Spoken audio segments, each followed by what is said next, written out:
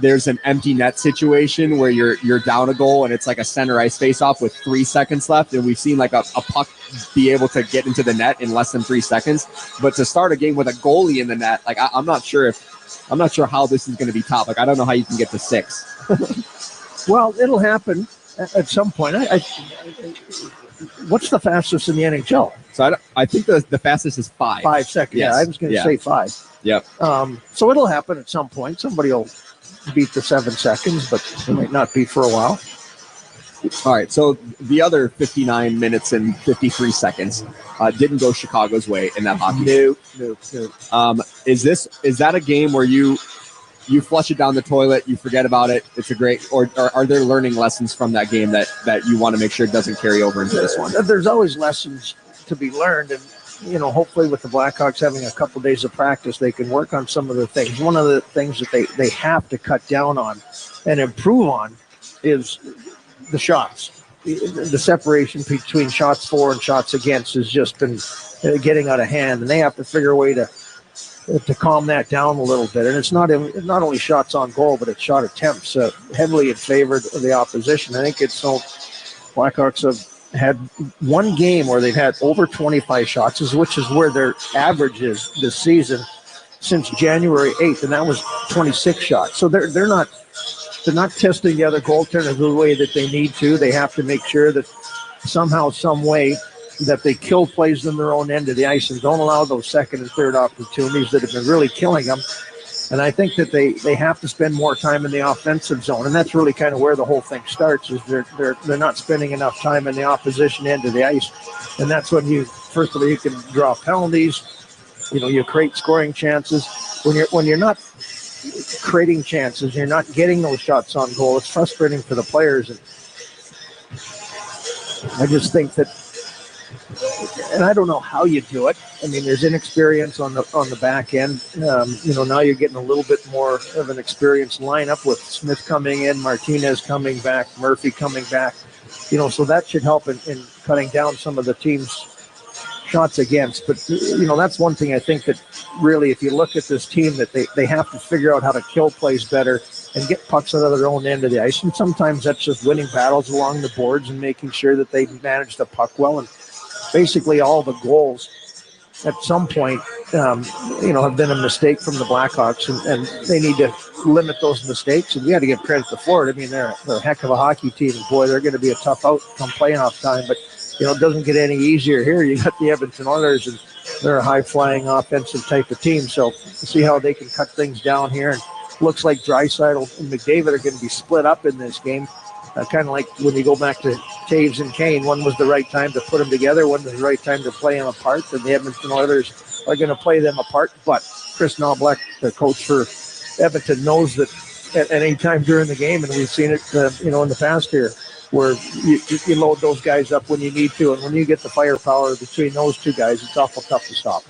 What did you think of the trip that Landon Slaggert had just beyond the scoring 7 seconds in? I thought he was probably one of their best players on that entire road trip. Yeah, he comes up and for the players that have been here all season long, it's tough to stay positive. It's tough to build up that excitement coming into the games. And as a pro, you have to do it. You have to figure out how to make sure that you're prepared the right way. But for Slaggert, he just comes up here, right? And now all of a sudden he's playing and he's excited. And there's a lot of energy in there. And you see it a lot of times where you play a few good games and you start to tail off a little bit because you're not involved in what's been happening this season overall. But I really like, and I seriously, I look at Brandon Hagel and I see Slaggert.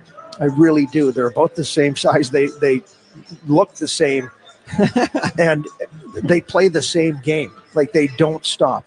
And you heard Sorensen talking about it, where he gets in there and he disrupts plays. He creates that havoc that you're looking for. He dogs pucks. He doesn't stop. He back checks. And so all of those things really factored into him having individually some really good games in that road trip. So I really like the fact that, as I watch the bat that's flying around here at the United Center, he might come up here. They actually were playing the Batman theme during the before the warm-up started. Were they? Yeah, they were. were. That's hilarious.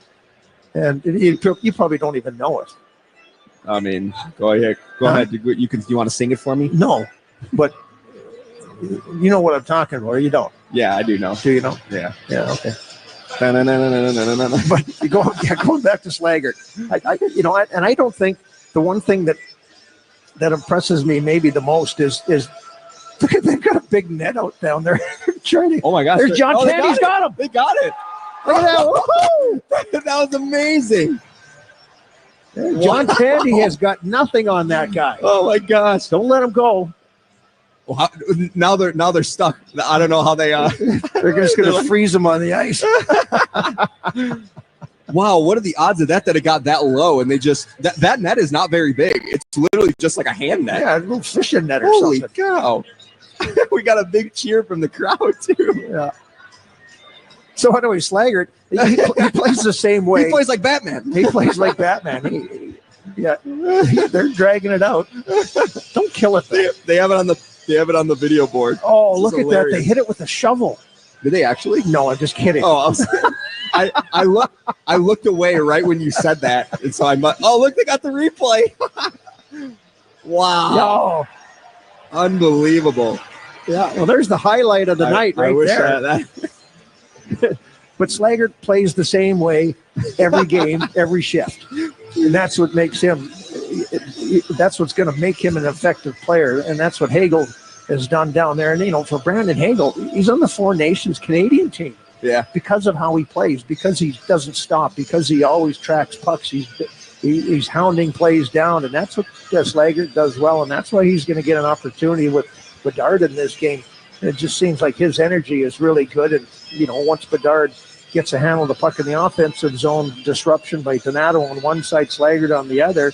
They had some good opportunities later in that game against Florida when Sorensen switched up some of the lines. We got sidetracked 4 different times talking about Slaggert.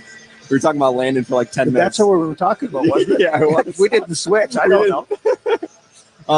I wanted to get your thoughts on the Blackhawks calling up Artem Levchinov on Monday and letting him get some NHL practice time while the AHL break was going on. They reassigned him to Rockford before this game, so it was basically 2 practices and a morning skate. But what did you like about the Blackhawks doing that to be able to get that one-on-one time with him? Well, first of all, he probably would like a few days off and do something. And they put him through the ringer, too, in practice. Yeah. He was out there for a long time. But no, all kidding aside, I think it's a really good idea that they did that. It's just an opportunity for him to kind of get an understanding of what happens here and get the trainers and so on and so forth. And really, they put him through the ringer and they worked him extra. And, he wanted to do it. He was happy to do it. It seems like he's just got a great personality. But just an opportunity for him to come up here and kind of see what it's all about, work with the training staff, have an opportunity to talk to Paul Goodman, the strength and conditioning coach, and what he needs to work on. And,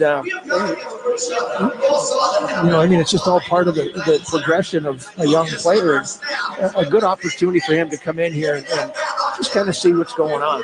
And you know what? I think he feels pretty comfortable because there's so many guys from Rockford here that it's almost like, okay, I'm back up here and I got 5 or 6 buddies that I played with, and he can hang out and do some other things as well here in Chicago while he was practicing with the team. That was a great idea.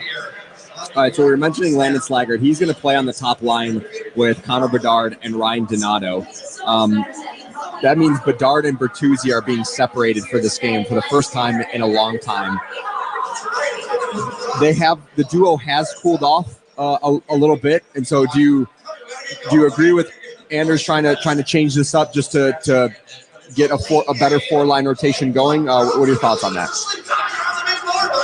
I don't have a problem with it. Sometimes things go stagnant and you have to make some changes. And I think that, in that game against Florida, nothing was working well, and he was just looking for a spark somewhere, and kind of got it from Donato, who's he's a lot like Slaggert as far as his work ethic and stuff. And that's why he's got 15 goals on the season. It's not because he's an overly skilled player, but he has that willingness, that will, to be better, to win puck battles, to go to the front of the net. So it seemed like it gave the team a little bit of a spark offensively last game. And, sometimes what you have with Bertuzzi, they're going to play together on the power play. So, that combination is there. But I think it gives Bedard's line a little bit more speed on both sides.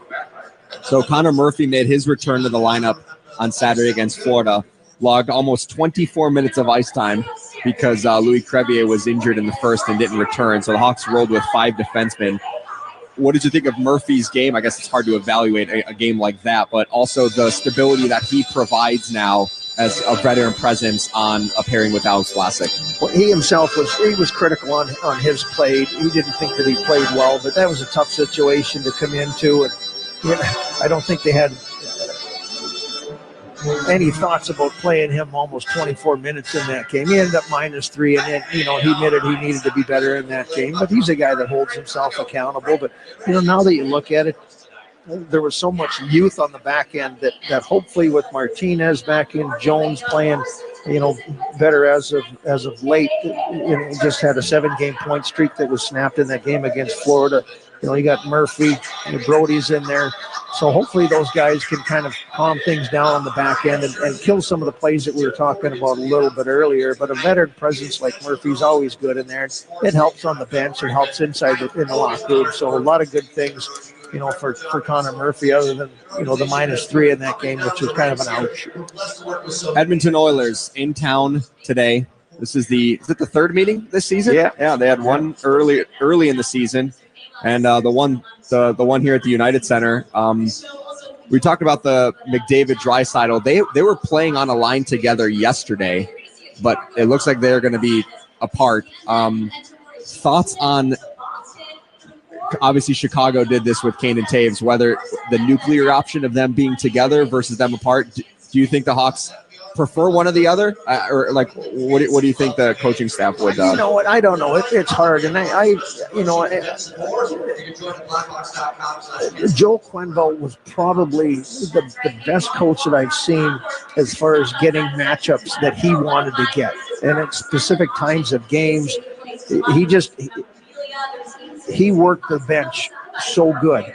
And he knew when to put those guys together because it was maybe a pairing on defense that couldn't handle both those guys at the same time. But if there was an option and maybe there's a shutdown line or something, then you separate them. It's like, well, who do you want to play against? Do you want to go up against Kane or do you want to go up against Tate? So you make that decision.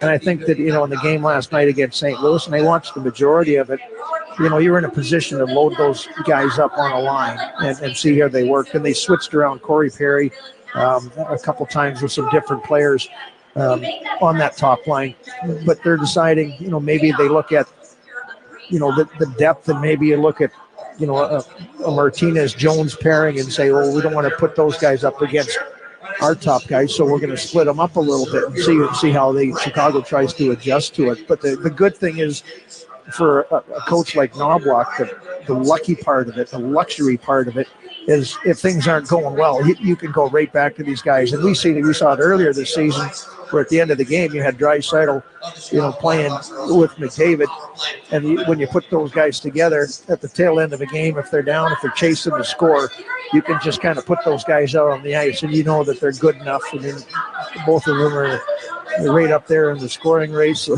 they're so dangerous, and you put them together late in the game to get that push and maybe tie the game up. And we saw it several times. They did it last night against St. Louis and winning it in overtime. Looked like St. Louis was going to win that game, but when Edmonton loaded up their main guys, they got the job done again. All right, I'm going to put you on the spot. If you had to choose right now, is Edmonton the favorite to come out of the Western Conference? My opinion, yes. Yeah. Winnipeg's got a better record, but I'm not sure they're a better team. I still think Edmonton needs to do something. They're trying out Klingberg on defense. He's played 3 games, signed in the middle of January, coming off an injury. They want to test him before the trade deadline, see what's going on there. But I think they need something else up front. I think they're just lacking a little bit there. But this is a good team, and when you've got the superstars that they have, that covers up for a lot of deficiencies. All right, great stuff. Have a great call. We still got puck drop in 50 more minutes. No, I'm kidding. Almost. We're almost around the corner. So have a great call with John. Yeah, well, thank you. Yes, no problem. And you're gonna take a little nap after your.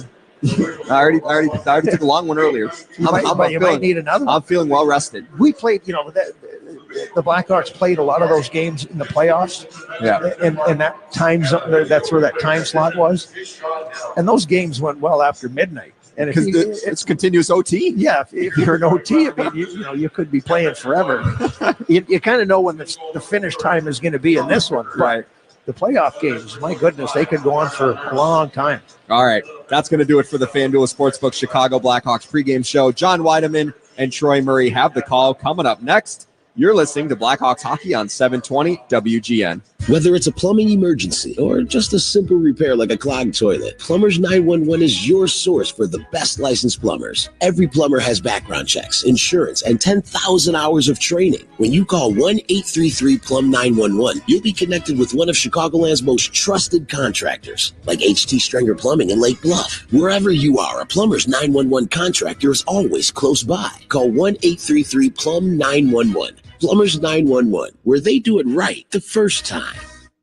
From big goals to bigger hits, the NHL season is firing on all cylinders, and FanDuel gives you a chance to cash in on it all. Because right now, new customers who bet $5 get $200 in bonus bets if you win. So download the app and score big all season long with FanDuel, an official partner of the Chicago Blackhawks. Must be 21 or older and present in Illinois. First online real money wager only. $5 first deposit required. Bonus issued is non-withdrawable bonus bets, which expire 7 days after receipt. Restrictions apply. See terms at sportsbook.fanduel.com. Gambling problem? Call 1-800-GAMBLER. Four nations face off for the world to see. This February, international best-on-best hockey is back as NHL stars compete for their country to see which hockey nation will reign. Start power in abundance. Canada, Finland, Sweden, USA. Teammates turned rivals, and rivals turned teammates. For country, for glory, four nations. We are set for puck drop. The Four Nations Face-Off begins February 12th on ABC, ESPN, and TNT. Searching for a financial partner that truly has your best interest at heart? Join KCT Credit Union, where they're more than just a bank. They're a not-for-profit financial cooperative. KCT members are owners, meaning profits go back to you in the form of lower loan rates, higher savings rates, and fewer fees. Experience personalized service that puts you first. KCT Credit Union, now a division of Consumers Credit Union. Visit kctcu.org. Federally insured by the NCUA. For the lowest gas prices in Chicagoland, visit WGNradio.com/gas prices. Sponsored by your local Chevy dealers at ChevyDriveChicago.com. Hey, you want to play some hockey? Welcome to Chicago Blackhawks Professional Hockey. Let's play some hockey. On the Blackhawks Radio Network. This town is hockey. Is there any other kind? Nope. Takes a drop pass, carries the puck down to the right corner, fires, he scores! What a shot by Connor Bedard! Oh, my goodness. Whoa! And now Reichel breaking back into the Lightning zone, give it to Slaggert, he shoots, he scores! Landon Slaggert! Guys, guess what? Chicago Blackhawks Hockey starts now. With the call of the game, here's Troy Murray and John Weideman. The Chicago Blackhawks hit the United Center ice tonight, looking to get back into the win column as they host Edmonton, a team that played in Game 7 of the Cup Final last June. And with 30 games remaining, the Hawks want to get a winning way going. And a victory over the Edmonton Oilers could go a long way in setting that tone. Hi again, everyone. John Weideman, along with Troy Murray and Charlie Romeliotis. We want to welcome you into our broadcast this evening from the United Center. It's going to be the Blackhawks and the Edmonton Oilers for the final time this season, Troy. And if you look at the standings, you see that the Edmonton Oilers are atop the Pacific Division. And this game tonight, I'm sure they see this as a golden opportunity to gain ground on the team that's chasing them, the Vegas Golden Knights. Conversely, for the Blackhawks, I think they see this game as the start of what could be something positive to head down the stretch of this season to the end of this season. A win over the Edmonton Oilers, a very good hockey team, as everybody knows. I think that would go a long way in restoring a little bit of confidence for the Blackhawks and maybe have some long-term residual effects. Well, for the Oilers, I mean, they want to get first place in the Pacific, and they're tracking down the Winnipeg Jets, who are the best team points-wise in the NHL. They're 9 points behind the Jets. If you can get that home ice advantage, maybe it makes the difference. You know, last year they were one game short. Maybe if they're playing on home ice, it makes a big difference in the next series against the Florida Panthers. You never know. So, you know, Oilers want to rack up as many points as they can. And for the Blackhawks, to your point, they play tonight and then they play Friday, Saturday. So they've got 3 and 4 nights before the break. And I think everybody wants to go into that break feeling good and having a positive outcome here in these 3 games, starting with a real tough contest here and then Nashville on Friday, in St. Louis on Saturday. And, if you look at the overall picture, Blackhawks are not going to be in the postseason. But to your point, I think they can build off these next 3 games and really have some positivity heading into the break. And that should give the guys a little bit of an opportunity to, kind of feel that push down the end and then just work hard and get some results. So big game to start here at the United Center. By the way, both coaches have jockeyed their lines a little bit. I'm not going to go so far as to say they pulled out the Cuisinart and done a little bit of line mixing that way, but each coach has decided to mix things up a bit, so the lines that we've seen here in the last couple of games are going to be a little bit different on both sides. That should make for a very interesting type of a contrast. Let's get to some sponsored items. Actually, the first one is Who's Going to Deliver, sponsored by Mitsubishi Electric Heating and Air Conditioning. Electric heat pumps for a better environment inside and out. Visit getacomfyhome.com. I am choosing Ryan Donato, and it's for this reason. Ryan is not only playing on the top line with Connor Bedard, but he sits 1 goal away from tying his career high. And if he scores that goal before he gets any other points, he ties a career high in points as well. And I'm just getting the feeling that Ryan Donato could have himself a pretty good game here tonight. Let's all hope. Keys for tonight's game, sponsored by your Chicago and Northwest Indiana Hyundai dealers, and Troy's got the keys. Well, thanks, John. The first key is you got to have good gap control against these guys. When Connor McDavid has an opportunity wheel and open ice, you're in big trouble. So you want to be in his face as much as possible. I thought Dickinson did an excellent job last game in kind of shutting him down, but making sure that the defense and the forwards don't have that open space in the neutral zone for these guys to fly around. Second key, spending much more time in the offensive zone, working on that shot management for and against. They got to change that up. And the third key, keep an eye on Draisaitl and McDavid. Yeah. Easier said than done. 2 of the best players in the world. All right, Troy, who are you banking on tonight? Sponsored by Marquette Bank. Love where you bank. Celebrating 80 years of neighborhood banking. Well, going to go with Teuvo Teravainen against the Oilers this season. The first 2 games, 3 goals, 3 assists, plus 2. And in his career, 26 points in only 20 games against the Oilers. So you got to figure he's feeling pretty good in this game. So that's who I'm banking on. Other than that, he really hasn't done very much. Other than that, nah. All right, well, the stage has been set. It's the Blackhawks and the Edmonton Oilers. Teams have lined up on their respective blue lines. We'll have hockey here momentarily. But first, we send it down to ice level, as tonight's presentation of our national anthem and the Canadian national anthem, proudly sponsored by Another Plumbing Company, a proud partner of Plumbers 911. And for both anthems, we send it down to Jim Cornelison, standing on the red carpet that extends out from the penalty timekeeper bench, along with some very special guests from our military. Hawks fans, please enjoy both anthems.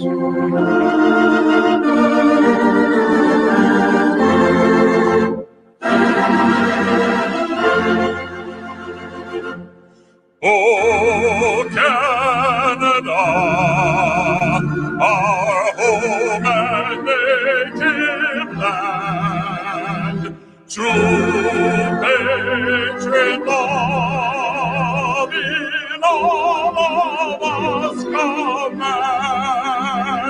With glowing hearts we see thee rise, the true North strong and free. From far and wide, O Canada, we stand on guard for thee.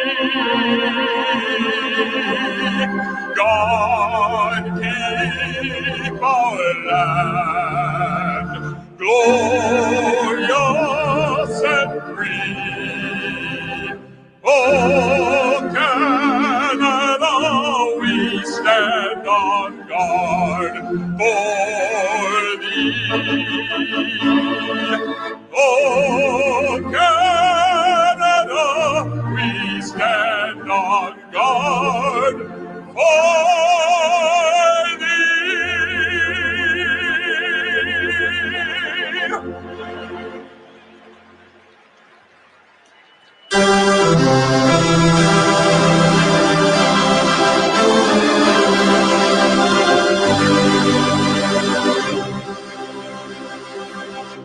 Oh, see, can you see by the golden light what so proudly we hailed as the twilight last gleaming, whose broad stripes and bright stars through the perilous fight for the ramparts we watched were so gallantly streaming, and the rockets raging, the bomb burning in air, came through the night, that our flag was still there.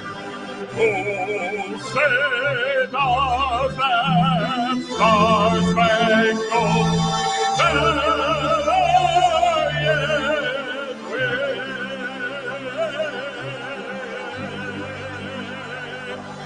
for the land of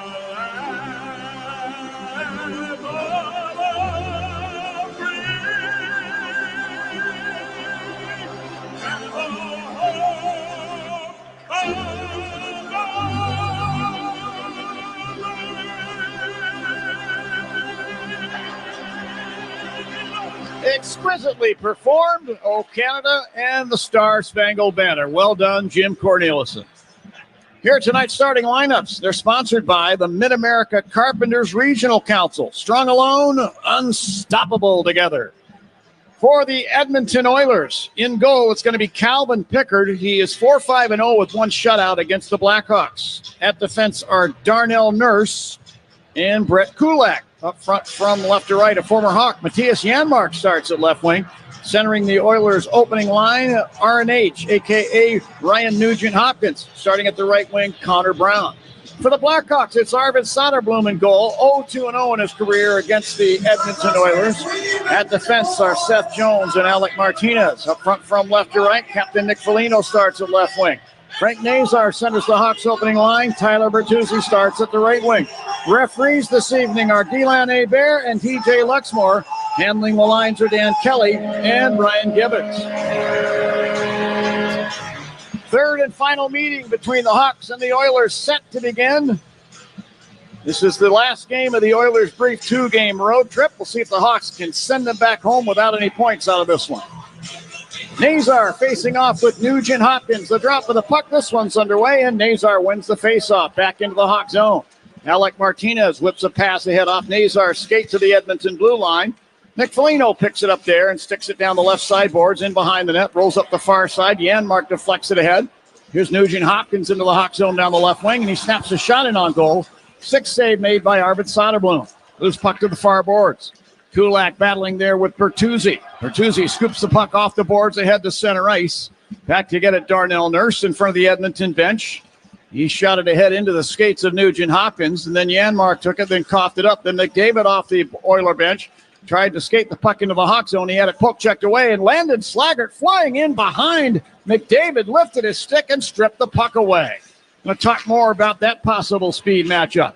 Here's Connor Bedard over the center ice circle, dropping the puck back to Connor Murphy, Hawk zone. Head to Ryan Donato through center ice and over the Oiler line. Long wrist shot from the high flat, deflects away. Donato got his own rebound and fires. Stick save made by Pickard. In behind the Oiler net, Evan Bouchard waves a pass up the right side. McDavid over the Hawk blue line, dropping it off in the high slot. Zach Hyman, he's bumped off the puck. Puck is shot to center ice by Connor Murphy. Taken back by the Oilers defenseman John Klingberg. Back in the Edmonton zone to Nurse behind his net, and he'll skate out. Nurse put it ahead. Leon Draisaitl at the Oiler blue line. Second leading scorer in the NHL, who leads in goals. Stops with the puck along the near boards. Pokes it behind the Oiler net. Nurse will stick the puck up the left wing side. And Vasily Podkolzin there to get it at the Oiler blue line, but kicked it back into his end. Quickly shot by Klingberg up the right wing side into the Hawk end. Alec Martinez to the puck behind the net. Sticks it up the far side boards. Hawks get a 2-on-1 break led by Dickinson. Over the Oiler line down the right wing. Carries in behind the net. Dickinson around to the left wing corner. Put it into the high slot. TJ Brody. Put it over right circle. Martinez sent it in on goal, and a 6 save is made by Pickard. Loose puck to the near boards. Mikheyev took it away for the Hawks. Waves it behind the Oiler net. Puck rides around out up the far side to center ice. And Jeff Skinner, Oiler forward, tried to get to the puck. The Hawks' TJ Brody shouldered him off of it. Puck ends up in the Hawk zone, and Ethan Del Mastro will get it. Head to Lucas Reichel. He's over the Oiler line down the left wing. Reichel to the left wing corner. Checked into the boards by Adam Henrique. And the puck is pulled out of there. Craig Smith tried to flip it into the high slot. This is picked off by Kasperi Kapanen to the Oilers. He's into the Hawk zone down the right wing. Can't fight off a check from Del Mastro, who took him off the puck, and the Hawks get possession. Brody to Del Mastro behind the net. Hooks it away up the right side boards. Patrick Maroon in to get it. The former Oiler had it knocked off his stick. The Oilers get it back. Corey Perry from the left wing corner setters, and that's onto the stick of Maroon, who dishes out to the Hawk blue line, and Henrique will poke it back to the Oiler line. Matthias Ekholm leads the charge into the Hawk zone to Evan Bouchard. He'll fire toward the net. This deflects wide off the stick of McDavid. Brody in the far corner. Whips a pass up the right side. Donato tried to clear. Zach Hyman took the puck away in the Hawk zone to Victor Arvidsson. He'll fire from the left circle, and that's into the glove of Arvid Soderblom. He'll hold it, and the whistle will stop play. 16:46 left. Period number 1 here at the UC, and we have no score. Great pace to start this game, and Landon Slaggard made 2 excellent defensive plays going up against Connor McDavid. That matchup right now is the one that Andrew Sorensen is going to show here. Bedard taking the face-off against Connor McDavid. Bedard's been getting better in the face-off circle, by the way, and he won 7 of the last 11 in that game against the Florida Panthers. Loses this one. Now Vlasic takes the puck away along the near boards, passes to center ice. Donato got ahead of the puck at the Oiler line. Ekholm pokes it to center ice. Landon Slaggard took it back to Bedard over the line down the slot. He fires. He just missed the net. Bedard got it back in behind to Slaggard on the doorstep. Tried to jam it on goal. That's knocked away, and then Slaggard's stick comes up and clips Evan Bouchard in the face. A high sticking call is going to be made here to Landon Slaggard. This will put the Oilers on the power. Run a penalty for high sticking. Edmonton Oilers 2 for 4 against the Hawks in the first 2 games. 7th overall in the NHL. The Blackhawks gave up 1 power play goal and 6 opportunities against the Florida Panthers. Great chance, though, for Connor Bedard. He's going low glove, but he just misses. And then right after that play, Slaggard tries to take off, and his stick comes up, and Bouchard sells it pretty good. Well, the Oilers 2 for 11 on the power play over the last 5 games. I know Chris Knobloch, their head coach, wants to see that number increase. Jason Dickinson facing off with Connor McDavid, who wins the draw to the blue line. Bouchard there to Nugent Hopkins, top of the left circle. Shot a pass that deflects across and out to center ice, and Bouchard will grab it. Back skate into the Oilers zone, then pass up the left wing. Nugent Hopkins at center ice to Leon Draisaitl over the Hawk line on the right wing side. Bouchard right point to McDavid along the left wing board. Back to Bouchard. Coughed up the puck. Teuvo Teravainen dishes it up into the Hawks bench, and it may have hit one of the coaches and bounced back into play. So we get a whistle. They'll get a face-off in the Hawk zone, circle to the right of Soderblom. Well, you got to keep your eye on the puck whenever it's in play. What was the one guy, Marchenko, in Columbus, got hit by a stray puck, broke his jaw, and he's going to be out for a lengthy amount of time. And he was one of the top scorers for Columbus, so that's a big loss for them, and they're pushed to get into the postseason. They're right on the playoff cutoff line right now. Tremendous young talent is Marchenko. Here's Bouchard firing for the right circle, and Soderblom came down, cut down the angle, knocked the puck wide of the net. Mikheyev grabs it behind the net, and he'll fling it around the left wing glass and down. 1:19 on the Oiler power play. Leon Draisaitl accepts a pass at center ice and then was shouldered off of the puck there by Ilya Mikheyev.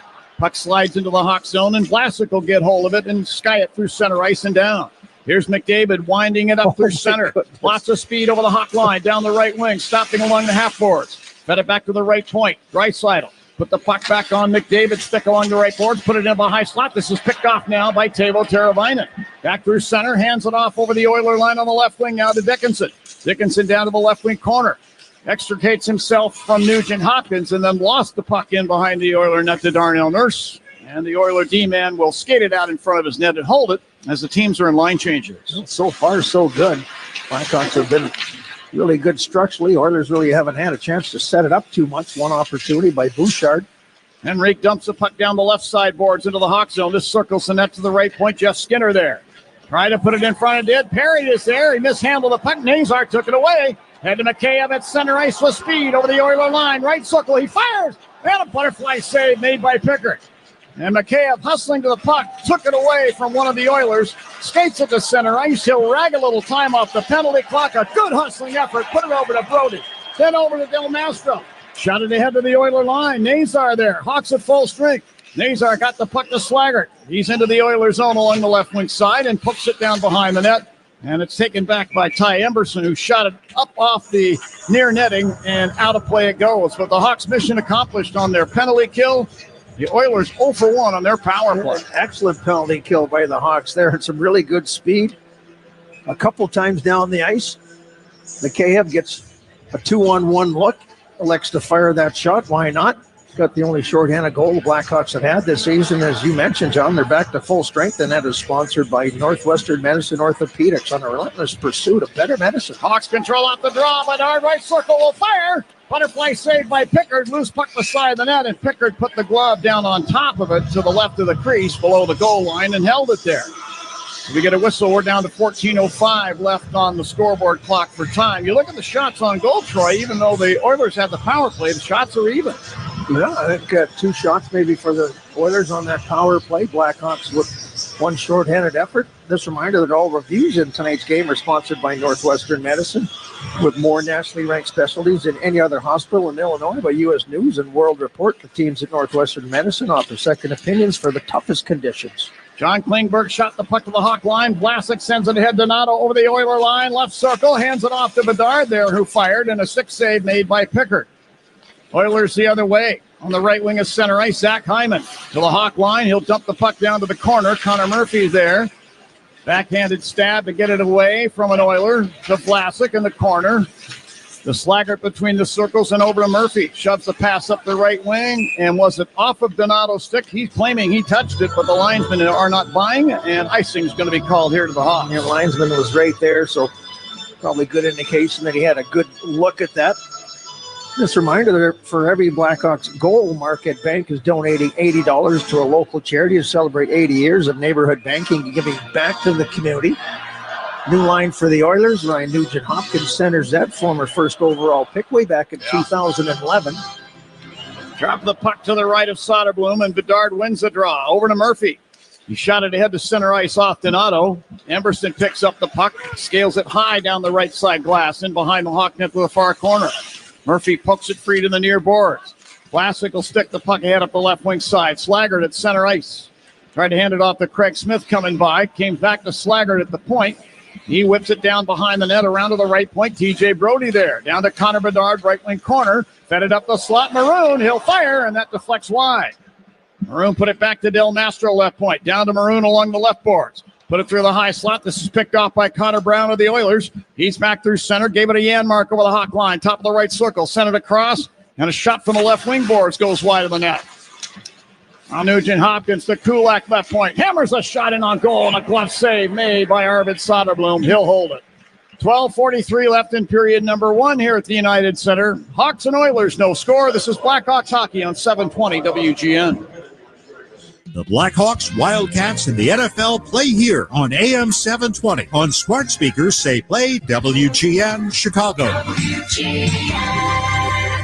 Hi, this is Dave Musil, owner of 4 Seasons Heating, Air Conditioning, Plumbing, and Electric. Do you have a plumbing emergency? Call 4 Seasons. An electrical emergency? Call 4 Seasons. A heating or cooling emergency? Call 4 Seasons. Same-day hot water tank installation needed? Call 4 Seasons. Need a whole home generator? Call 4 Seasons. We guarantee same-day installation on all heating, cooling, plumbing, and electrical needs. And no extra charge for nights, weekends, or holidays. For all the right reasons, call 866-4Seasons.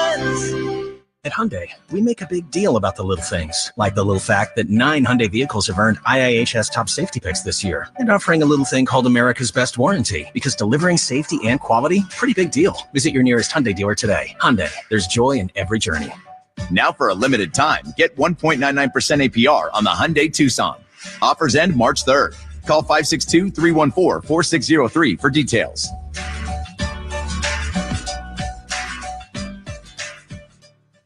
This Valentine's Day, shop at Helzberg and get up to 50% off select jewelry, like a diamond pendant that says, I'm so lucky I met you.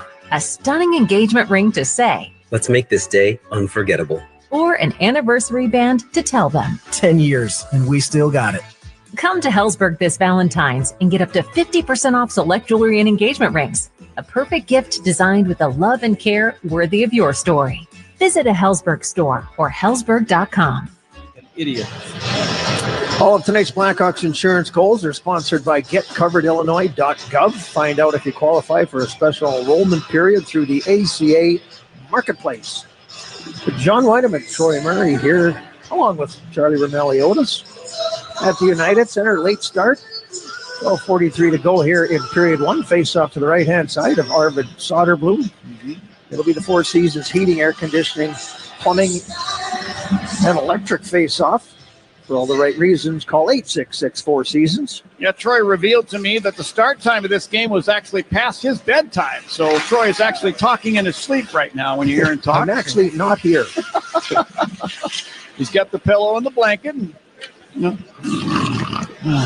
it's on the log. Back inside the Oilers zone, near corner. Bouchard waves it up the middle of the ice to Leon Draisaitl. He skates the puck down in front of his net, then turns and passes up the left wing side. This deflects off of the stick from Podkolzin down behind the Hawk net. Jones spun it around, not out. Kept in by the Oilers, and then Skinner coughed it up in the near circle. There to get it, Dickinson to center ice on the left wing. He'll stick it down the boards into the Oilers zone. Puck circles in that right wing corner. Mikheyev to Teravainen in front, fires, and a shoulder save made by Pickard. What a great chance there for Tabo. Dickinson, right wing corner to the puck. Holding it to the half boards. Tried to pass it off. It rolls free. Dickinson's got it between his skates. Pokes the puck to Ilya Mikheyev, right corner. Fed it out to the left point. Alec Martinez strokes it off the inboards behind the net. And Teravainen came along and gave the puck a whack, but the Oilers take it back. And now Podkolzin will scoop it off the near boards down into the Hawk zone. Alec Martinez got it there. Team's making line changes. Martinez between the circles. Passes over to TJ Brody. His next assist will be career assist number 300. He shot it ahead off the foot of Patrick Maroon, who went back and recovered the puck in front of the benches. Skates it to the left wing side and then backhands it down in on goal. Pickard knocked it free behind the net. Nurse swings it around to the near sideboards. Corey Perry there. Passes up the left wing. Darnell Nurse at center ice. He'll flip a bouncing puck into the Hawk zone off of Kasperi Kapanen's stick. The former first-round pick of the Penguins turned it over. Craig Smith into the Oilers zone. Left wing circle.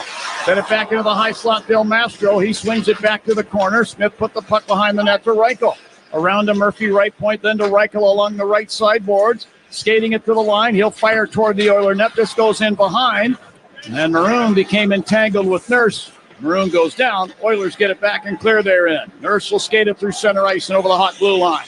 Drops the puck off to Perry along the left boards. Jostled by Connor Murphy. Knocked off the puck. And a scoop down ice by Smith into the Oilers zone. The teams once again are making line changes. Blackhawks are out shooting the Oilers 10-5. That is a real good start in that regard. Kevin Bouchard into the Hawk zone to Zach Hyman, right circle. Drops it to Bouchard along the right boards to McDavid, right point. He'll skate it down to the right circle. Pass across. Intended for Arvidsson. Donato got a stick in there, knocking it off the far glass. Then McDavid turned it over to Donato, who in turn lost it at the left point. Ekholm fires a shot toward the net. It tumbles wide. McDavid behind the net to Bouchard, right point. Down to McDavid, right corner to Bouchard in the slot, leaving it there for Arvidsson. Whips it into the right wing circle. And doggedly, Landon Slaggert is on top of Connor McDavid. Made him give up the puck. McDavid got it back to Hyman, high slot. He fires a shot that goes wide. In behind the Hawk net. McDavid digging with Vlasic for the puck. Slaggert offers some assistance. And behind the net, Arvidsson falls down. The puck comes free. In the far circle, Hyman then mishandled it. Bouchard along the left wing boards.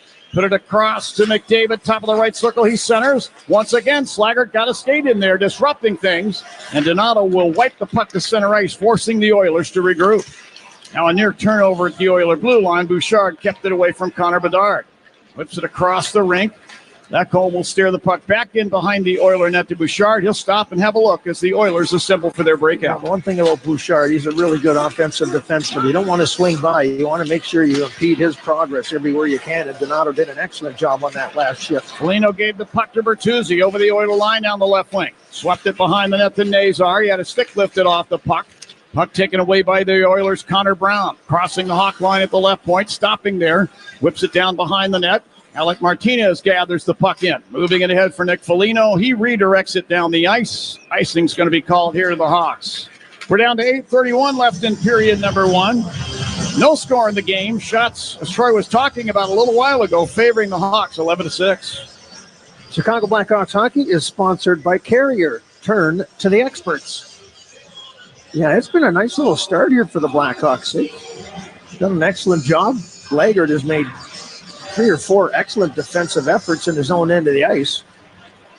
Hawks get control of the draw, and Bertuzzi will skate the puck to center ice. Set it down to the left wing corner. Oilers zone to Nazar. Flipped it back to the left point. Martinez will grab the puck and fire, and that goes wide. Brody hustling down from the right point to the corner. Kept the puck alive there. To Foligno along the right side boards. Skinner reaching in, pulls the puck free. Head to Draisaitl. He mishandled the puck. Brody took it away at the Hawk blue line and shot it off of Skinner, and he bounces it back into the Hawk zone, putting the Oilers offside on the play. We're down to 8:05 left in period number 1. Hawks and Oilers still no score. This is Blackhawks hockey on 720 WGN. This is Craig Smith, and you're listening to Blackhawks Radio on 720 WGN.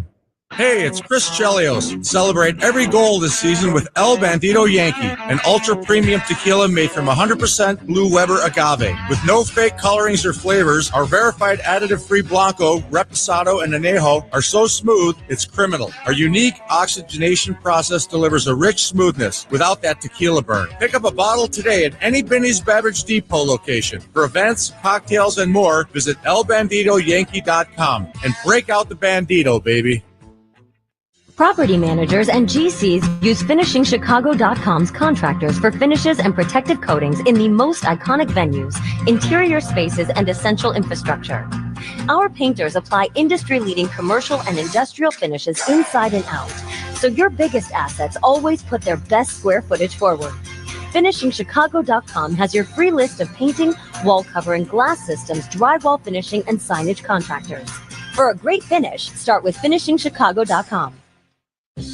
At the Midwestern University Eye Institute, they take the time to get to know you. Their student and faculty providers offer affordable, unrushed, and thorough healthcare.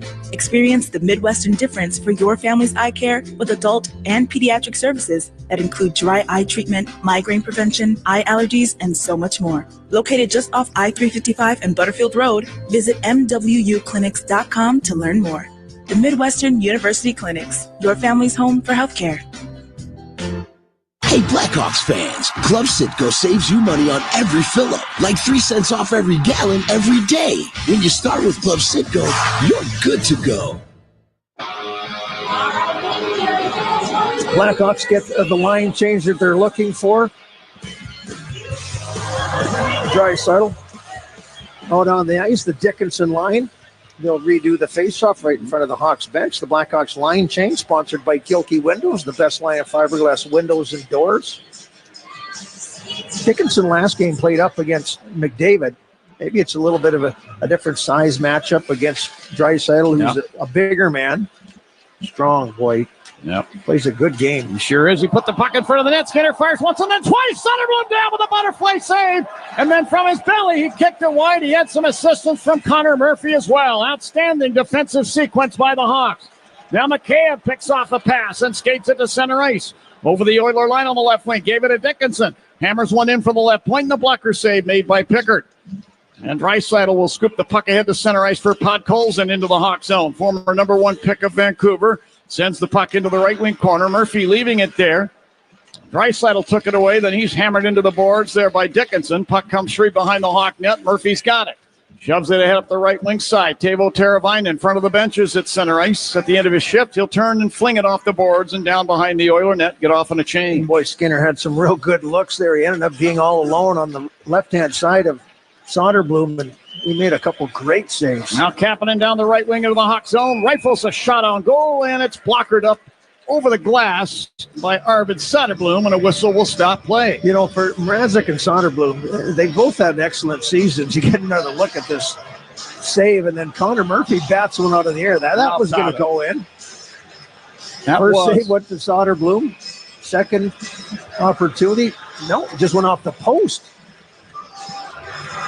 Never did make it to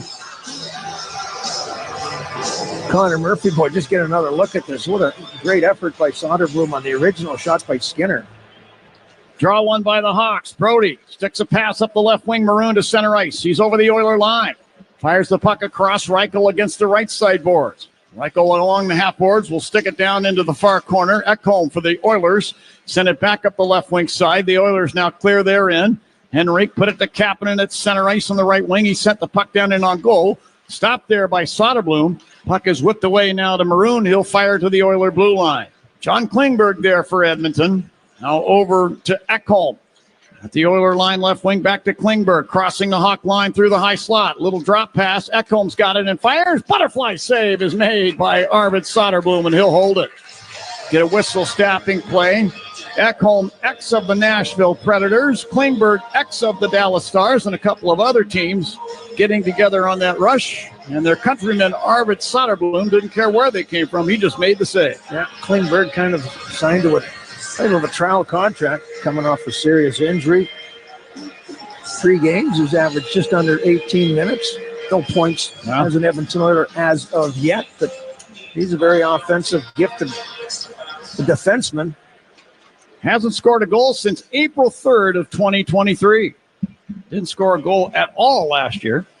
Here's Connor Bedard into the right wing corner. Oiler zone, sends it back to the point. Murphy fires. That deflects wide. Left wing corner. Slaggert had the puck, lost to Bouchard. Head to McDavid. Here come the Oilers up ice, 4-on-2, led by McDavid. He put it across. And a one-timer from Arvidsson for the left circle. Turned out of there by Soderblom. Now the puck tumbles off the stick of Nurse to center ice. Flips it over to Bouchard. Hawk line, right wing side. He'll dump it across to the left wing corner. This tumbles behind the net. Murphy leaving it there. Vlasic's got it in his skates. Pulled out by Murphy. Passing up the right side. Donato, center ice, front of the benches. He'll backhand it down in behind the Oiler net. Evan Bouchard there to get it. Sends the puck up the right side for McDavid. He was beaten to the puck by Martinez at the left point. He slings a shot wide. Now Nick Foligno in the right wing corner. Whips it around to Martinez at the left point. Sent it across off the right corner board. Seth Jones in deep to get it there. Jones along the right side boards. Down to Foligno, right wing corner. Rolls off a check, leaves it for Jones. Sent it toward the net. It's shouldered out of there by Pickard. Connor Brown the other way for Edmonton. Right wing to center ice. Swings the puck down beside the Hawk net. Soderblom stopping it for Jones. Clears it around but not out. Kept in at the left point by Nugent Hopkins. He'll flip it in behind the Hawk net. Martinez tried to whip it out. That comes up the near side now to Foligno. To Nazar at center ice. It was a bouncing puck. He had trouble controlling it. Emberson took it away for the Oilers. Lifts it into the left wing corner Hawk zone. Jones will stick the puck behind the net up the left wing side to Foligno. Hands it off to Nazar with speed over the Oiler line down the left wing. Fired a backhander, then went wide. Bertuzzi from the right board. Put the puck right point. Brody to the left point now. Teravainen, then to Del Mastro. Sticks it off the inboards, lays behind the net. Nazar digs it out. Nazar, bottom of the right circle. Fed it in front. Bertuzzi's got the puck, leaves it for Teravainen. He chips it wide. Nazar got the puck back in the right wing corner. Carries behind the Oiler net into the left wing corner. Sticks it up the boards, intended for Del Mastro, but Connor Brown intercepts and guides the puck out to center ice. Doubling back is Teravainen. Grabs the puck back in the Hawks zone, and the Hawks will regroup. Well, I'll tell you what, Hawks are spending some good time in the offensive zone. That was one of the keys. That takes away the strength of the Edmonton Oilers offense. Teravainen into the Oilers zone to the right point. Scrapes it down to the right wing corner. Dickinson racing in to get it. Dickinson fed it up the slot. This is off the stick of Martinez and down into the Hawks zone. Martinez back to get it. Pass it ahead now. Teravainen center ice. Will drop it off to Ilya Mikheyev, and he'll take the puck and drop it back in the Hawk zone. Over to Jones, into Martinez. Then ahead to Dickinson, Oiler line. Redirects it into the right wing corner in the Edmonton zone. Nurse went to play the puck. Put it up the left wing side. Draisaitl. Now back to Nurse through center. To the Hawk blue line. Sends a bouncing puck in on goal. And a kneeling save made by Soderblom. Mikheyev's got the puck behind the net. Drives it around up the left side dasher. Patrick Maroon, center ice, front of the penalty boxes. He misplayed it back into the Hawk zone where it's touched by Draisaitl, and offside is the call. 3:10 left in period number 1. Hawks and Oilers, no score. This is Blackhawks hockey on 720 WGN. When your team's best players have all been traded and the latest pick is overrated, just raise a glass with a friend or two and tell them more, tell them more, tell them more do. May your team be great and your picks be true, and if it falls apart, you'll know what to do. Just raise a glass with a fan or two and tell them more, tell them more, tell them more do. It's a crazy world, so what do? You tell them more, tell them more, tell them more do. Hey! Tullamore Dew Irish Whiskey, imported by William Grant & Sons, Inc. What if you could restore blood flow to someone's failing lungs in a matter of seconds? Our patient Mike had hard-to-reach blood clots deep in his lungs that were putting his heart under major duress, causing it to fail too. He could hardly climb a few steps. But thanks to a procedure pioneered by the Northwestern Memorial Hospital Interventional Cardiology Team, we cleared the clots with a minimally invasive procedure.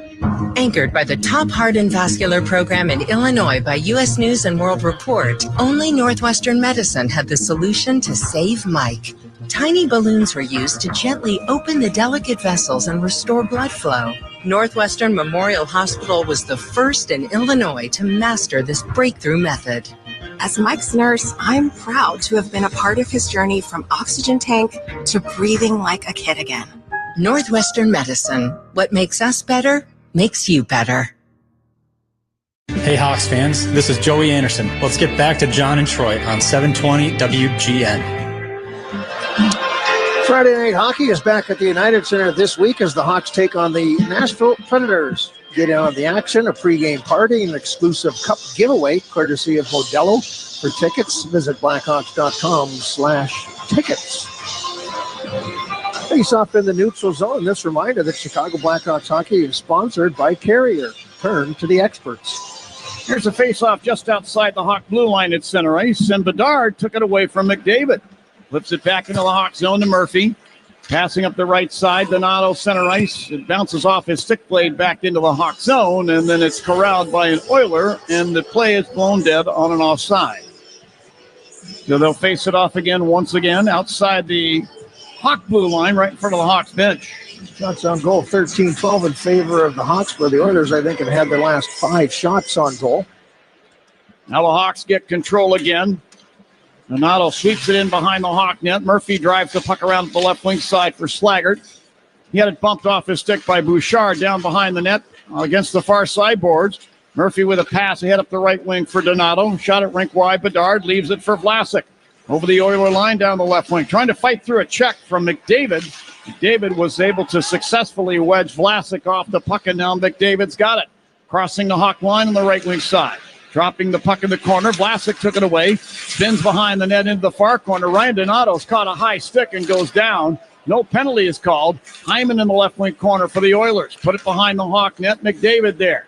McDavid set the puck out to the right point. Bouchard. Back to McDavid, right corner. To Ekholm along the right boards. Leaving it for McDavid there. Reaching in Bedard. Skewers it free to Slaggert. Headman past Donato. Got in over the Oiler line. 1 against 3 Oilers. Has the puck in the high slot. Turns and shoots it toward the net and nearly deflected in, and it went just wide.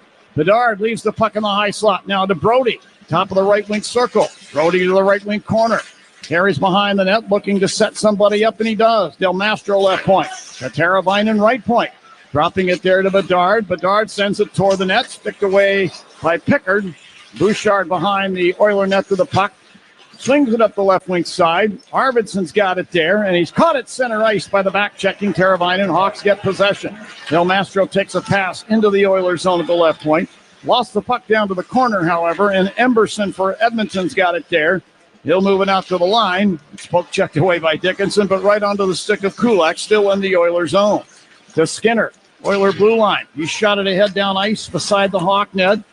Soderblom plays it around at the left wing side to Del Mastro. He'll swing the puck ahead for Dickinson. The pass missed and goes down, and icing is called against the Hawks. No score, 1:08 left in period number 1. Attention Blackhawk fans, now your chance to own a game-worn jersey from the 2023-24 season. Bid now in the Blackhawks Authentic Silent Auction. Live now through February 21st. Don't miss the exclusive opportunity. Visit blackhawks.com/authentics to place your bid today. All right. Draw to the right of Soderblom. Dickinson has it in the skates, knocks it out of there, but the Oilers get possession. Klingberg from the right point. Put it down to the right circle. Kapanen turned his stick to deflect it on goal. It was stopped by Soderblom. Then Teravainen grabs the puck. He'll send it off the glass and down. Not far enough for icing, but far enough for the Hawks to get a line change. Klingberg then runs into a teammate between the circles. Edmonton zone. Lost the puck for a moment. Got it back. Head to Perry. He's over the Hawk line at the left point, and we're going to get a whistle for offside against the Oilers. Yeah, Draisaitl just stepped over the line. Corey Perry had the puck outside the line, but didn't bring it across. He's got possession, so he could do that, but everybody else has to stay onside. Klingberg kind of lost that puck there. I'm not sure who was jumping in on that play, but they recovered just in time.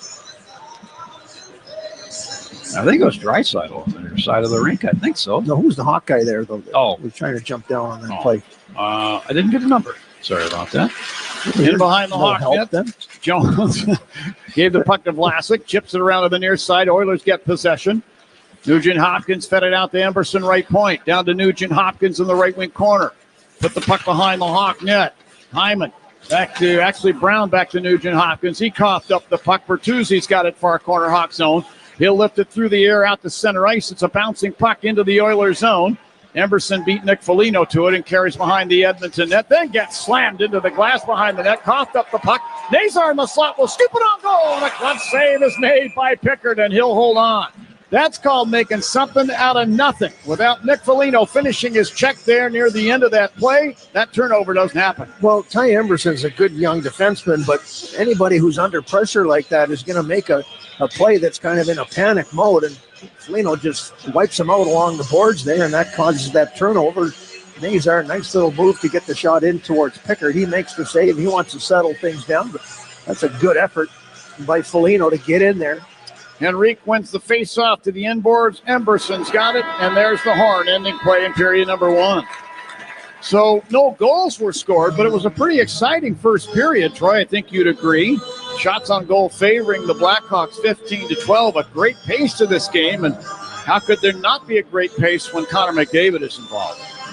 That was, I thought, an excellent period. You gave up 12 shots, but you got 15 in your own. So obviously when you came into this game, a big focus was on what you needed to do to cut down on shots and to create some more opportunities. I thought they had good speed through the neutral zone. They had some good crisp passes in there. And, Oilers did a nice job of defending, but at the same time, the Blackhawks spent as much or more time in the offensive zone in that first 20 minutes than the Oilers, which is what they wanted to do. Staying on speed, you think somebody instructed Landon Slaggert to get into Connor McDavid's pocket, just shadow him to the front? It doesn't matter. He's going to go after anybody, and he made 3 excellent defensive plays his first 2 shifts, and Connor McDavid really didn't sense it coming there. And that's what makes Slaggert such an efficient player, is how hard he works and how hard he tracks pucks down.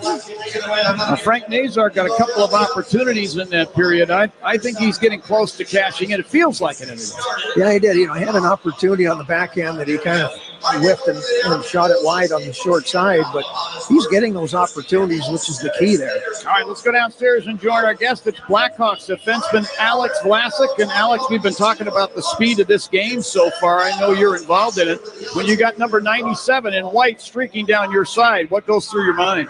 Yeah, I mean, he's obviously, got so much talent and skill. So I just try to shut down, the top decisions that he's trying to make. It's his top options, and kind of leave him to the outside, make sure that he's not getting too many looks. One thing that you guys have been trying to figure out here is the shot discrepancy, 4 and against, 15 shots, 12 against in that first period. How do you want to cut down those shots against in your own zone?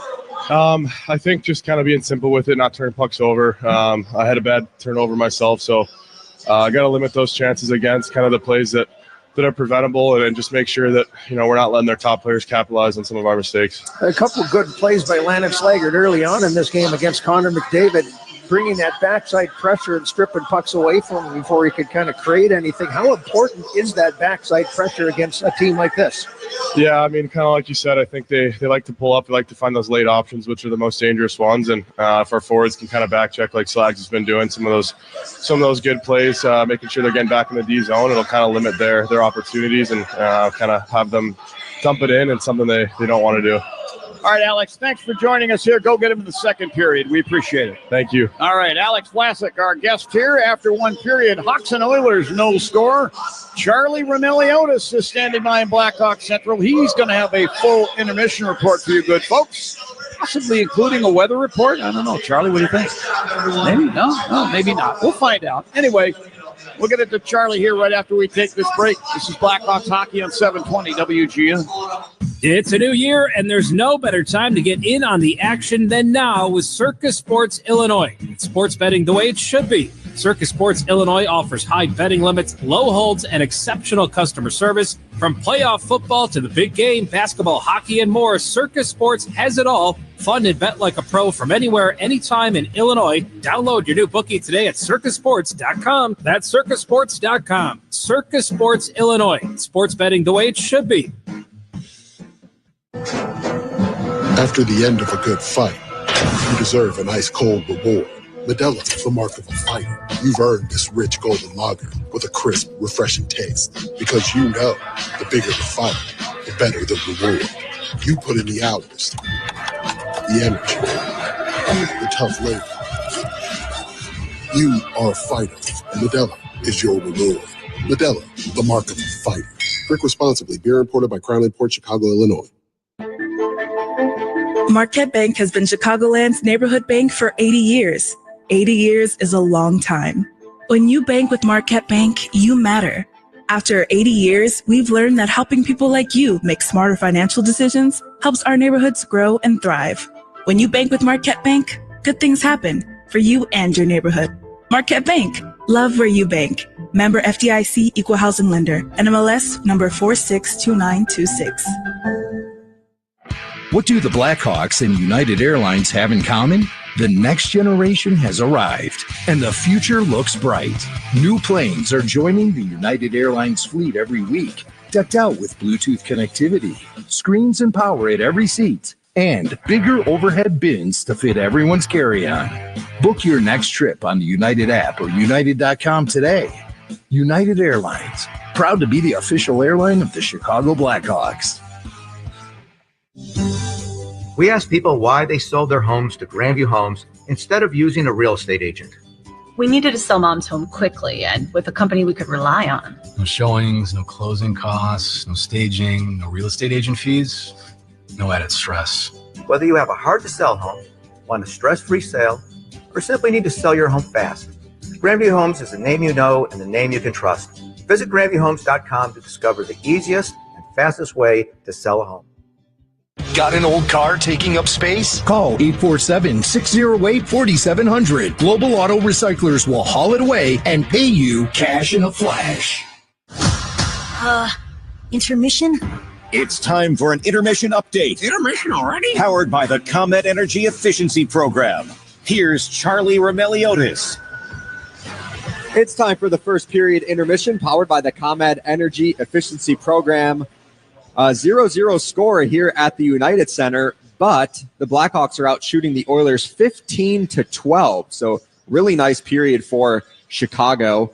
The first period under was plus 115. So if you hit that, I can't remember the last time an under hit in the first period of a Blackhawks game. According to Circus Sports Illinois, those odds. Download your new bookie today at circusports.com. Very light NHL schedule today. Only two other games on the slate. One of them was the first game of the TNT doubleheader. The New York Rangers rallied to beat the Boston Bruins 3-2. Chris Kreider scored a shorthanded goal in the third period to propel the comeback.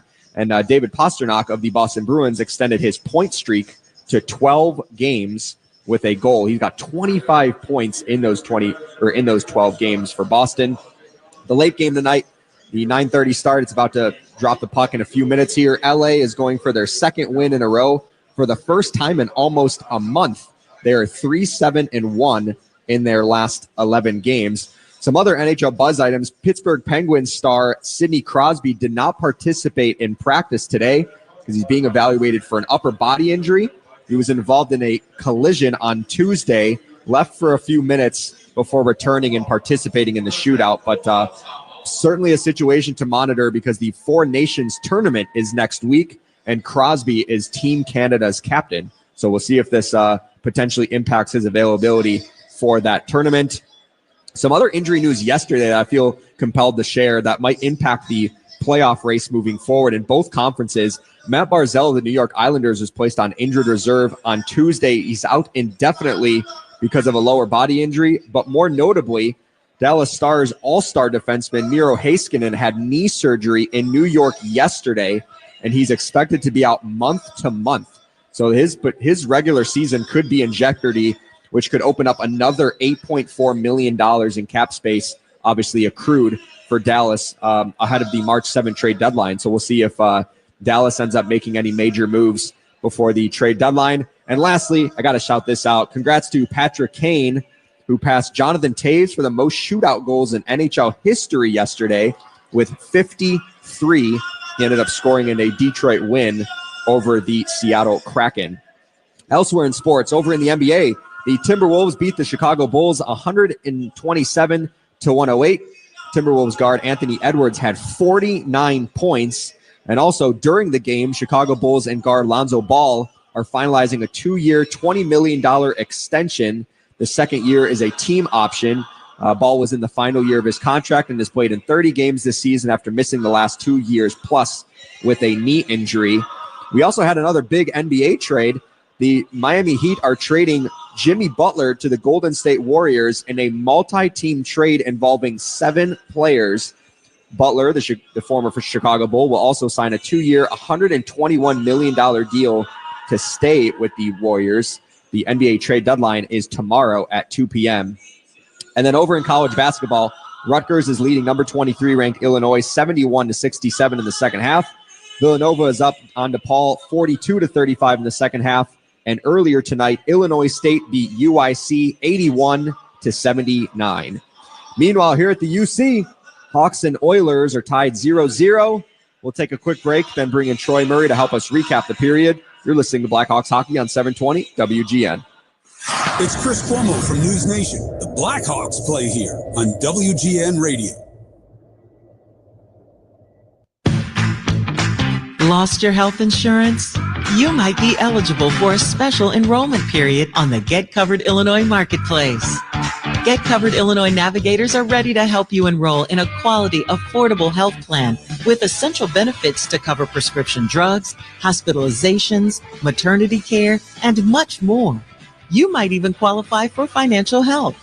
Go to getcoveredillinois.gov. Your health coverage starts here. Weighing my options in the morning can be a lot. Sweater or scarf, coffee or OJ, McGriddles or McMuffin.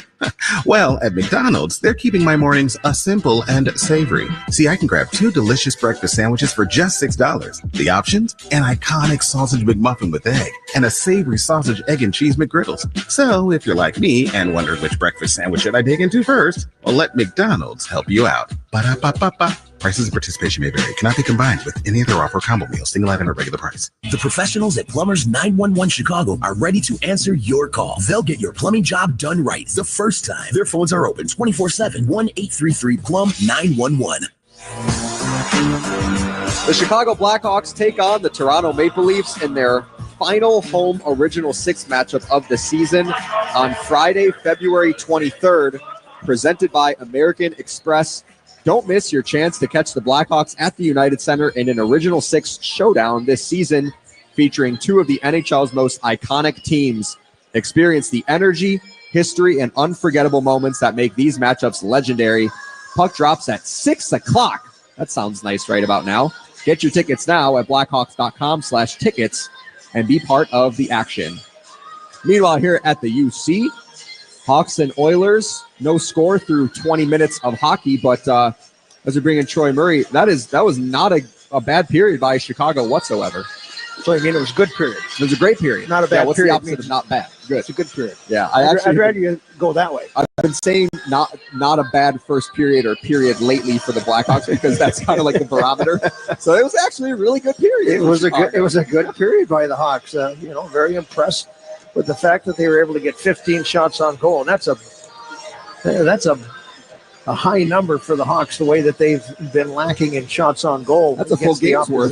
Yeah, I mean you're getting there. So nice job by them to spend some time in the offensive zone. I didn't think that the Oilers had too many high-quality opportunities in that period. I thought the Blackhawks did some nice job of coming back and having some urgency in their defense in the way that they wanted to play in this one. They still got to work on executing some of the plays to get cleanly out of the zone. You had some time and space, but you just got to execute and just bear down in those situations. Forwards got to give them an out and make sure they're in a position to accept the pass, or if they don't, make sure that they win those battles along the boards and get it out there. But that was a high-paced first period, a well-played first period. We were pumping the tires of Landon Slaggert in the pregame show, and he was relentless against Connor McDavid in that first. Yeah, I thought he was excellent, and if that's the matchup that Sorensen's going to look for, you're going to have to trust that Donato and Slaggert are going to be the guys that are really going to be tracking back hard. Connor Bedard a lot of times is he's in the offensive zone. He's waiting for something to happen. So a lot of times he's not the first guy out of the zone. So you got to trust Slaggert and Donato. But I thought Slaggert was very effective in that period, very noticeable, and that's what you want from him. Big penalty kill for the Blackhawks in that first period as well. Edmonton didn't generate much outside of that Evan Bouchard chance. No, I thought that they did an excellent job, and Mikheyev had a real good look. He's got the only shorthanded goal this season, and he had another 2-on-1 with Frank Nazar, and that's a lot of speed up there. That's what Anders was talking about, that speed that those guys can bring to the table. If Slaggert is penalty killing out there with Nazar, which they did together down in Rockford at times, some familiarity, but I thought that they really focused on what they needed to do and shut down the Oilers before they could get set up. If they get set up, they're a very, very dangerous team. Connor Bedard also had a few nice looks in that first. I'm sure he's kicking himself that he didn't capitalize on either of those two chances. He had a couple looks, but again, they spent time in the offensive zone, and he made a couple real good plays too, by the way, when he had the puck, and you're even from up here, you're just looking and you're like, how did he see that play? There was one down the right wing corner, and every time that he goes in for the puck, he's always looking over his shoulder, and he's not really worried about somebody coming to hit him. I mean, that's what you always want to see, what's coming at you. But he's looking to see where the other guys are in the ice, so he can see in his mind and his head where those players are, where they're heading to, and make plays that other players can't see. They don't read that like he does. All right, let's see if the Blackhawks can carry that momentum into the second period. We got one more break. You're listening to Blackhawks Hockey on 720 WGN. They say it's always better to give than to receive. But at Blue Cross and Blue Shield of Illinois, we understand there are a few things you need to take in order to give your best. Things like heart, comfort, and care. Because with Blue Cross standing by your side, you can always take heart, knowing you have a local partner that's as dedicated and passionate about watching your community thrive as you are. You can also take comfort, assured that for nearly 90 years, the security and peace of mind that comes with the Blue Cross card has been handed down for generations, empowering families to live full and healthy lives through every stage. But most of all, wherever your path leads, you can always take care. Confident the support you need will be forever in reach, elevating and simplifying your healthcare experience for all the journeys to come. Blue Cross and Blue Shield of Illinois. Through it all. Blue Cross and Blue Shield of Illinois, a division of Healthcare Service Corporation and Mutual Legal Reserve Company. They say consistency is the key to success. They weren't wrong. So how about grabbing a beer that's consistently smooth, consistently refreshing, and consistently light? You might just find that the road to success can be pretty enjoyable. Michelob Ultra, the perfect balance of taste and refreshment, and only 2.6 carbs and 95 calories. It's only worth it if you enjoy it. Enjoy responsibly. Anheuser-Busch Michelob Ultra Light Beer, St. Louis, Missouri. The Mid-America Carpenters Regional Council represents 52,000 hardworking professional men and women across Illinois, Missouri, Kansas, and eastern Iowa who earn the construction industry's best wages and benefits. Their professionally trained and highly skilled members are the elite workforces behind the industrial, commercial, and residential projects you see in your state every day. They build lifelong careers that offer life-changing opportunities. Build your future now. Learn more today at carpentersunion.org. That's carpentersunion.org. Hi, it's Zuma Ferdini. Preparation is the key to winning. To beat Chicago's weather extremes, choose the best fiberglass or vinyl windows and patio doors from the Gilkey Window Company. Go to Gilkey.com. The second period is next. The second period. Here for a recap is Charlie Remeliotis. Back here at the United Center, the Blackhawks and Oilers on the ice for the start of the second period. I got handed this sheet of paper. The most shots in a period for the Blackhawks this season was the Winter Classic against St. Louis. They had 15 in the second period. So this matches a season high for the Blackhawks, who had 15 in the first against Edmonton. So really good period for Chicago. But the second periods have been giving them fits over the last few weeks. So let's see if they can, especially against Edmonton, they make you pay if you get hemmed in your own zone. So let's see if the Hawks can carry over that momentum in the first period, John. Second periods are where the Oilers have won quite a few games this year. If you look at the numbers, you see a 32 goal disparity. And talking to a couple of their broadcasters, they'll tell you they've witnessed the Oilers come back, including the game that they won here at the United Center the last time they were in. So the Hawks need to batten down the hatches, as they say. Second period about to begin. Thank you, Charlie. And thanks to Jack Heinrich. A great job of looking up that stat. Jack, good job. Here we go with the second period. Draisaitl to face off with Dickinson. Drop the puck. Oilers get it. Nurse flings the puck down the glass into the Hawk zone. Puck circles and that ends up in the right wing corner. Draisaitl put it out to the right point. Long shot from there off the stick of Kulak is into the glove of Soderblom. He'll hold it for the whistle and a face-off in the Hawk zone in the circle to his own left. Long wrist shot, no traffic in front, fortunately for Soderblom. It was a good play by Nurse, though, once they won that face-off to put the puck in a position where Soderblom couldn't play it. So that gave them the opportunity to get in on the forecheck and get that shot through. Now Dickinson wins this next face-off. Hawks come out of their end. Mikheyev passing the puck across the rink from the Hawk blue line. This deflects up and out of play, and so a whistle will stop play. Can you believe that went over Panger's head? No. Serious? The puck could actually go over his head? How many footstools does he have? Over the glass, too, but certainly over Panger's head. That's not hard to do. Great thing, I guess the good news is he didn't have to duck. He didn't see it. Draw comes back to Seth Jones, Hawk zone. He flips it to center ice, picked off by Skinner to Draisaitl over the Hawk line, left wing side to Skinner. Skinner now beside the net, tries to pull the Bauer move where he turns his skates to 10-2 and then skate kind of sideways and get a shot away, but had the puck pulled off his stick. Dickinson took it away, moves the puck down behind the Oiler net, and it spun around out over the blue line to center ice. Martinez flings it back into the Oiler zone. It's quickly sent up ice by Podkolzin into the Hawk zone to the left wing corner. Seth Jones involved with Skinner there. Jones ends up with the puck. Waves it around the boards, not out. Ekholm at the left point. Sends it to the right point to Bouchard. Down to Draisaitl along the right side boards. Then to the point to Bouchard left point. He fed the slot. Skinner turns and fires, and that's over the Hawk net. And two Oilers collide, Skinner and Ekholm, and Skinner got the worst of that. He loses his helmet, and he heads right to the Oiler bench. Meanwhile, the Hawks break back up ice. Dickinson into the Oilers zone to Donato. Flings it toward the net and deflects wide off the stick of Slaggert. McDavid back the other way over the Hawk line down the right wing with speed. Angling to the net. He lost the puck in behind. Murphy pokes the puck up the right wing side to Donato. Clears it ahead now to Bedard. He's over the Oiler line. Stopping the right circle. Put it in front for Slaggert. It's just past his outstretched stick. Slaggert whips it back for Vlasic. He lost the puck to McDavid. Back through center over the Hawk line to the right circle. Stopping there, put it across, and a great play defensively by Vlasic to get his stick in the passing lane, knocking the puck away. Then the puck is deflected off Donato's stick over to the left point. Zach Hyman there. Sent it over to Bouchard near the right point. Ekholm in the high slot. Fires one down toward McDavid. Over a stick in the corner. And now Bedard flings it ahead and then gets the puck back Hawk line. He'll skate it in over the Oiler line. Right circle. He fires. And Ekholm got a stick in there, deflecting that up into the protected netting. Boy, I'd like to see Bedard shoot that puck a little bit earlier. Ekholm was a real solid, smart defenseman, veteran defenseman. At 6'5", he's got a long reach. He just kind of waited for Bedard to get into that shooting mode and then put his stick out there, deflected that out of harm's way.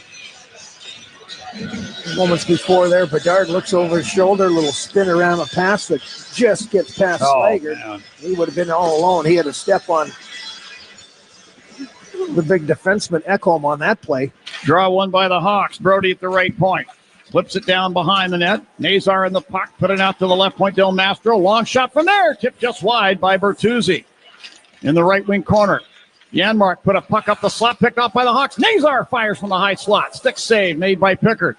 Del Mastro in the left wing corner. Slings the puck behind the Oiler net to the near side. Kulak will clear to center ice. Ethan Del Mastro back to take it there. He'll skate it into the Oiler zone on the right wing. Put it off the boards to himself in the right wing corner. Sticks the puck behind the net, left wing corner. Bertuzzi whips it back around to Nick Foligno along the right side boards. Foligno now dropping it in the corner for Bertuzzi. Puck knocked off his stick by Nugent Hopkins, and the Oilers are back the other way. Connor Brown to the Hawk blue line, dumping the puck to the right wing corner Hawk zone. Del Mastro in to get it. To Nazar behind the net. Put a pass ahead now to Bertuzzi, then to Foligno over the center ice circle.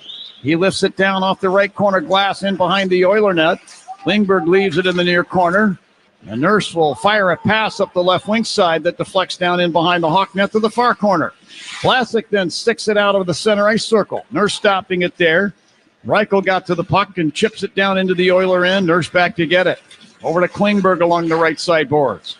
He flings the pass ahead for Corey Perry at center ice. This is off his stick and down behind the Hawk net. Soderblom plays it around at the right side to Reichel. To Smith, to Maroon over the Oiler line. Right circle, holding the puck. Maroon flips it in front of the net, intended for Reichel. But Nurse got a stick in there, knocking the puck away. Vlasic at the blue line, deep slot. Drops the puck to the right wing boards. Patrick Maroon to the high slot. To Smith, a one-timer. Blocked away to the right wing corner. Maroon got it there. To Reichel, left corner. Put it out to Murphy, left point. He'll leave the puck top of the circle, taken away by Henrique of the Oilers, who clears to center ice. And Reichel back to the Hawk blue line, grabs it. Drops the puck between the circles to Connor Murphy, and the Hawks will regroup. Murphy passing to Vlasic to center ice. Sticks it off the right side boards, down behind the Oiler net. Pickard out to play it. Put it into the near corner to Nurse. His clearing attempt hit Maroon. Kept in at the line now by Dickinson, right point. Moving into the right circle. He'll fire. Pickard down with a butterfly save. Will hold the puck. And a whistle will stop play. Still no score. 15:36 left in period number 2. Some good opportunities there by the Hawks and moving the puck inside their in the offensive zone. Maroon with a couple nice plays to set up a couple good shots. Face-off will be to the left-hand side of Calvin Pickard. Pretty decent 1-2 combination. Skinner gets the bulk of the work, but yeah, everybody keeps saying that the weakness for the Edmonton Oilers moving into the playoffs is going to be their goaltending. Well, I think if you could take a team as a tandem, we get an icing call here. I think if you can take a team as a tandem to Game 7 of the Stanley Cup Final. Now we're going to get Joe Hoff off the Hawks bench to attend to Jason Dickinson, who fell down or ran into somebody right at the Hawk blue line, and he's very slow to get it to his feet and labor to the Hawk bench, favoring that left ankle. Yeah, I just wondered if he caught that right along the boards. He's in a lot of pain. Dr. Terry, the orthopedic doctor for the Blackhawks, right there to help Dickinson along with the trainers into the room there. Kind of really didn't see what happened there. It was right against the boards right below us. Dickinson in a lot of pain.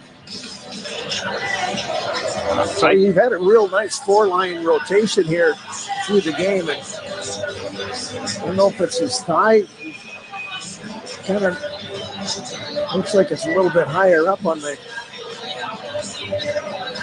Oh, there you go. I think it's caught up with Podkolzin. Down he went, grabbed his ankle right away. We'll hope we can get some kind of an update on Jason Dickinson. Yeah, we will at some point from the Hawks locker room, but that didn't look very good. And for the Hawks, they just really liked the rotation that they had in this game so far, and now they're going to have to disrupt that and double shift some players. McCabe in the near corner Oilers zone, put it out to Jones at the line. He'll pound a shot in on goal, and that's into the glove of Pickard, who will hold it. Whistle stopping play. Faceoff stays in the Oilers zone to Pickard's left. If you're Anders Sorensen, you're already faced with the challenge of trying to put a trio together to try and stop Connor McDavid. That challenge becomes even tougher now. Well, he's had Dickinson up against Draisaitl, as one of the bigger centermen that the Hawks have. Now it's going to be a mismatch as far as size with Draisaitl.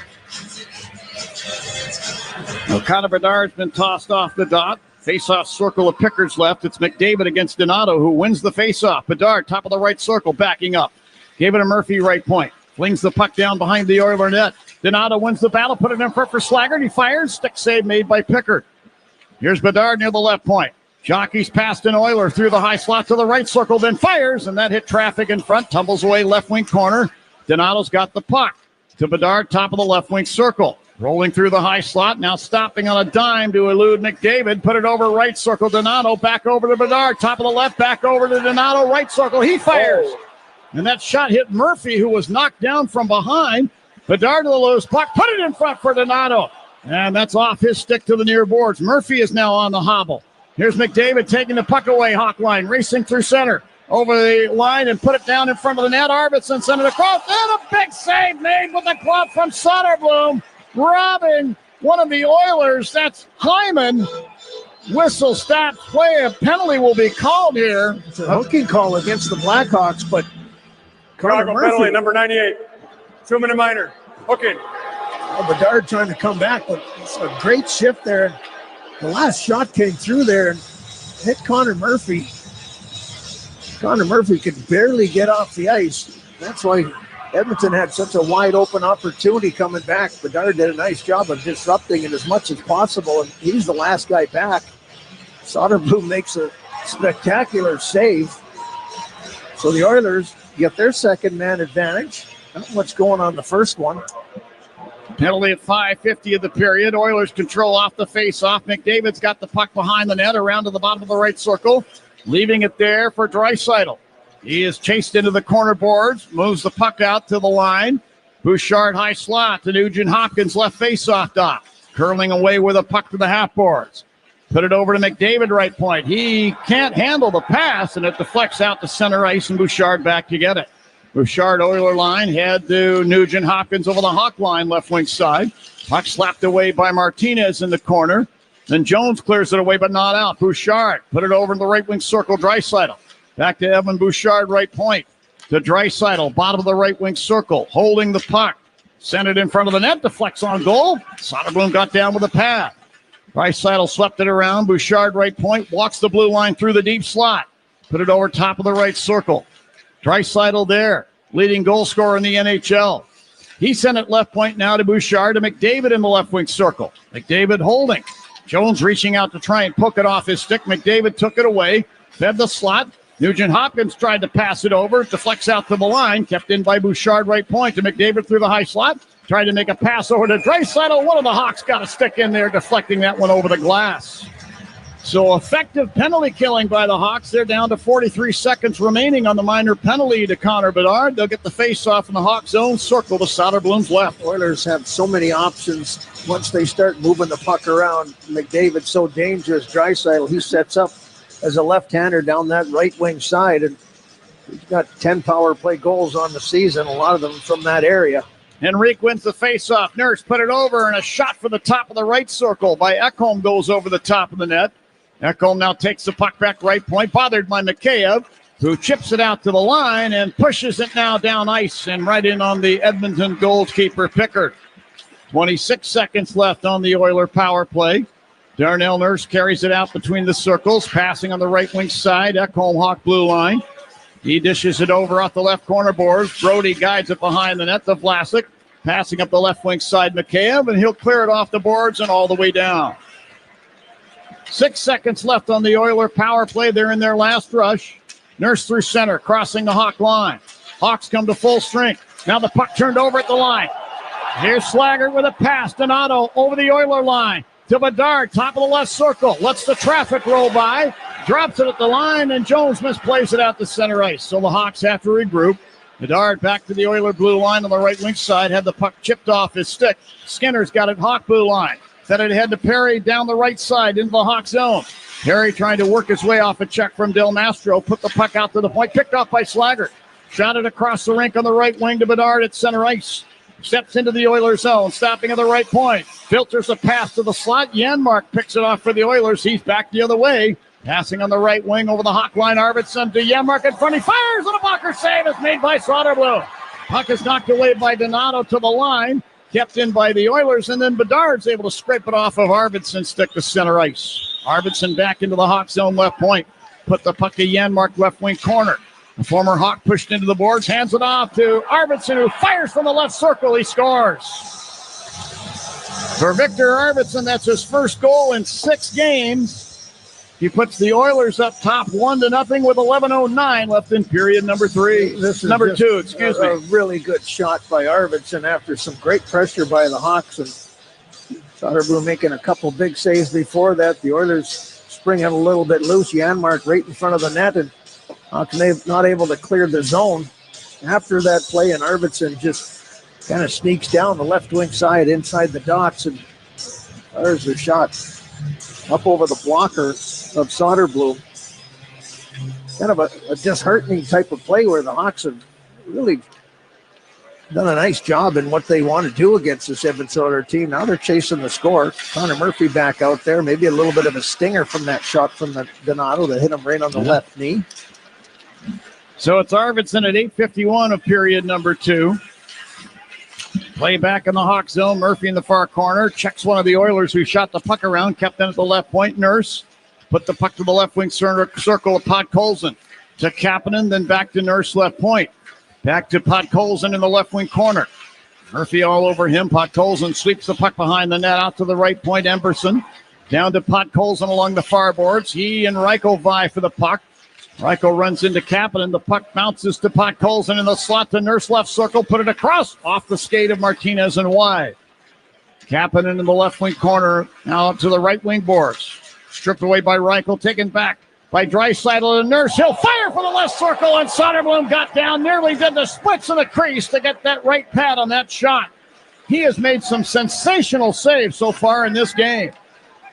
Along the right side boards, Henrique checked, but moves the puck. Draisaitl on the slot to Nurse, bottom of the left circle. He fires, and Soderblom held the near post, knocked it out with the shoulder.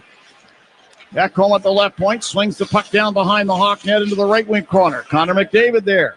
Rims it out to the right point. Bouchard walking it through the high slot, closing down the slot. He'll fire. Soderblom down with a butterfly save. Will hold the puck, and a whistle will stop play. 1-0 Edmonton, 9:37 left in period number 2. This is Blackhawks hockey on 720 WGN. Hi, this is Dave Musil, owner of Four Seasons Heating, Air Conditioning, Plumbing, and Electric, with our biggest sale ever. Furnaces from $39 a month. Furnace and air conditioning combos from $59 a month, plus 72 months interest-free financing and up to a $4,000 system rebate. Four Seasons guaranteed to beat any competitor's price by up to $1,000 guaranteed. So call today for your free in-home estimate and same-day installation. For all the right reasons, call 866-4 Seasons. As the official partner of the Chicago Blackhawks, Enterprise is ready to go the extra mile. They're dedicated to the most dedicated fans in the game. And with Enterprise on your team, you can move forward with confidence, knowing they've got your back. They're always available with mobility solutions, whether you need a rental replacement truck or even tailored business strategies. At Enterprise, your goal is their goal, and they're ready with the assist.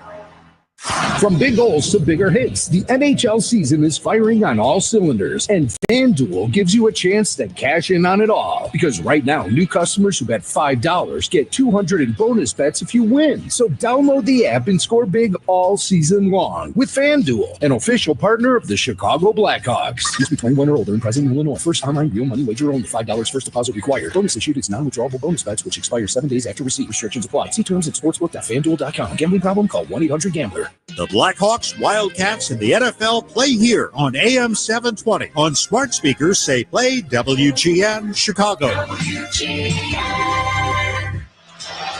The Blackhawks' next Original Six matchup at the United Center is Sunday, February 23rd, presented by Amex. Be there as the Blackhawks face the Maple Leafs with a 6 p.m. puck drop. Get your tickets now at blackhawks.com/tickets. Some good saves by Soderblom. Keeps us a one-goal game for the Edmonton Oilers. face off to his right-hand side. It'll be the Four Seasons Heating, Air Conditioning, Plumbing, and Electric face-off for all the right reasons. Call 866-4Seasons. Now the Hawks have won 4 of the 11 face-offs. They get control here. Jones into the Oilers zone to the high slot. Tried to jam one down in front of the Oiler net for Nazars. It's picked off by Bouchard. Back through center into the Hawk zone. Hands it off to Ekholm. He carries down behind the Hawk net to the left wing corner where he turns and flings the puck back in behind. And now Foligno took it away from Arvidsson. He'll skate it left wing to center ice, put it into the Oilers zone. We get a late whistle, and offside's going to be called here. A little hesitation there from Foligno and what he wanted to do on that play. And the speedy Nazar heading right through the middle of the ice there. Thought that puck would be across the line. Timed it just a little bit wrong. Foligno was looking for his options there. Good read by Foligno along the boards. Bad play by Arvidsson to try and let that puck get by. And Foligno, the veteran, he saw that, read it, took it away. Hawks get control off the face-off at center ice. Jones fired the puck off the right side boards down behind in the area behind the Oiler net. Kulak steers it up the far side of the rink, not out. Vlasic firing from the left point into the glove of Pickard. He drops the puck off now to Kulak. Head to Leon Draisaitl at center ice over the logo. He'll turn with it back into the Oilers zone a few feet. Teuvo Teravainen, I won't say hot pursuit, but in pursuit. Puck turned over in front. Here's Mikheyev. He couldn't get a clean shot away. He actually had it roll off his stick. Draisaitl the other way back through center over the Hawk line right wing. Put a pass into the high slot. Picked off by Reichel to Mikheyev. Put it behind the net to Jones. Whips it around, not out. Kapanen along the right side boards. Set the puck down to the corner for Draisaitl. He lost the battle for the puck there. Vlasic took it away. Moves it over to Teravainen. Teravainen along the right boards Hawk zone will drop it down to Seth Jones now behind the Hawk net. Chased out by Janmark. He'll drop it off in turn between the circles to Vlasic, who sends it ahead. This deflects to Teravainen over the Oiler line right point. Hands the puck off Bedard. Down the right wing to the corner. Jockeying it past a couple of Oilers. Bedard sticks the puck behind the net. Intended for Donato. And Emberson put a shoulder into him there. Now Teravainen takes the puck back along the right boards. Whips it down behind the Oiler net. Ryan Donato. Back to Teravainen right corner to Brody right point. Put it over left circle to Bedard. And he one times a shot in behind the net and broke his stick in the process. Goes to the bench to get a new piece of composite. Oilers get the puck. Nugent Hopkins floats.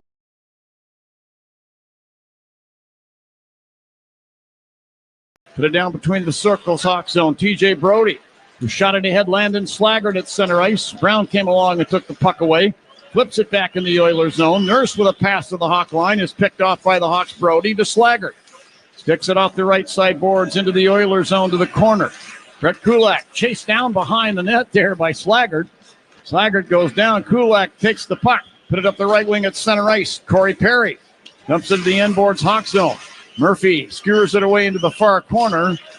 Cole's in there, sticks the puck to the right point. Klingberg moves it left point to Nurse. Into the high slot now to Henrique. He turns the puck over. The other way comes Reichel to center. He's over the Oiler line, fights off a check and fires from the left circle. That goes wide. And Podkolzin the other way up the left wing to center ice. Lift the bouncing puck into the right wing corner Hawk zone. Martinez sticks it away up the left wing side to Craig Smith. Smith out the last 11 games, skates into the Oilers zone with the puck and fires, and that goes wide. Loose puck into the right wing corner. And Maroon gave it to Smith. He'll chip the puck behind the Oiler net far corner. Klingberg clears it ahead. Henrique will clear to the Hawk blue line. Vlasic on top of it now in front of the Oiler bench. Oilers get the puck back. Here's Matthias Ekholm back skating down between the circles in the Edmonton zone. Hands it ahead to Bouchard. Lead pass now into the Hawk zone down the right side for Hyman. He is knocked down by Vlasic, who caught him in his tracks. Ekholm took the puck back. Ekholm along the left boards. Put the puck left wing corner. It's swung in behind the Hawk net by Arvidsson. And then the puck mishandled by Hyman and shot down ice into the Oilers zone. Oilers get it back. Bouchard with a pass up the left wing. Arvidsson into the Hawk zone to the corner. Ridden into the glass by Jones, who sticks the puck behind the net to Vlasic. He sent it around up the left wing side. Nazar diving to try and get to this puck. Had it knocked off his stick up into the Oiler bench. 5:22 left in the second. 1-0 Edmonton. This is Blackhawks hockey on 720 WGN. The Lisa Dent Show, weekdays 2 to 6 on WGN Radio. What do the Blackhawks and United Airlines have in common? The next generation has arrived, and the future looks bright. New planes are joining the United Airlines fleet every week, decked out with Bluetooth connectivity, screens and power at every seat, and bigger overhead bins to fit everyone's carry-on. Book your next trip on the United app or United.com today. United Airlines, proud to be the official airline of the Chicago Blackhawks. This Valentine's Day, shop at Hellsberg and get up to 50% off select jewelry, like a diamond pendant that says, "I'm so lucky I met you." a stunning engagement ring to say, "Let's make this day unforgettable." or an anniversary band to tell them. 10 years, and we still got it. Come to Hellsberg this Valentine's and get up to 50% off select jewelry and engagement rings. A perfect gift designed with the love and care worthy of your story. Visit a Hellsberg store or hellsberg.com. Sometimes the thought of being in your warm and cozy home is what gets you through the day. But what happens when you get home and there is no heat? Who do you call for fast, reliable service? 24 hours a day and 7 days a week, you can consider it done when you trust the experts at ABC Plumbing, Sewer, Heating, Cooling, and Electric. Book your appointment today at 4abc.com and consider it done. Visit the number 4abc.com today. Tullamore Dew Irish Whiskey, the original triple distilled, triple blended, and triple cask matured Irish whiskey. When it's game time, it's Tully time. New Blackhawks gear just dropped. Shop the latest essentials from hoodies to hats and everything in between.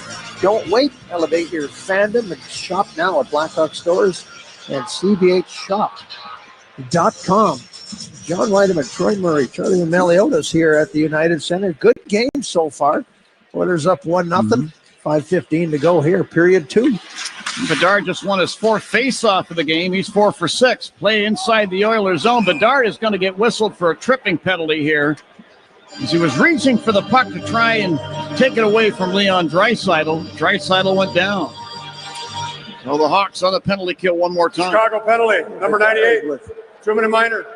2 minor penalties in this game. You don't want to give the Oilers too many opportunities. Nope. They are dangerous. And Hawks right now, boy, this is a real big kill here. Down 1-0. Getting towards the tail end of the second period. You don't want to put yourself in a position when you're really chasing it here in the third period. Face off to the right-hand side of Harvick. Going to be Draisaitl facing off with Foligno, and the puck tumbles out of the Hawk zone to center ice. Bouchard grabs the puck at the Oiler blue line and skates it deeper into his end, then turns and flings it ahead to McDavid with speed through center ice over the Hawk line right wing. Send it over to the left wing boards. Nugent Hopkins is hit by Jones, put the puck behind the net. Hyman sticks it away to the far side, picked off by Foligno. The Hawks come up 2-on-1, shorthanded. Foligno over the Oiler line to the high slot. Jones fires. That's over the net. And the loose puck taken back by the Oilers. Hyman to the Hawk blue line, steps across, gave it to McDavid along the right board, fed the high slot. Nugent Hopkins fires. Jones got in there with the stick blade to knock it off the glass. Loose puck behind the net to Hyman. To the right wing corner, McDavid. Little give and go with Draisaitl. That's turned over, and McKay will take the puck and drive it around the left side dasher and down.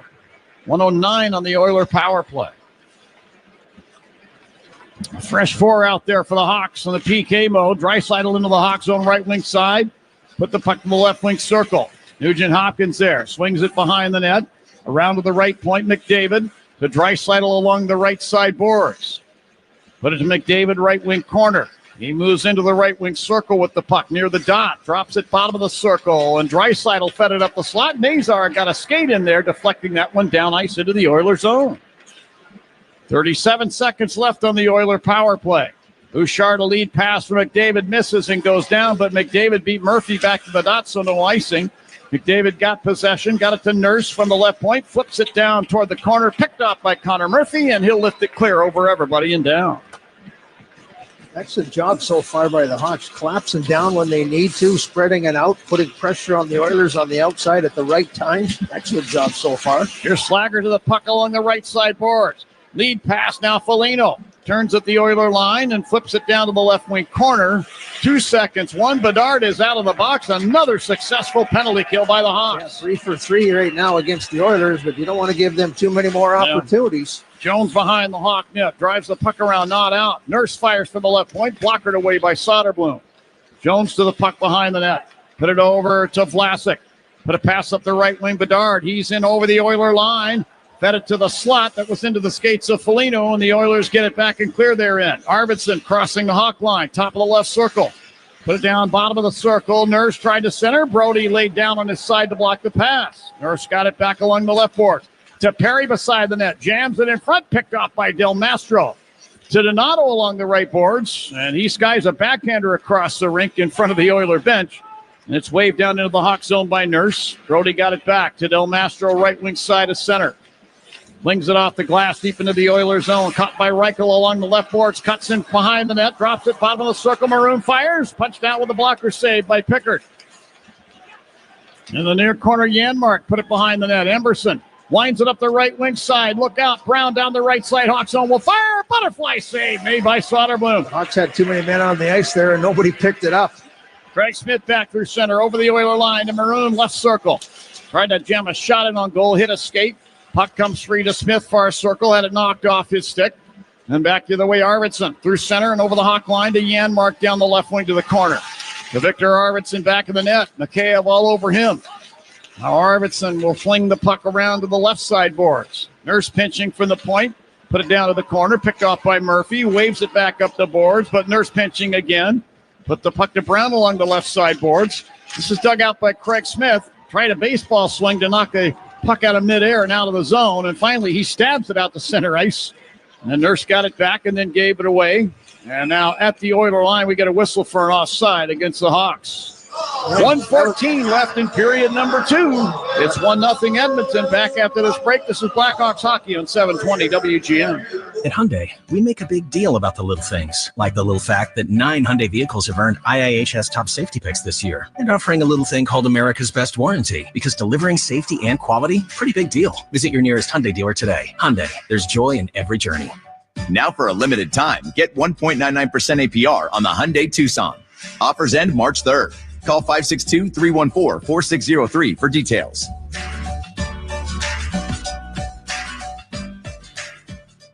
When you only want to work with the best in commercial concrete, think Concrete Illinois. Visit ConcreteIL.com, where you'll find the top commercial concrete contractors for your next project. Cement Mason LMCC members are skilled union employees who have the experience, skill, and focus needed to get the job done right, on time, and on budget. There is tremendous value in using skilled tradesmen on your commercial concrete project. To learn more, visit ConcreteIL.com. That's ConcreteIL.com.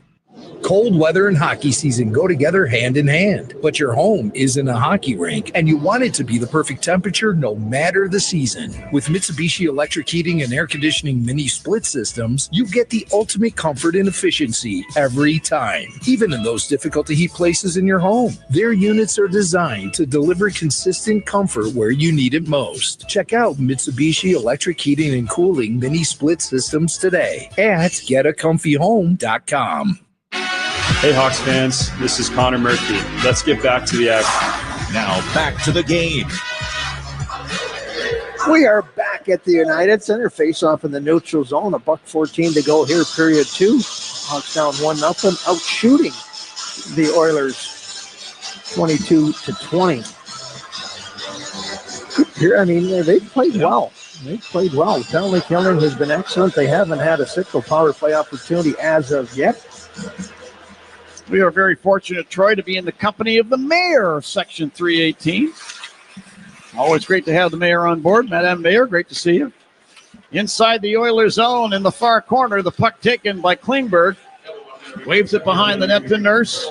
He'll skate the puck up the left wing, gains center ice, and across the Hawk line. Drops it off Podkolzin. He turns it over. Nazar the other way. Head to Foligno. The pass just missed his stick.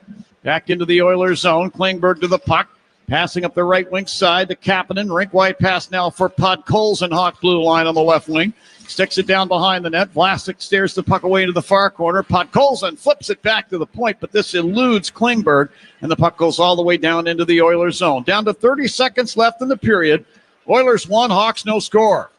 Darnell Nurse back in the Oilers zone. Drops the puck over to Klingberg. Outlet now to McDavid at center ice to Draisaitl over the hawk line right wing to Nurse. High slot over the left circle. And Kapanen pounds a shot that missed the net and nearly hit Connor McDavid. And the Hawks are back the other way with 10. Teravainen floats it down the right wing side. Mikheyev back to Teravainen. Shoots and score! In front of the net, it was Lucas Reichel who tips this one in behind Pickard with 5 seconds left in period number 2. We're tied at 1. So a beautiful drop pass play by Mikheyev onto the stick of Teravainen out near the right point. He didn't hesitate. He stuck it toward the net.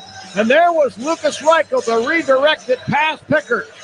Good job by Reichel to drive to the far post and for the Blackhawks to recognize that their time was winding down here. Teravainen, no hesitation, probably thinking that there's not much on the clock, and there wasn't. Reichel picks up his 5th of the season. Boy, just a hard drive to the back post there. Great play by Teravainen, who now has 7 points in the 3 games against the Edmonton Oilers. And the Hawks and the Oilers will head into the 3rd period all tied up with that late goal. And how many times have we talked about this late goal making such a big difference mentally-wise to whether you got it or whether you don't have it? Hurts you when the opposition scores. And for the Blackhawks, you know, they played well. That's a good period. And for them, I think that just rewards to come out of that period even so far after 20. Absolutely, Troy. Even though there's no time on the clock, what time is it? Do you have any idea what time it might be? Time to break out the Bandito. Celebrate every goal this season with El Bandito Yankee Tequila. Even it is past my bedtime. All right, so it's going to be Reichel from Teravainen and Mikheyev. The goal scored at 19:55. Yeah, boy, that's a big one for the Hawks. I mean, they have played well. They did an excellent job on the penalty kill in that second period. They had to come up with a couple big kills when Bedard took a hooking and then a tripping call. It just didn't seem like it affected them. Their speed in this game has been really good. They have worked hard. Everybody's done a nice job back checking. You know that you have to take some pressure off your defense with the speed and the skill that the Oilers have up front, and the Hawks have done an excellent job. So far, so good, I would say. And a good second period. You mentioned the difference for the Edmonton Oilers and how they've dominated in the second periods. Hawks held their own. Let's go downstairs and join our guest. It's Landon Slaggert. And Landon, I got to ask you, does exhilaration begin to describe the feeling that came over you, or did exhilaration begin to describe the feeling that came over you down in Florida when you scored that goal 7 seconds into the game? Yeah, definitely. I think, he was trying to get off to a good start, and I got lucky. The puck bounced free, and I was able to get a chance on it. You know, if you look in this game against the Edmonton Oilers, and I was talking to Alex Vlasic at the beginning, or at the end of this first period there, and you came off the bench right off your first shift, and you stripped the puck away from McDavid. You back-checked hard. How important is it against this Edmonton Oilers that you guys, as forward, track that puck back as hard as you can? Yeah, 100%. It's one of the keys to the game. Obviously, they have a lot of speed up front. And I think making them go 200 feet, too, and would really limit their transition chances. You guys have had, some excellent play in this game. I think, even up through 40 minutes. How big is that last goal for you guys heading into the third period, playing so well and then finally getting that break? Yeah, it's huge to get the equalizer, especially a guy like Reich going hard to the net. And we're hopefully can carry this momentum into the third. Yeah, right there. You said it. I mean, a team that has struggled to score goals, when you drive to the net, good things happen there. And for Lucas, it's the exact right thing to do. It was a smart play by Table as time was wearing down. How important is that net front presence? Oh, it's huge. You got to make the goalie's life miserable, get in his eyes, get some traffic, and get more pucks on him for sure. Landon, thank you for being our guest here in the second intermission. You can hear the building in the background, all supercharged from that last goal. Go get him in the third period, man. Go get the game winner. Thank you. Appreciate it, guys. All right. Thank you. Landon Slaggert, our guest.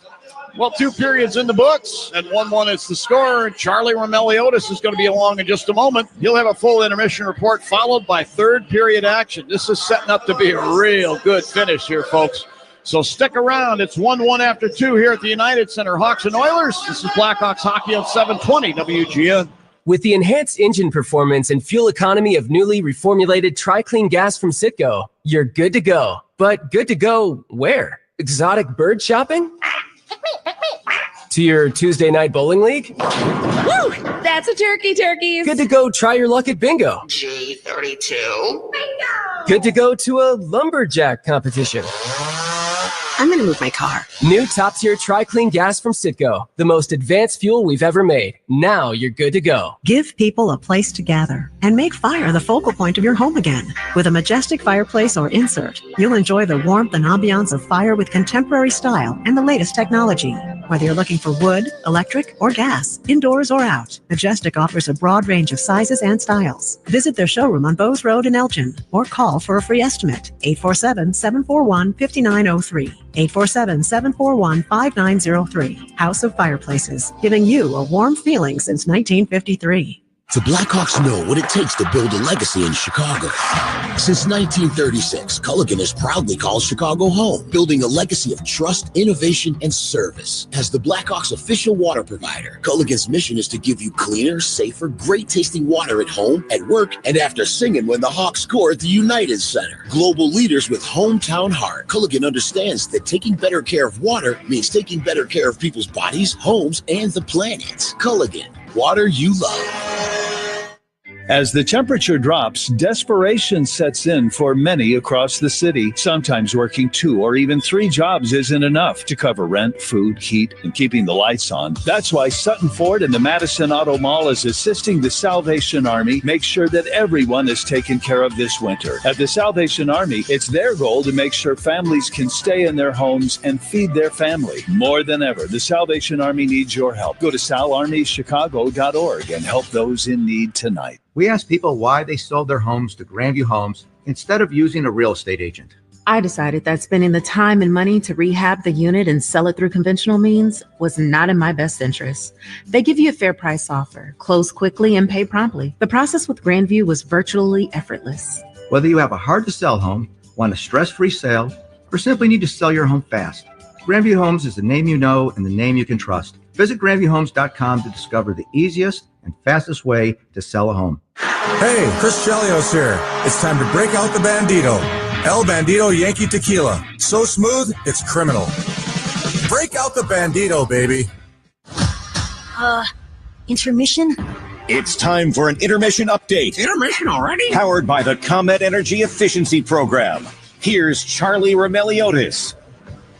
It's time for the second period intermission, powered by the ComEd Energy Efficiency Program.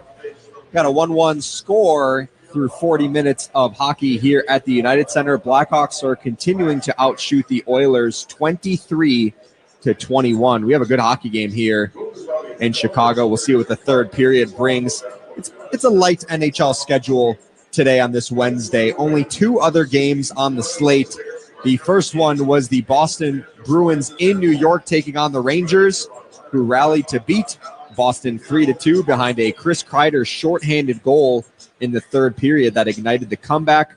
David Pastrnak also extended his point streak to 12 games with a goal. He now has 25 points over those 12 games, averaging more than 2 points per game during that stretch. The LA Kings are up 1-0 on the Montreal Canadiens. That game is in the first intermission. LA is going for their second win in a row for just the first time in nearly a month. They're 3-7-1 in their last 11 games. Some other NHL buzz items. Pittsburgh Penguins superstar Sidney Crosby didn't practice today. He's being evaluated for an upper body injury. He was involved in a collision on yesterday, and left for a bit before returning and participating in the shootout. Something to monitor for sure if you're Team Canada, because he is the captain for the Canadians at the Four Nations tournament, which starts next week. So we'll see if Crosby is healthy enough to play in that tournament. Also, some other injury news yesterday that could impact the playoff race in both conference. In the East, Matt Barzal of the New York Islanders was placed on injured reserve on Tuesday. He's out indefinitely because of a lower body injury. And then over in the West, Dallas Stars all-star defenseman Miro Heiskanen had knee surgery in New York yesterday morning. He's expected to be out month to month for the Stars. And lastly, congrats to Patrick Kane of the Detroit Red Wings, who passed Jonathan Toews for most shootout goals in NHL history with 53 after finding the back end of that in the shootout for Detroit, and they win over the Seattle Kraken late last night. Elsewhere in sports, in the NBA, the Timberwolves knocked off the Chicago Bulls 127-108. Timberwolves guard Anthony Edwards finished with 49 points. And then also during the game, the Bulls and guard Lonzo Ball were finalizing a 2-year, $20 million extension. The second year is a team option. Ball was in the final year of his contract and has played in 30 games this year after missing the last 2 seasons, plus with a knee injury. And then there's another big trade in the NBA with the deadline tomorrow at 2 o'clock. The Miami Heat are trading guard Jimmy Butler to the Golden State Warriors in a multi-team trade involving 7 players. Butler will also sign a 2-year, $120 million deal to stay with the Warriors. And then also some final scores in college basketball. Rutgers upset number 23 ranked Illinois 82-73. Villanova knocked off DePaul 59-49, and Illinois State beat UIC 81-79. Meanwhile, here at the UC, Hawks and Oilers are tied 1-1 through 40 minutes of hockey. We'll take a quick break. You're listening to Blackhawks Hockey on 720 WGN. Chicago's very own. WGN. When and where you want us. Get cash in a flash for your old or wrecked car today. That old piece of junk car is still hogging up space in your driveway? Do something about it. Global Auto Recycling and Repair will take that rusty old bucket of bolts off your hands today, and you'll get cash in a flash. Family owned and operated, Global Auto has been serving Chicagoland for over 60 years, and they'll pay you cash in a flash to take away that old clunker that's been annoying you for way too long. Call Global Auto Recyclers at 847-608-4700 today. Lost your health insurance? You might be eligible for a special enrollment period on the Get Covered Illinois Marketplace. Get Covered Illinois navigators are ready to help you enroll in a quality, affordable health plan with essential benefits to cover prescription drugs, hospitalizations, maternity care, and much more. You might even qualify for financial help. Go to getcoveredillinois.gov. Your health coverage starts here. The professionals at Plumbers 911 Chicago are ready to answer your call. They'll get your plumbing job done right the first time. Their phones are open 24/7, 1-833-PLUM-911. Hey, Blackhawks fans, WGN Radio and Circa Resort and Casino are teaming up to send a lucky fan and guest to Las Vegas to watch the Chicago Blackhawks take on the Vegas Golden Knights. This epic prize includes round-trip airfare, a 2-night stay at the world-famous Circa Resort and Casino, and luxury suite tickets to the February 27th game at T-Mobile Arena. Experience hockey action Vegas style with exclusive perks. Enter the Vegas Hockey Fan February Flyaway now at WGNradio.com/Vegas. Time's running out. Get in on the action today. Back here at the United Center, where the Hawks and Oilers are tied 1-1. Hawks are also out shooting Edmonton 23-21. Troy, another very good second period for the Blackhawks, particularly the penalty kill, which is now 3 for 3 tonight. 3 shots for the Edmonton Oilers on their power play. 3 shots for the Blackhawks shorthanded. So it's been a wash. I mean, nice job. Really good positioning.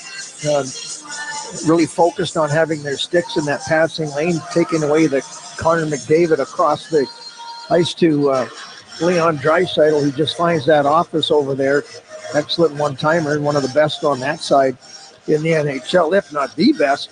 So an excellent job on the penalty kill, but you would hope that you're going to get a power play opportunity here in the third period, but you certainly don't want to give the Oilers any more. That is a massive late goal by the Blackhawks. Lucas Reichel with 5.8 seconds left. This building came alive when that goal went in. Yeah, that was a big goal. I mean, they've worked hard through 40 minutes. It would have been, I wouldn't say disappointing to be down 1-0 after 2 periods of play. They'd be straight in the game. But that big goal is going to give that locker room a big boost of confidence heading into this third period. And you know Edmonton's going to make their third period push as well.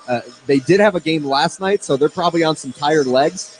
But, boy, McDavid and Draisaitl, they've been quiet in this game, but you know that push is coming from them. Well, apparently, in kind of talking to some of the Oiler people, there's a big flu bug going around their locker room. And, so maybe it is an opportunity for the Hawks to take advantage of a team that's not feeling maybe up 100%. They did play last night.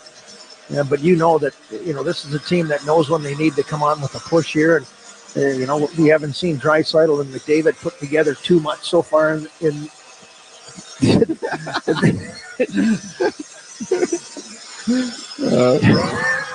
well, we'll keep that for off the air.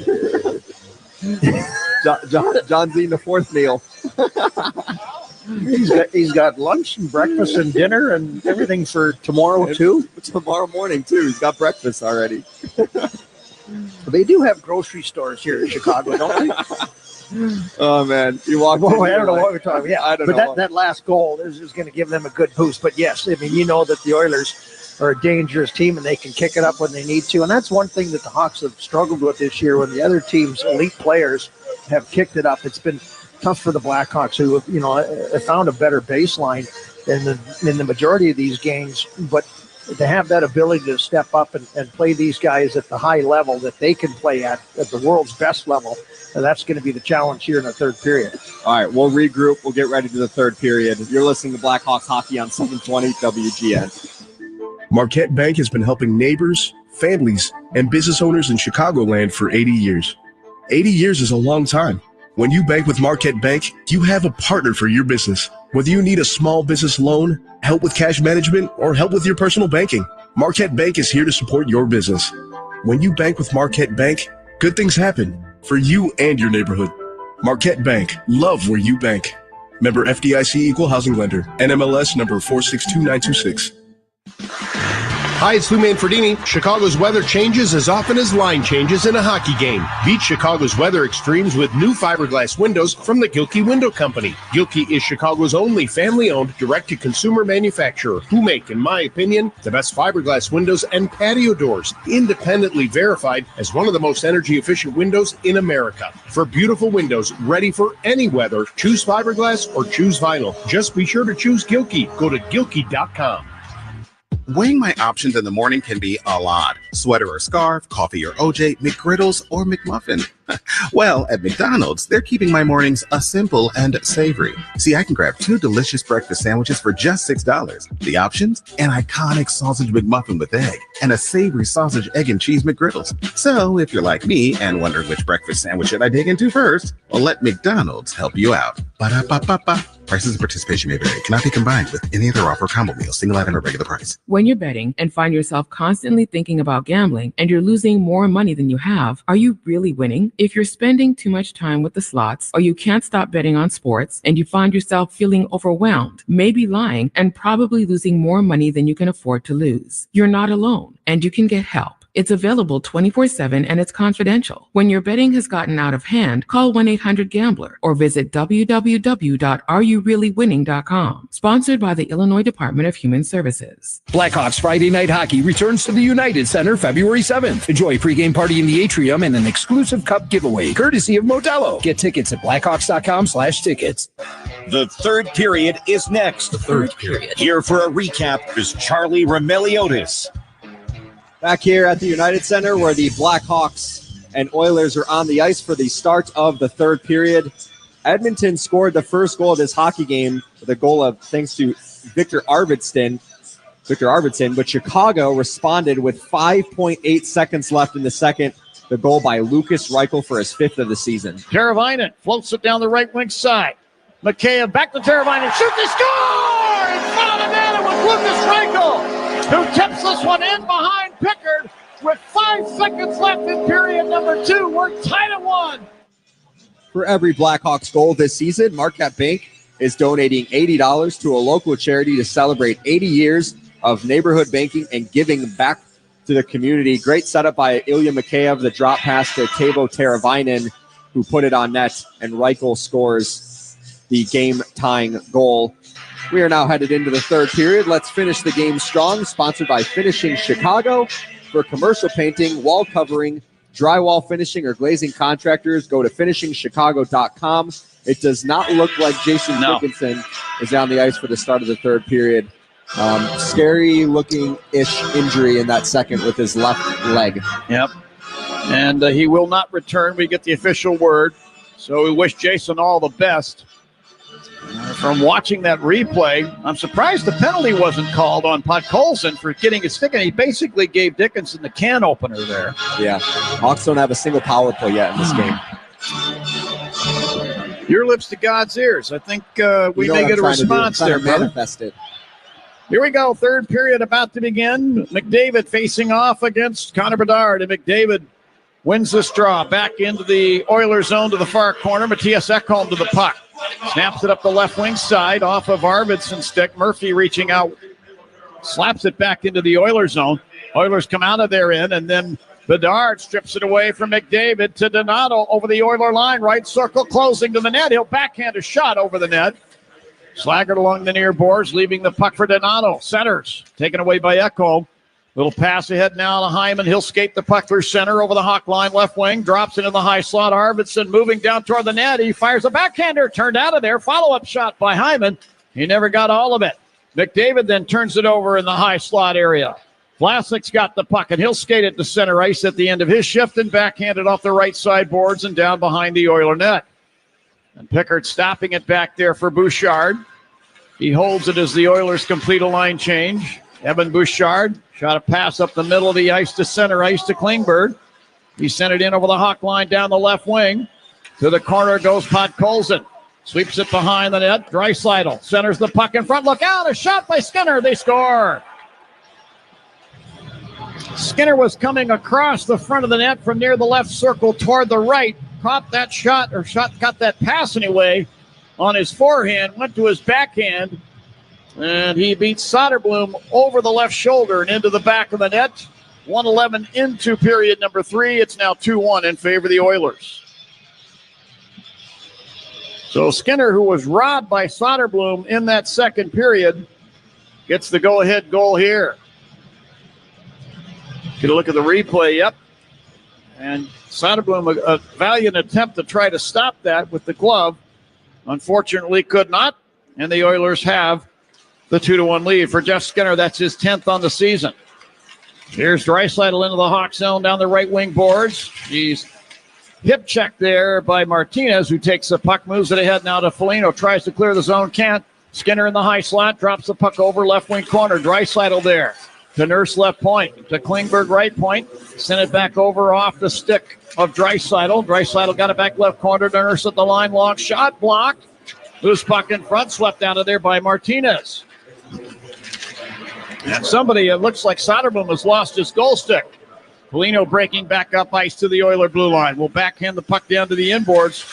And then Nazar got his skates tied up with those of Nurse and went down in a heap along the inboards. A little slow to get up. He'll head to the Hawk bench. Meanwhile, John Klingberg has the puck in behind the Oiler net, stopping, having a look. Chased out of there by the Hawks, Ilya Mikheyev. Mikheyev doggedly chasing John Klingberg. Klingberg turning at the Oiler line, passing it ahead Connor Brown, Hawk line. Put it in over the line to Janmark. He'll stick the puck down the boards behind the net. Brody falling down is able to maintain the puck in his skates there. Del Mastro reaching in, knocks the puck free, but Janmark's got it. Around to the line, he'll put it to the left wing side, and a long shot by Kulak in and out of the glove of Soderblom. Brody to the puck, a bank pass ahead, Mikheyev center ice to Reichel, breaking into the Oilers zone, down the left wing. And a tough angle shot is stopped by Skinner. He'll hold on to it there with a glove, and a face-off will ensue, and the circle was right. 2-1 Edmonton, 17-14 left in period number 3. Well, a lot of that goodwill that you had at the end of the second period quickly taken away by that goal by Skinner. But another good little rush up the ice by Lucas Reichel, who has shown his speed in this game. He's got to be excited. He has the lone Blackhawks goal. Different combination out here on the ice now because they're still down a player. Donato taking a shift in between Patty Maroon and Craig Smith. I'm going to blow this face-off dead and do it again. Face-off circle to the right of Pickard. You mentioned that Smith had missed the last 11 straight games, but he's missed 19 of the last 23 games. He was hurt prior to that and came back for a couple. There's a 2-on rush for the Oilers. And now Henrique down the left wing side, firing a shot. Pad save made by Soderblom. Donato shot the puck rink wide. It was into the skates of Maroon in front of the Oiler bench. Couldn't control the pass. The Oilers get it back. Kapanen right wing side Hawk zone. Drops it across in the left wing circle to Perry. He leaves it for Emberson in the left wing corner. Put the puck behind the Hawk net. Picked off by Brody. Pass ahead to Maroon at center ice on the right wing. He waves it into the Oilers zone, but Kapanen doubling back. Picks off the puck, and he'll skate it out to center ice. Kapanen over the Hawk line, dropping the puck at the right point to Henrique. Whips it down behind the net into the left wing corner. Corey Perry sticks the puck back in behind the net to the right wing corner. Henrique put it out to Bouchard, right point. He'll flip it back down behind the net. This is on a delayed offside, and the whistle blows. So Bouchard, who had a little trouble, looked like he had trouble with that pass out near the line. Yeah, I thought his ball was outside into the neutral zone, and I'm kind of surprised that they're basing this one off just outside the Hawk zone here. That kind of is one of those plays where he had an opportunity to move out of the zone, intentional offside, but no such luck for the Hawks to get that offensive zone face-off. Draw tumbles back into the Hawk zone. Murphy's got it. A pass up the right wing. Nazar, front of the benches at center ice. Deflects it down to the area behind the Oiler net. Bouchard waving it around up the left wing side. Ekholm then to center ice. McDavid put it in over the Hawk line. Arvidsson. He'll drop it at the right point. Bouchard tried to poke check the puck down to the corner. Picked up by Vlasic. Quick pass up ice to Nazar at the Oiler blue line. He tried a slap pass across for Bedard. That's picked off by the Oilers. McDavid into the Hawk zone down the left wing side. Firing a shot, turned out of there by Soderblom with the stick. Bouchard corrals the puck at the right point. Sends it down to the right wing corner. Vlasic reaching around McDavid. Poke checks the puck away. And then Arvidsson took it back. Sent it behind the Hawk net. Hyman there battling with Murphy. Murphy eliminates him from the puck. Bedard grabs it. Sent it to Vlasic. Left wing at center ice. He'll snap it down the glass behind the Oiler net. Rolls into the far corner. Matthias Ekholm's got it there. He's chased behind his net there by Tyler Bertuzzi. Ekholm carrying up the right wing to center ice. Scoops the puck into the glove of Foligno in the Hawk zone. Over to Jones, now to Bertuzzi, Hawk line. Hands it off to Reichel, streaking through center over the Oiler line. Right wing, cuts back across the slot. Stripped off of the puck by his countryman Leon Draisaitl, who then lost the puck down in on Soderblom, who now clears to center ice. Oilers get it back and then give it back. Draisaitl turns the puck over to Reichel. Back to Jones, Hawk zone. Head to Bertuzzi over the Oiler line. To Foligno, right wing side. Back to Jones on a drive, and a blocker save is made by Pickard. Reichel in the right wing circle. Moving toward the net. Backhands it in front. Bertuzzi was falling down. He swept it free, but right to an Oiler. Draisaitl the other way. Put it in over the Hawk line. Nurse down the left wing side. Will fire, and a glove save is made by Arvid Soderblom, and he'll hold on. We get a whistle with 14:30 left on the clock. 2-1 Edmonton. Face-off will stay in the Hawk zone. This will be in the circle to Arvid Soderblom's right. Charlie and I were talking during that intermission about a push from the Edmonton Oilers. Though they'd come out here in the third period. They had some opportunities out shooting the Hawks 5-1, 6-2 as it stands right now. They'd added some shots, but Lucas Reichel, boy, he's really shown some speed here in this game. There's been a lot of speed through the neutral zone by the Blackhawks in this one. Off the face-off, Brody behind the net, driving it around at the left wing side to Teravainen. Puck bounces back to Brody, who shot it ahead now to Nazar at center ice. Tried to give the puck to Mikheyev. It's past him, and the Oilers get it back, and Emberson pokes it to center ice. Brody took it back. Got it to Nazar over the Oiler line to the right wing boards. Fed through high slot, Mikheyev to Del Mastro left circle. Del Mastro over the half boards now. Then to the corner. Sticks it behind the net around to the right point to TJ Brody. He'll flip it down behind the Oiler net again. Emberson coughed up the puck. Mikheyev leaving it for Nazar left corner to Del Mastro left point. Swings the puck down behind the net. Teravainen's got it there. Put it in front to Nazar. He fires it. Blocked. Rebound shot there by Mikheyev. Goes wide. In the left wing corner, Nazar. Put the puck to Mikheyev behind the net. Swings it around to the right point. Brody there. Flips it back in behind. This is off the stick of Mikheyev in the near corner. Emberson there for the Oilers will stick it up the right wing side to Connor Brown in center ice. Cuts in over the Hawk line down the right wing to the corner. Flips it behind the net up the far side. And McDavid turns the puck over to Connor Bedard. He'll break back through center ice and over the Oiler line on the left wing side. Stopping top of the circle. Lost the puck, took it back, and then Bouchard slaps his stick, and then a clever play by Bedard to Smith in front, drops it off the room, fires, then laying down and stacking the pads was Pickard to knock that shot away. At the right point, Murphy to the puck. Flips it down behind the Oiler net into the near corner. Bouchard there.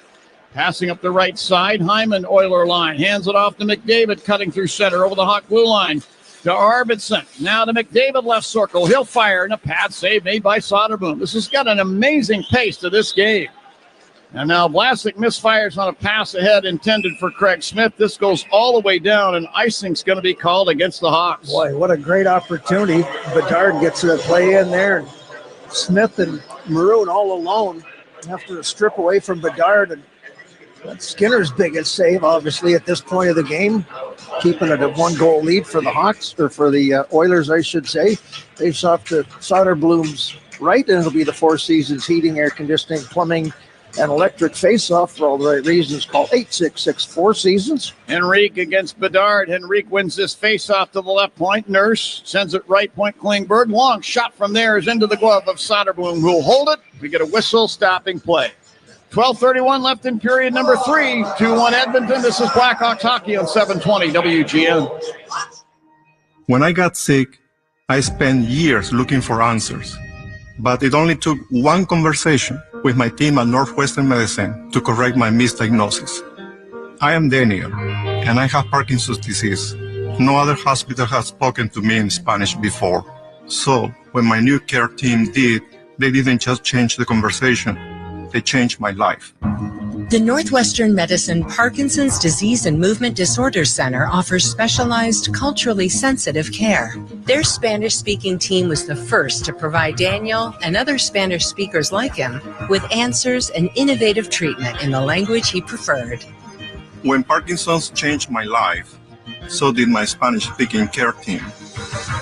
At Northwestern Medicine, personalized care means recognizing cultural differences, because what makes us better makes you better. Learn more at nm.org/Parkinson. They say consistency is the key to success. They weren't wrong.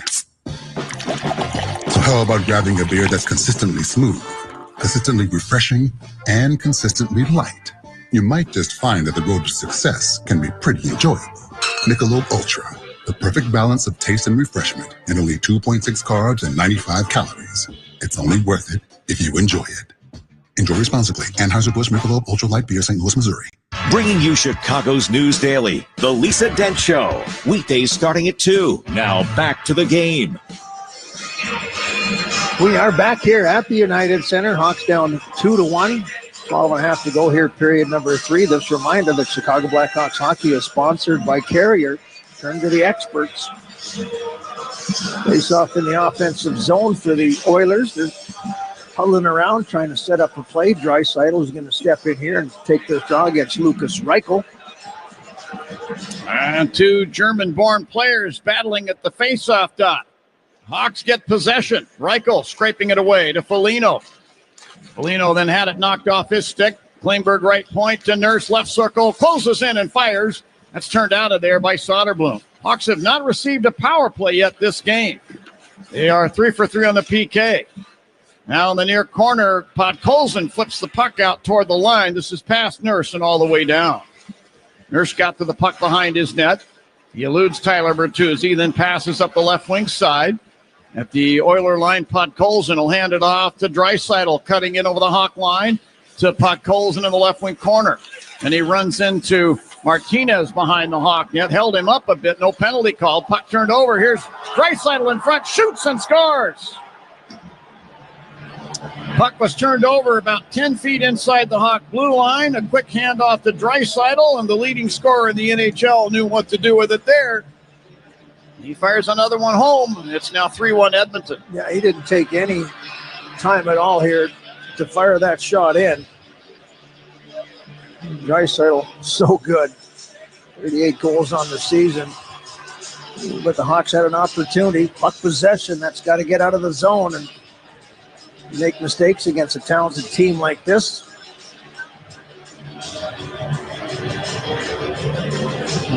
Lukas Reichel just kind of bled off his stick on a pass coming from Martinez right in the middle of the ice out near the blue line. And a quick little pass into Draisaitl, who was in behind the Hawks defenseman. Just that quick little shot, whole hum from him. Now there's a 2-goal cushion Mohana's right. Draisaitl had a goal last night in St. Louis. Now one tonight here in Chicago. Meanwhile, back into play. Arvidsson clears the puck to the left point. Ekholm there. Set it down to the left wing corner. McDavid tried to center, picked off by Murphy. He'll skate the puck out of the center ice circle and knocks it off the left side boards deep into the Oilers zone. Skinner will pick up the primary assist, actually the only assist so far. Oilers get the puck back. Ekholm lifts it through the air down into the Hawk zone. Vlasic back to get the puck. Put it over to Brody in the circle to Soderblom's right. He'll take the puck and stop with it between the circles, Hawk end. Then start the breakout from there. Missing on a pass ahead for Nazar. Picked off by the Oilers. Nugent Hopkins into the Hawk zone. Drops the puck down behind the net. Janmark there. And then he turned the puck over. Brody then had the puck, had it knocked off his stick. Puck pinballs to the left wing boards. Janmark there for the Oilers. To Connor Brown, left wing corner. To Nugent Hopkins back in the net. Out to the right point. Emberson fires, and that hit Nazar. He goes down in some pain just inside the Hawk blue line, favoring the right ankle. He's going to head to the Hawk bench. So the ranks are thinning for the Hawks. Here's Connor Brown with a shot from the high slot. Blocked by Brody. Nick Foligno grabs the puck and skates it to center ice. Pokes it off the left wing glass down into the Oilers zone. Brett Kulak back to take it behind his net. Steps out in front, moves it over to Emberson along the right boards. He'll go rink wide with a pass to Connor Brown. Stepping into the Hawk zone, left point, put it over, and Henrique will fire from the right circle. Soderblom got the right pat on that. Craig Smith back the other way. Into the Oilers zone, gave the puck away, took it back, fed it to the left point. Del Mastro, high slot to Jones, firing. And that's stopped by Pickard. Loose puck top of the crease. Foligno whacking at it. And finally we get a whistle. Maroon whacking at it. Now he and Adam Henrique exchange pleasantries as the linesman tried to jump in and separate everybody. 9:42 left in the third period. The Oilers 3 and the Hawks 1. This is Blackhawks hockey on 720 WGN. The Blackhawks, Wildcats, and the NFL play here on AM 720. On smart speakers, say play WGN Chicago. Property managers and GCs use FinishingChicago.com's contractors for finishes and protective coatings in the most iconic venues, interior spaces, and essential infrastructure. Our painters apply industry-leading commercial and industrial finishes inside and out, so your biggest assets always put their best square footage forward. FinishingChicago.com has your free list of painting, wall covering, glass systems, drywall finishing, and signage contractors. For a great finish, start with FinishingChicago.com. Hey there, Chicagoans. Brr, it's getting frosty. But guess what? The cold winter months won't stop us. This is Jeff from JeffBuysYourHouse.com, where for nearly 20 years, our trusted, proven, and professional team has been simplifying the home selling process in Chicagoland. Here's the deal. You are in control. Pick the closing date that works best for you in your specific situation. No need to worry about repairs or any clean out. We will buy your house as is, saving you frustration, time, and money. That's right, a fair cash offer within 24 hours. And we actually buy your house. No funny business. With our simple process, there are no fees and no commissions. We've got that covered. There are no hidden costs when you partner with us. You can trust our proven, professional, and credible service. Our local, high integrity, and veteran-owned team will go above and beyond to make it stress-free every step of the way. Sound interesting? Sell your house to the trusted source by calling us at 630-552-6603. That's 630-552-6603, or visit jeffbuysyourhouse.com. Tullamore Dew Irish Whiskey, the original triple distilled, triple blended, and triple cask matured Irish whiskey. When it's game time, it's Tully time. Chicago Blackhawks hockey is sponsored by Carrier. Turn to the experts. John Weideman, Troy Murray, Charlie Romeliotis here at the United Center. Just over halfway through this third period.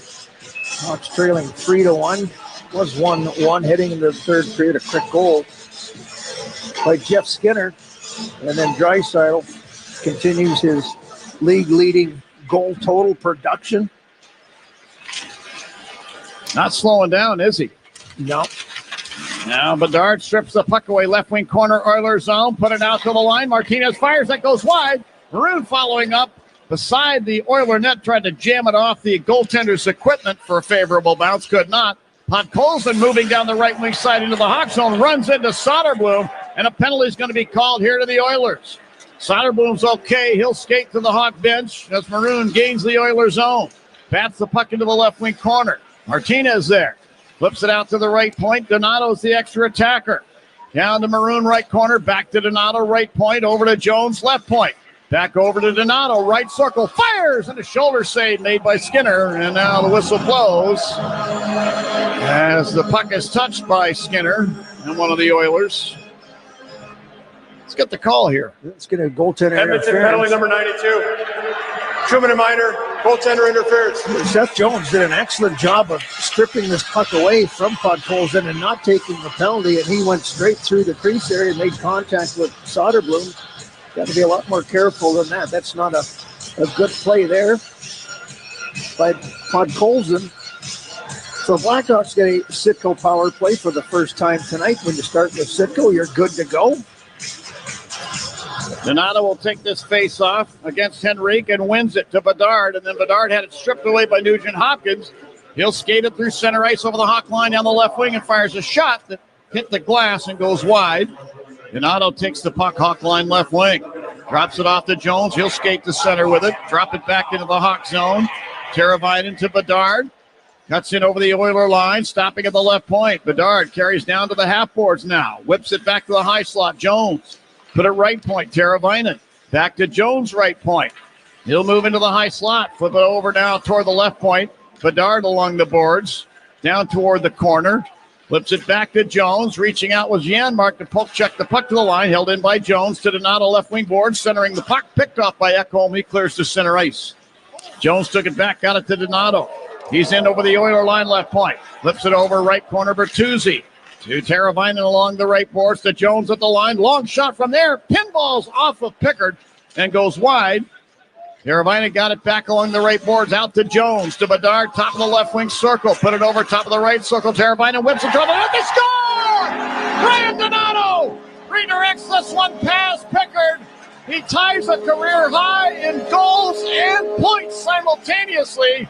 It's a power play goal, and the Hawks are back within a goal of the Oilers, trailing 3-2. Well, you get that opportunity, and you capitalize it. I tell you what, the Hawks did an excellent job. The Oilers had some puck possession time in their own end of the ice, but the Hawks wouldn't let them clear the zone, and they did a nice job of just keeping the play alive and finally getting the opportunity. Bertuzzi around the front of the net. Donato was there as well. He redirects the shot in, and the Hawks are within one. That's some real good movement on the power play. Bedard's going to pick up the secondary assist. Teravainen, who's now got 8 points in the 3 games against the Edmonton Oilers, will pick up the primary assist on that power play goal. And it's time to break out the Banditos. Celebrate every goal this season with El Bandito Yankee Tequila.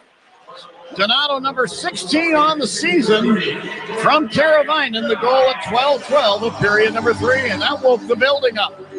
Here at center ice, Klingberg on the right wing side. Flipping the puck down the boards into the Hawk end. Murphy corrals it, pokes the puck behind the net. Vlasic gave it a ride around but not out. Klingberg on the right point. Flips the puck behind the net. Murphy corrals it now. Over to McCabe on the right wing side, then over to Vlasic, left wing through center ice. He's over the Oiler line toward the corner. Carries down behind the net all the way around to the right wing corner. Sets up Nazar, top of the right circle. He guns it in on goal, and Pickard makes the stick save. And McDavid to the puck, dropping it to Nurse, far corner. He'll pass up the left wing Draisaitl in front of the Oiler bench at center ice.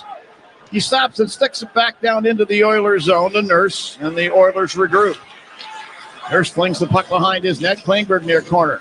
Centered into center ice, picked up by Craig Smith. He'll turn and chop it down ice and in behind the Oiler net. Maroon gives chase on Klingberg, and Klingberg jumps out of the way of a check. He felt that big freight train coming. Puck cleared to center ice now. Taken back by the Hawks. Reichel down the left wing side. Set it in front of the net. Picked off in the slot there by Skinner. He'll clear the puck off the right side boards into the Hawk end. TJ Brody back to get it. He's faced the Oilers a few times in his career, primarily as a Calgary Flame. Brody now cuts in front of the Hawk net. Moves the puck over to Del Mastro along the right boards to Brody. Clears to the line, taken away by Draisaitl to Arvidsson down the slot. He'll fire, glove save made by Arvid Soderblom, and he'll hold on. Boy, there's a play right there that just got to get out of the zone. Brody and Del Mastro just not connecting in what they needed to do, and the puck never got out of the zone. Arvidsson Gets a real good look at Soderblom. Soderblom makes the save to keep this a 1-goal lead for the Edmonton Oilers, but that puck has definitely got to get out of the zone. Full puck possession and just not executing a play out of the zone. Shots on goal, 33-30, now in favor of the Oilers. Connor Bedard now sporting 5 career points in 4 career games against the Edmonton Oilers. 2 goals and 3 assists.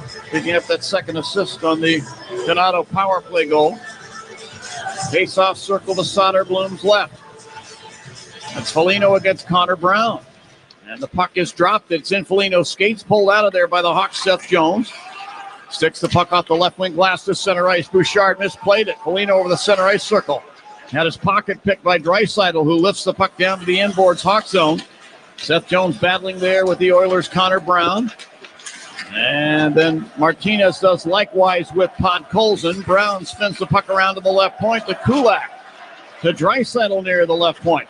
He'll flip it down behind the net into the right wing corner. Connor Brown, 5:29 on the clock. Brown to Bouchard, right point, put it in the high slot for Draisaitl. Tried to angle one down to the corner. Bertuzzi whacked the puck back to center ice. And the Oilers now get it back. Connor Brown enters the Hawk zone. Drops the puck off. Nice play by Martinez to disrupt that. Mikheyev sticks the puck behind the net over to Seth Jones. To Martinez between the circles. Let a pass go up the left wing for Mikheyev. He redirects it down in behind the net to the far corner. Nurse will stick it back in behind Amberson, who returns it back to Nurse. He passes up the right wing to center ice. This pass picked off by the Hawks, Ilya Mikheyev. 4:50 left on the clock for the third. 3-2 Edmonton. Murphy a pass to Teravainen, Oiler line right wing. Redirects it down to the corner and intended for Nazar. But Emberson of the Oilers is able to take the puck and move it back down into the Hawk end.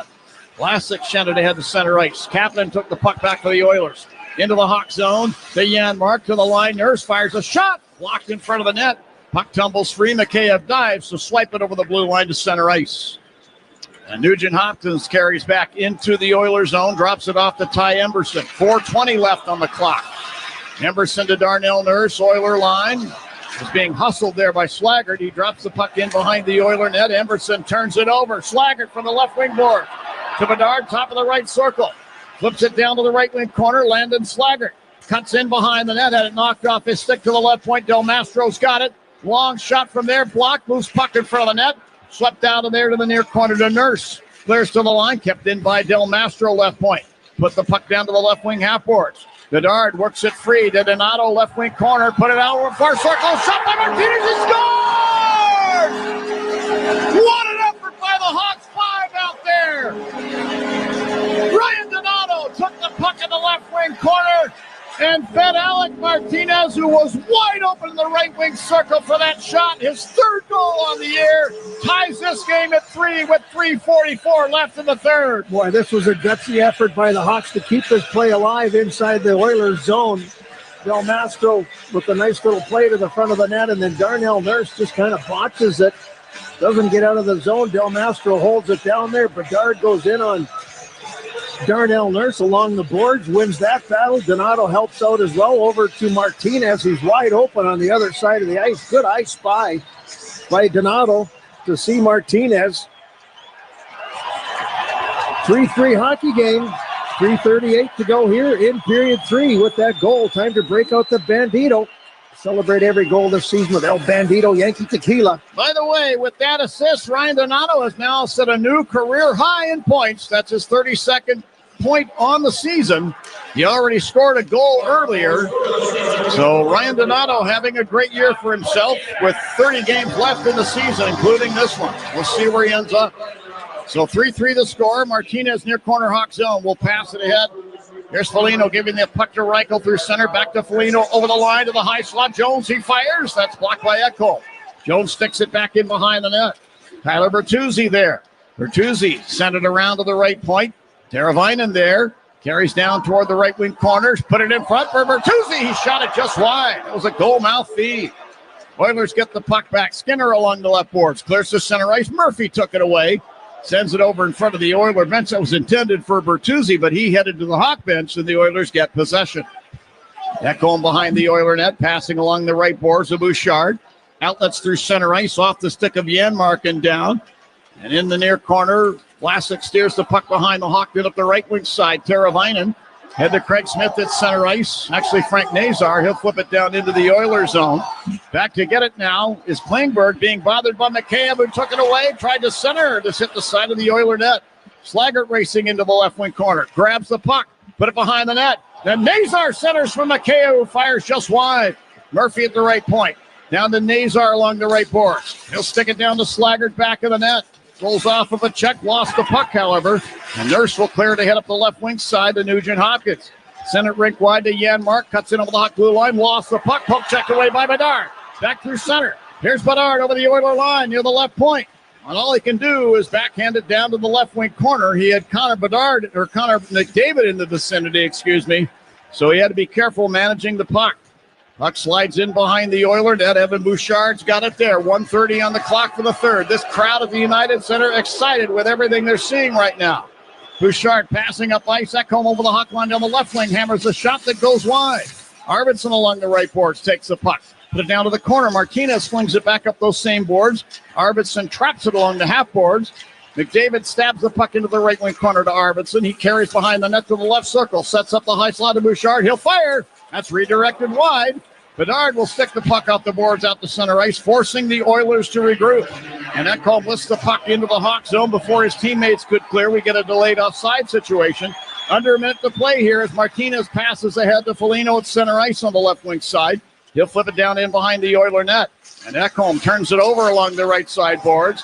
Puck rolls free. It's taken back at the Oiler line by Henrique. Head to Draisaitl over the Hawk line left wing side. Put the puck down to the corner in the Hawk zone. Maroon reaching for it. Had it taken away by Draisaitl. Sends it around. Held in at the right point by Kulak. To Skinner along the right boards. To Draisaitl back of the net. Henrique posting up at the top of the crease. Draisaitl in the left wing corner. Checked off the puck by Murphy. Reichel's got it. He'll race to center ice on the right wing side. At the Oiler line, sticks it down the boards to himself in the right wing corner. He's checked against the inboards. Bertuzzi swings in to take the puck. Here's Bertuzzi. Whips it out to the right point. Jones with 7 seconds to Martinez. Left circle. Put it over. Teravainen fires. And he hit the top of the crossbar. Puck ricochets away. And we are out of time for regulation. Wow. What an effort by this young Chicago Blackhawks team. They have taken the team that went all the way to Game 7 of the Stanley Cup Final this past June. They've taken them now to overtime with a come-from-behind effort, and they nearly won this game in the third period. Well, this shot just kind of jammed Teravainen just a little bit, but the desperation play, and it was kind of an off-speed shot that gets past Pickard. It's wobbling. And it goes off the top of the crossbar. Boy, that would have been something if that had gone in with about 2 seconds to go in this game. The way that they battled back. The bad thing is now you're facing one of the best 3-on-3 teams in the NHL in overtime. The Oilers 8-3, the Hawks 1-4. Blackhawks will get a line change here to start this overtime frame. And that'll be sponsored by Gilkey Windows, the best line of fiberglass windows and doors.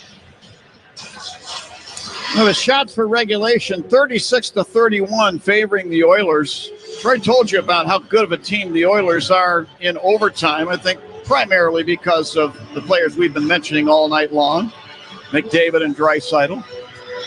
On the 5th in 1995, Brent Sutter set the Hawks record for the fastest goal to start a game, 8 seconds, but the Blackhawks won that game 9-4 against the Vancouver Canucks. Bernie Nichols had 4 goals in that game. However, and we know this, that record was broken by Slaggert last Saturday against the Florida Panthers when he tallied in just 7 seconds. This day in Blackhawks history is sponsored by Global Auto Recycling. Get cash for your car or truck today with Global Auto Recycling.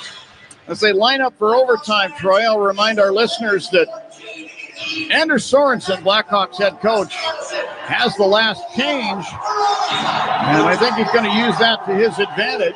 Tonight's Home Ice Advantage is sponsored by Midwestern University's multi-specialty clinic in Downers Grove.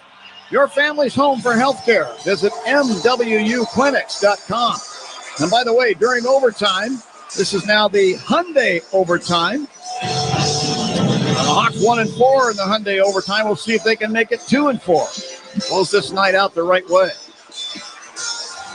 Face off at center ice. Bedard against Draisaitl. Bedard has company with Vlasic and Jones. Draisaitl's company is, of course, Connor McDavid and Evan Bouchard, the top 3 scorers on the Oiler team. The drop of the puck. You want to try and get possession. They didn't get it. 2D to start, though, to defend against Draisaitl and Connor McDavid. Just so much speed out there. Oh, they throw the puck away. Give it to the Hawks. Wow. That's going to be an icing call against Edmonton. And it's actually that's a good break for the Oilers because now you got an opportunity to win the faceoff, but you take possession away. Now you got the faceoff in the offensive zone. Seth Jones comes off the ice. Vlasic stays on the ice, so it's Nazar and Bedard up front. Oilers don't get the opportunity to change here in the Hyundai overtime. And Bedard clears the puck to the near boards. Vlasic tried to get to it. He was held up by Bouchard. And now here's a pass ahead to McDavid. He's behind the defensive of the Hawk line. Down the left wing side. Cuts in front, and Nazar was bothering him the whole way. McDavid never got a shot away. Pass now from Vlasic ahead into the Oilers zone. Nazar's got it. Put it to the slot. Picked off by Bouchard. Here are the Oilers the other way. McDavid over the Hawk line. Top of the right circle to Bouchard. High slot back to McDavid. Back to Bouchard. Send it back to McDavid. It's over his stick. Draisaitl got the puck behind the net to Bouchard. High slot. Sidesteps Nazar. Sends it to Draisaitl along the left boards. Leaving it now for McDavid. Cutting down behind the Hawk net with the puck. Around to the right corner. Sets up Bouchard. A shot from the line. That glove save made by Soderblom, who momentarily mishandled the puck, but passed it over to Seth Jones along the right boards. The Nazar at center ice to Jones over the Oiler line. Down the right wing for the win. He fires a butterfly save made by Pickard. 3:45 left in OT. Bouchard stretch past the center ice. Too many men on the ice here. It hits Teravainen in the skates before the Hawks could get their last player off the ice. Troy told you, too many men on the ice. Boy, I'll tell you what an effort by Frank Nazar to track down Connor McDavid, who was in on a breakaway. The speed of Nazar, my goodness. And then a shot comes in. Draisaitl thinks his play is over, and Soderblom lost control of the puck for a minute. Got it back real quickly. Coming into tonight's action, Detroit has won 7 in a row. Winnipeg has won 7 in a row. They are hot. Who was cold? Nashville have lost 5 in a row. Time out for the Edmonton Oilers here to figure out what they want to do and get their top guys rested. Who's hot, who's cold? Sponsored by Plumbers 911 Chicago, where they do it right the first time. Just a tough break. Connor Bedard was out there for a minute and 18 seconds. He was trying to get off the ice, but he was tired and he couldn't, he didn't hustle to the bench. He was tired. He was just kind of gliding off, and Bouchard plays a long stretch pass up to Draisaitl and hits the skate of Teravainen. So it's a good pickup by the referee, kind of a sloppy play there by Bedard and the Hawks. Just before that, the Oilers had a 3-on-1 with Bouchard, McDavid, and Draisaitl. 3 of the best offensive players in the game. Bouchard 6th most points as a defenseman this season. And they overpassed it. They didn't even get a shot on goal. So that was a big break there, but now the Oilers a 4-on-3 power play chance here in overtime. Draw one by Draisaitl to Bouchard, high slot. Moving over top of the right circle. Nick Foligno reaches out and poke checks the puck out to the point. Kept in by Bouchard. McDavid left circle. Tried to jam it in front. Seth Jones turned his skate sideways to block the pass. McDavid again, top of the left circle. Floats it in front. They score! Zach Hyman on the receiving end of that Connor McDavid saucer pass that originated from the top of the left wing circle. Redirects this one in behind Arvid Soderblom. That's the game-winning goal in overtime. The goal at 1:36 of OT. It's on an Oiler power play. The Oilers win 4-3. They made that look pretty simple. Hyman is good down low, and he just gets position in front of Vlasic and shovels this one past Soderblom. Well, that's disheartening, but a good break for the Oilers. This was a good hockey game. My goodness, it was entertaining, and the way the Hawks came back, it's a shame they weren't able to finish one off, but when you give a 4-on-3 power play to one of the best offensive teams in the NHL, that's dangerous. And finally for the Oilers, capitalized on their 4th power play of this game. So for Hyman, that's goal number 19 on the season from McDavid at 1:36 of overtime. And the Oilers take the win. With the win, the Oilers record now improves to 34-16-4, while with the overtime loss, the Blackhawks record now falls to 16-31-6. And these two teams will get together again next season. The Oilers win the season series, 2 wins against 1 loss. That loss took place up on their ice surface back in October. 4-3, the Oilers win in overtime. We'll tell you more about it right after we take this break. This is Blackhawks Hockey on 720 WGN. At Hyundai, we make a big deal about the little things, like the little fact that 9 Hyundai vehicles have earned IIHS top safety picks this year, and offering a little thing called America's Best Warranty, because delivering safety and quality, pretty big deal. Visit your nearest Hyundai dealer today. Hyundai, there's joy in every journey. Now for a limited time, get 1.99% APR on the Hyundai Tucson. Offers end March 3rd. Call 562-314-4603 for details.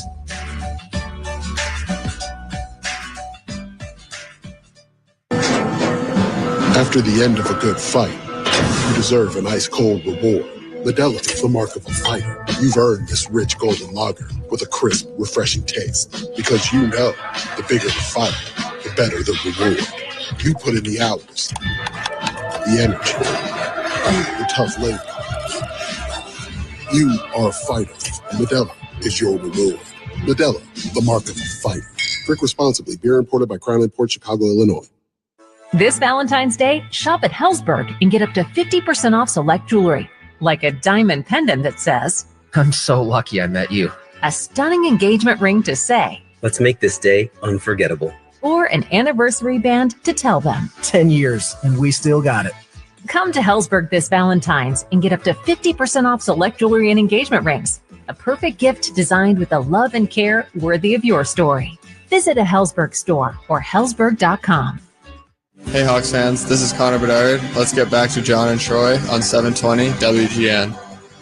Thank you very much, Connor. Well, we're back here at the United Center. John Weideman along with Troy Murray and Charlie Romeliotis for Chicago Blackhawks hockey. And the Oilers win this one 4-3 here tonight. The game-winning goal came off the stick of Zach Hyman, who just parked himself right at the top of the crease, and he waited for that inevitable Connor McDavid saucer pass. And McDavid, boy, he couldn't have walked over and placed that puck with his hand on to Hyman's stick any better than how he passed it. Hyman just turned his stick to the perfect angle. Puck deflected into the back of the Hawk net for the game-winning goal at 1:36. Hyman's 19th on the season, assisted by McDavid and Bouchard. And you had to expect that at least that trio to be involved in some way in overtime, and we did. I don't think McDavid ever left the ice in overtime.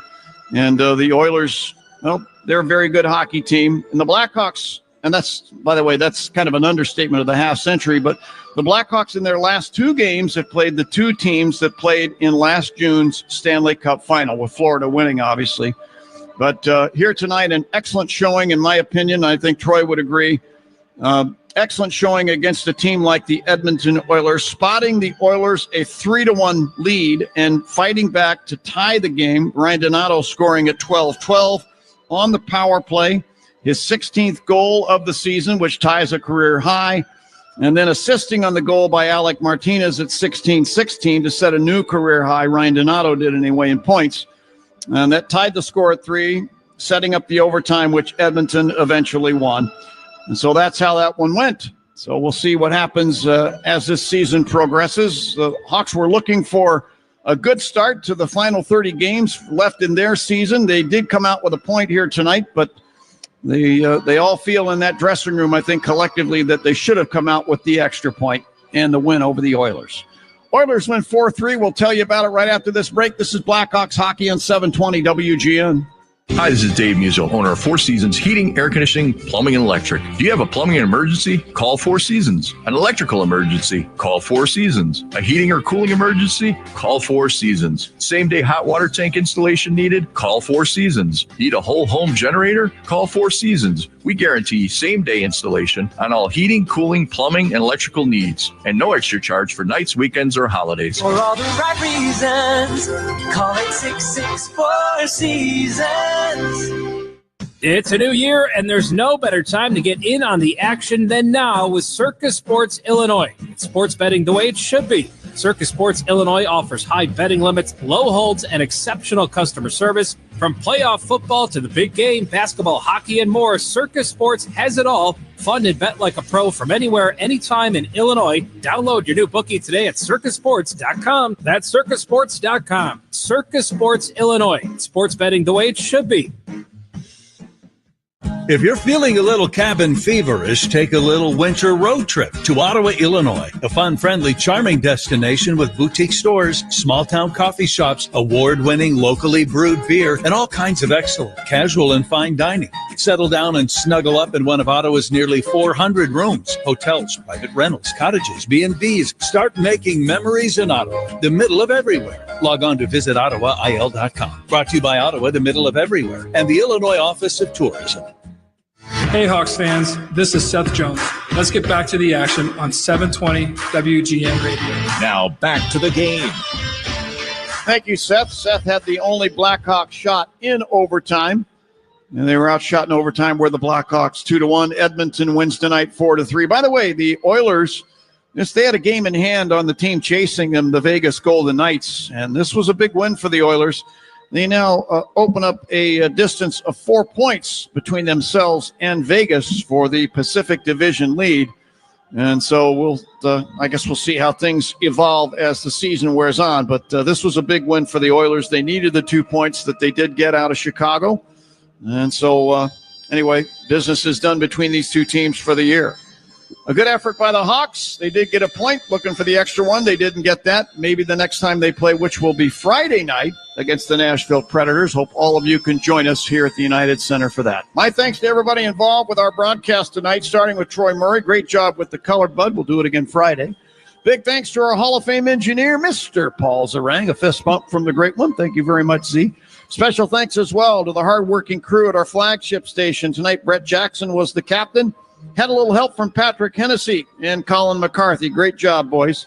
Thanks as well to Jack Heinrich for helping us out inside our broadcast position here at the United Center. Big thanks to you Blackhawk fans who might be at your cars by now after leaving the United Center. We would ask you to please drive safely on your way home. I understand the weather is supposed to get maybe a little inclement, so please exercise caution wherever you might be going. We save our final thanks of the evening for Charlie Romeliotis. He got us through Blackhawks Central pregame, through the intermissions. He's going to get you home in the Blackhawks postgame show. Oilers win tonight in overtime 4-3. For everybody I mentioned, I'm John Weideman from here at the United Center. Thanks for tuning in. This has been Blackhawks Hockey on 720 WGN. Charlie's got your postgame show, folks. Lend an ear. Here he is right now. It's over. Game over. Game over, man. It's over. It's time for the Chicago Blackhawks postgame show. The postgame. On the Blackhawks Radio Network. Here's Charlie Romeliotis. Welcome into the Blackhawks postgame show. Charlie Romeliotis here at the United Center, where the Blackhawks just fell to the Edmonton Oilers 4-3 in overtime. Hawks found themselves down 3-1 in this hockey game, scored twice in the third to force overtime, but a power play for Edmonton in overtime was almost a lock that they were going to score that on a 4-on-3 as we bring in Troy Murray to help us break down this hockey game. Thoughts on the overall effort by Chicago? We were talking about it at the end of the first and the second. We did not mind at all where the Blackhawks were at that point in the hockey game, but you knew that Edmonton was going to push in that third, and they get those two quick ones early on. Yeah, I thought the Hawks really competed, and their speed in this game was really impressive. I mean, they matched the Oilers in the speed game. That the Oilers are as good as anybody in the NHL. I thought that they stripped pucks away. They back-checked hard. They were tracking pucks. They forced the Edmonton team to make some plays that you wouldn't normally characteristically see them make. But there was the pressure coming from it, and I thought it was just an excellent game. Everybody moved their feet. It was a very entertaining game. Goaltenders were great. Shots on goal, 38-32, so lots of opportunities at both ends of the ice. And I thought the Blackhawks really acquitted themselves extremely well in this game. They didn't get the results they were looking for, and unfortunately just kind of a sloppy too many men on the ice penalty in overtime gave the Oilers, as you mentioned, four of the most dangerous players in the NHL the opportunity to close the deal for the Oilers. But this was a real solid effort. I really liked a lot of the guys' play. 15 shots on goal for the Blackhawks in the first period. They finished with 32. It's the most they've had shots on goal in a game since December 9th, which was the 2-1 win over the Rangers. Anders Sorensen's first win as a coach. So it's almost 2 months ago that the Blackhawks, the last time they hit 32 shots on goal. Yeah, and they got to continue to do that. They got to figure out a way to cut down the shots. But I thought that they spent a lot more time in the offensive zone. They really worked hard to win battles and keep plays alive in the offensive zone. So that kind of took some of the offense away from the Oilers. And if you play a normal team, not the Edmonton Oilers, and there's a few other teams obviously in that category as well. But if you put pressure on teams like that are in the middle of the pack, you're gonna get some really good results. So they didn't get the results they were looking for in this game, but I think in the process they realized, we can skate with these guys. We got to clean up some of the mistakes that we made, and you can't turn pucks over to the Oilers or any other team for that matter. But I thought that as a team, the Blackhawks created a lot of turnovers by Edmonton because of the pressure that they had. Donato was great. Mikheyev was good. Slaggert was very noticeable. Everybody was playing well in this game. The Blackhawks they've faced Edmonton 3 times this year, and all 3 of those games, they've played them very well. The first one was a 5-2 win, the 3rd game of the season in Edmonton. And then the last meeting here at the United Center, which was it was the Hockey Night in Canada game on January 11th. The Hawks held 2-0 and 3-1 leads. And in that game, Edmonton had just 1 power play, and McDavid was held to 0 points and was a -2. And in this game, the Hawks went 3 for 3 on the penalty kill in regulation. And Connor McDavid had 0 points in regulation, only 2 shots, and had zero shots through 40 minutes. Like, if I told you that before the game in both of those games, like you would give the Blackhawks a decent chance to pick up points in the game. But unfortunately, they have just 1 point to show for it in the last 4 in these last 2 meetings against Edmonton. Yeah, but you got to look at the big picture, right? That's what you're talking about here.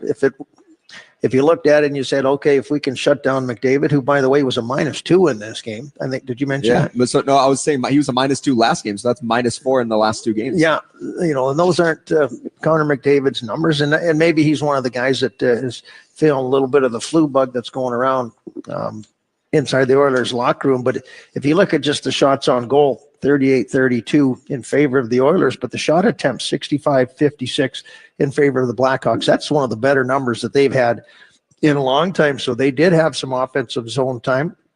They did have the Oilers on their heels at certain times, the way that they were playing. But Skinner or Pickard played well for the Oilers. But if you look at the way that the third period kind of panned out, you got the big goal right at the end of the second period by Reichel, and then all of a sudden 2 quick goals by Edmonton to start the third period. But they didn't quit. They kept skating. They kept at it. And, for them to come back and score, 2 goals at the end of this game against the Oilers, the building was rocking. It was everybody was all excited. Great chances right up until the overtime.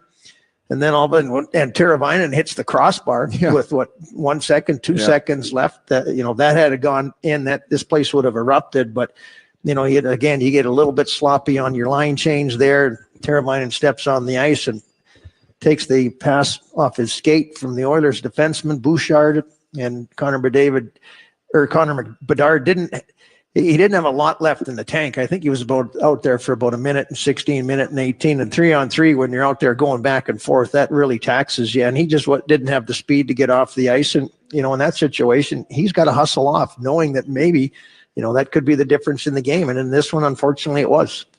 Scoring chances at even strength in this game were 29-19 in favor of Chicago. There you go. It's the 4th best scoring chance percentage by Chicago in a game this season at even strength. So, that's 60.4%. You control the scoring chances.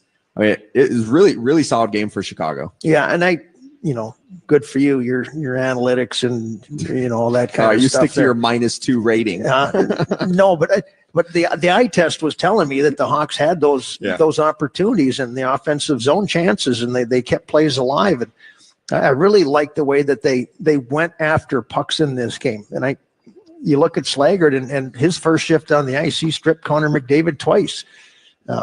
Donato is one of those guys. And why is Donato having such a great season? Because he works hard, and he works hard every single shift. And he even says it, I focus on this, and this is something that, he really takes a lot of pride in, that every shift that he is out there, he doesn't take it for granted that he's going to get another one. And whether he's in the lineup or whether he's not, he's going to do the best he can to make it tough on the coaches. And, how do you take him out of there? He's got 16 goals on the season, and that's the second highest mark on the team other than Bertuzzi, 17. So, a guy that, probably was penciled in as an extra type of forward at the beginning of the season, plays a lot on the fourth line, finds himself second in scoring just because of how hard he works.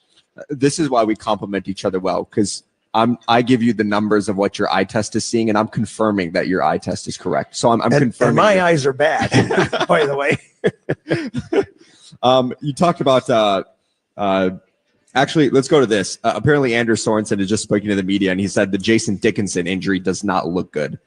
That's an unfortunate situation for Chicago, because he is their shutdown center. He went up against Leon Draisaitl in this hockey game, and so he ended up leaving the game in the second period, and so that's going to be a tough loss for Chicago if he's out for an extended period of time. Yeah, it didn't look good when he went off the ice. We get you had your computer there, which is there you go, you're a computer guy.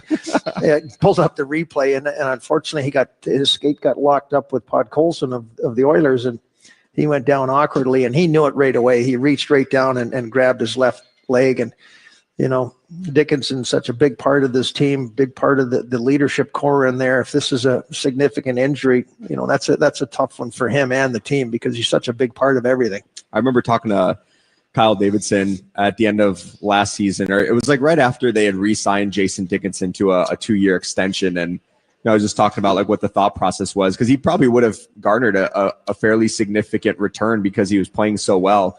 And Davidson, he had told me, he was like, the second you trade a Jason Dickinson, you're immediately trying to replace the Jason you're trying to find another Jason Dickinson. So he's been a valuable part of this Blackhawks team, the shutdown guy. And so, well, and he's the only guy kind of down the middle that has any size, right? If you're looking at the guys that were in the center position for the Hawks in this game, it's Reichel, who's 180 pounds, and then Nazar and Bedard, certainly not big players. So the one guy that you had down the middle that did have some size was Jason Dickinson. So if he's not available to the lineup, and he's not going to be around for the short time, and hopefully it's not the long time, but at the same time, that's going to be a big void down the middle. And he's the guy that can take like 20 faceoffs a game. Like he's like really the true primary center on this team that can win draws. And so not have him is going to be a burden on some of these other players that are going to have to fill that role too. Yeah. It's a tough loss. It's a big loss. And now you look down what's in Rockford, who can play center. Donato can go back and play center. I wouldn't be surprised if that wouldn't be the option moving forward here. Kurashev, healthy scratch, he could come back in and play, but that doesn't give you a whole lot of size down the middle that Dickinson does. So it's going to be a frustrating, time for Dickinson, because, he's a battler and he works hard. And I don't think this is one that he can fight his way through if it's a significant injury, obviously. We survived the 8:53 puck drop. It was scheduled for 8:52, but it was actually 8:53. I looked at my clock. Well, that's why I'm so tired. Yeah. So an extra minute. We're only going to midnight on this post-game show. So fortunately for us, we don't have to be here too much longer, because it was a long day today. Got an extra long nap. I know you did. I did, and they threw an optional out there this morning, so I didn't work my way. I took the optional, and all right, normal 7:30 next. Fun game though. A very, very, very even game, and I thought the Oilers maybe a little bit sloppy in the way that they could execute, but I think you got to give, and again, I do this when, the Hawks are having trouble, that got to give credit to where it's due. And I think the Blackhawks created a lot of the problems for the Oilers in this game. And unfortunately, they just weren't able to finish it off. Gutsy effort. Yep. All right. Good stuff. You were on your A game, despite being a little sleepy, I'm just kidding. All of us were. All right. That's going to do it for this first segment of the Blackhawks post-game show. I believe we're having some sound roll in from the locker room. So hopefully we'll be able to play that on the other side of the break. You're listening to the Blackhawks postgame show on 720 WGN. Whether it's a plumbing emergency or just a simple repair like a clogged toilet, Plumbers 911 is your source for the best licensed plumbers. Every plumber has background checks, insurance, and 10,000 hours of training. When you call 1-833-PLUM-911, you'll be connected with one of Chicagoland's most trusted contractors, like HT Strenger Plumbing in Lake Bluff. Wherever you are, a Plumbers 911 contractor is always close by. Call 1-833-PLUM-911. Plumbers 911, where they do it right the first time.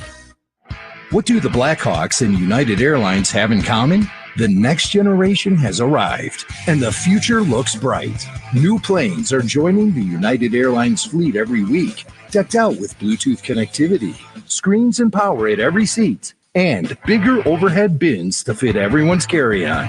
Book your next trip on the United app or United.com today. United Airlines, proud to be the official airline of the Chicago Blackhawks. Celebrate Valentine's Day all month long at O'Reilly's Furniture and Amish Gallery, where you can save up to 50% off store-wide on furniture that you're sure to fall in love with. Specializing in solid wood furniture that's made in the USA, O'Reilly's has a wide selection of dining room, living room, bedroom, and home office furniture. You can customize any piece to your exact specifications or purchase in-stock items for immediate delivery. O'Reilly's also specializes in custom American-made sofas, chairs, and sectionals, where you can choose from thousands of different fabrics and leathers. Serving Illinois since 1977, O'Reilly's is your one-stop shop for quality furniture at great prices. And with their immense customization options, the possibilities are truly endless, allowing you to get the exact furniture you want. O'Reilly's Furniture is located at 1151 South Milwaukee Avenue in Libertyville, or on the web at O'Reilly'sFurniture.com. Hey, Chris Chelios here. It's time to break out the Bandito. El Bandito Yankee Tequila. So smooth, it's criminal. Break out the Bandito, baby. Bedard works it free to Donato, left wing corner, put it out over far circle, shot by Martinez, he scores! What an effort by the Hawks, 5 out there. Ryan Donato took the puck in the left wing corner and fed Alec Martinez, who was wide open in the right wing circle for that shot. His third goal on the year, ties this game at 3 with 3:44 left in the third. Back here on the Blackhawks postgame show. That was a fun third period. Edmonton gets 2 to open things up, and then Chicago responds with 2 later on to tie it up and force overtime. That was Alec Martinez's third goal of the season, and he just spoke with the media. Let's listen in. Fairway. Okay. I know it was an overtime loss, but it looks like you guys did a lot of good things in this one. Are you happy with the overall game that you guys were able to put out there for the most part tonight? I'm proud of the way the guys battled back, but I don't know. I'm not really one for moral victories. So, like I said, proud of the way the guys battled back. But that's a tough spot to put ourselves in. Obviously, we all know who's on the who's in the other locker room and some of the top players in the world, if not the top. So, you give them an opportunity. Puts us in a tough spot, but proud of the way the guys battled back. How big a loss is Dickinson? Yeah, that's a guy that you can't just replace. Obviously he's reliable. He's good in the circle. He's reliable defensively. Can contribute both ends of the rink. Was that a particularly tough penalty to give the Oilers that opportunity in overtime? I think it's just it happens quick. It's just trying to be quick on a change, and it's a skate. That's hockey. Stuff like that happens from time to time. How would you assess the team game overall? I thought we did a pretty good job. I thought we had a really solid F3, stayed over top their speed. I thought that we consistently did that. Obviously, we got to put 60 minutes together, and a couple of those breakdowns at the beginning of the third. But I guess a pretty good game. But in this league, you got to play 60 if you want to win, or 65 in this case. How do you think young guys like Nate Arnslager held up in their first battle with this team? I mean, I think those guys have, done a good job of contributing. I think, they're finding their way and trying to find, their role and things like that. And, those guys have, the young guys have brought a lot of energy and I thought they did a good job tonight. All right, that was Blackhawks defenseman Alec Martinez talking about this 4-3 overtime loss to the Edmonton Oilers. It was Ryan Donato that picked up the primary assist on Martinez's goal. And earlier in the third period, Donato scored his 16th goal of the season, which tied a career high and also tied his career high in points. And then that primary assist that he earned on Martinez's goal ended up being the 32nd point of the season, which is now a new career high. So congrats to Ryan Donato, who continues his awesome season for Chicago. Let's hear what he had to say to the media after this loss. It's a particularly tough way to lose this one after you guys battled back twice. Yeah, no, it's definitely tough. I think Sodi played a heck of a game, and we deserve better. But the fact that we put ourselves in that position's on us, right? I mean, you can look at the bright side, say, yeah, we battled back, but if we did that without letting them have their chances and played that way and played desperate, maybe it could have gone a different way. How tough is it to lose Dickinson? Very. I mean, he's the ultimate teammate, ultimate guy. He's such a great person off the ice and such a great leader on the ice. And, I'm not too sure I haven't seen it or seen him after or talked to him yet, but, hopefully everything's okay with him. What do you see on that tying goal play? Marty puts himself in a great spot. And, he's a guy that, you can trust that he's going to shoot it when he gets a chance. And, he's got a great shot, and he did a good job of putting it away. Would they say that you guys could contain a team like the Oilers for the most part, playing disciplined defense? Yeah, I think that's the key phrase, though, right? For the most part, like, you can't just be for the most part in this league. The guys are too good. You got to be, every shift. And, I think it's on us, the guys in this room, to be desperate every shift and, not take a shift off. And they're the best players in the world on the other team, two of them. And, they're going to put the puck away when you give them one little chance. So, it's on us. Thank you. Thank you. That was Blackhawks forward Ryan Donato. We have more to get to here on the Blackhawks postgame show, including our save of the game. And then hopefully we'll hear from Blackhawks interim head coach Anders Sorensen on the other side. You're listening to 720 WGN. Global Auto is dedicated to recycling vehicles responsibly and providing a greener future for everyone. Did you know that Global Auto is able to recycle almost 85% of your car? The tires, batteries, floor mats, oil, and of course steel can all be recycled or reprocessed. Keep your old rusty vehicle out of the landfill and let Global Auto pick up your car and recycle it. Call 847-608-4700. That's 847-608-4700. It's a win-win with Global Auto Recyclers. You're saving the planet and you're getting cash in a flash. Lost your health insurance? You might be eligible for a special enrollment period on the Get Covered Illinois Marketplace. Get Covered Illinois navigators are ready to help you enroll in a quality, affordable health plan with essential benefits to cover prescription drugs, hospitalizations, maternity care, and much more. You might even qualify for financial help. Go to getcoveredillinois.gov. Your health coverage starts here.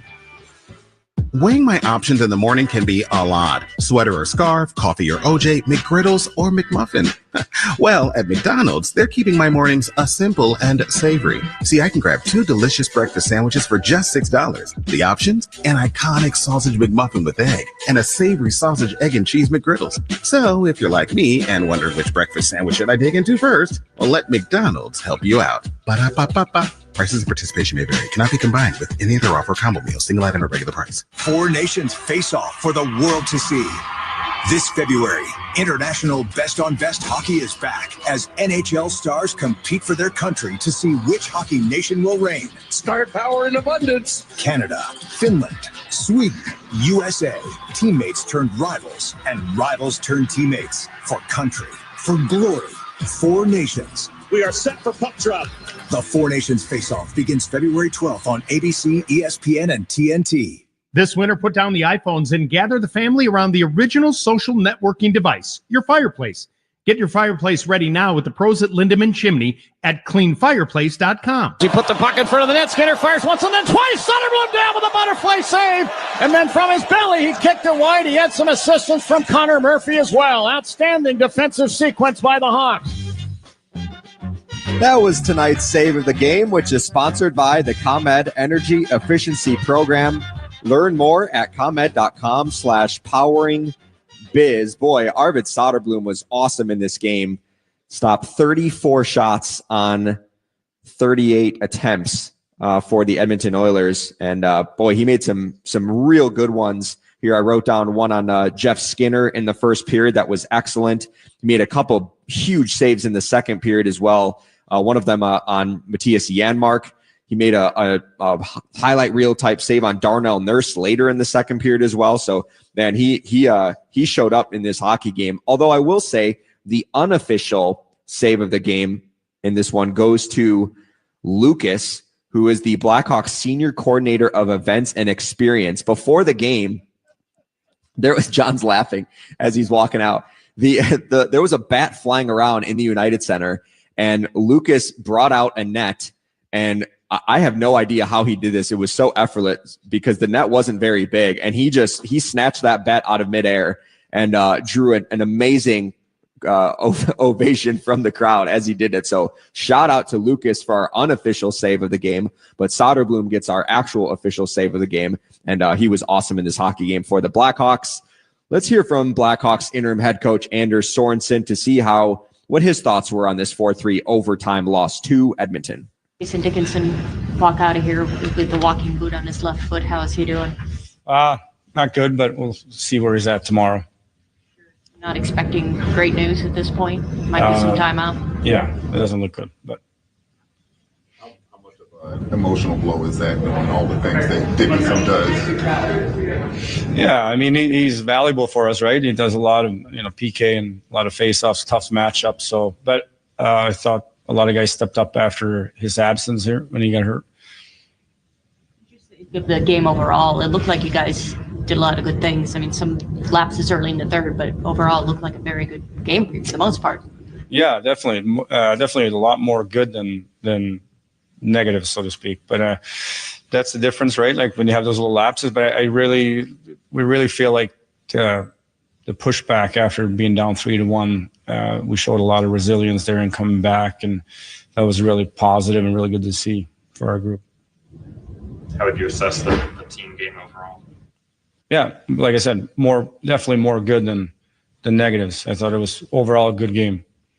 It seemed like the Flagger, Bedard, Donato line came out in the first period, like the first 4 shifts, like really good, generating chances. But what was your overall take on that? Yeah, I thought they were good. I thought off the rush we had a couple of turnovers there that we, obviously kind of hurt us a little bit. But other than that, I thought they generated. And then when Dickey left, there was a little bit of a jumbling of lines. But then we kind of put them together here back in the third. And obviously it was a big goal for us, right? The TNT panel kind of criticized Bedard for going for a line change before Edmonton's first goal. Would you like him to stay on there, or do you have any thoughts on that situation? Yeah, I mean, that's we'll have to look at it. We saw Connor Murphy look like he was in some pain in the second, but he did come back. He's okay, I guess.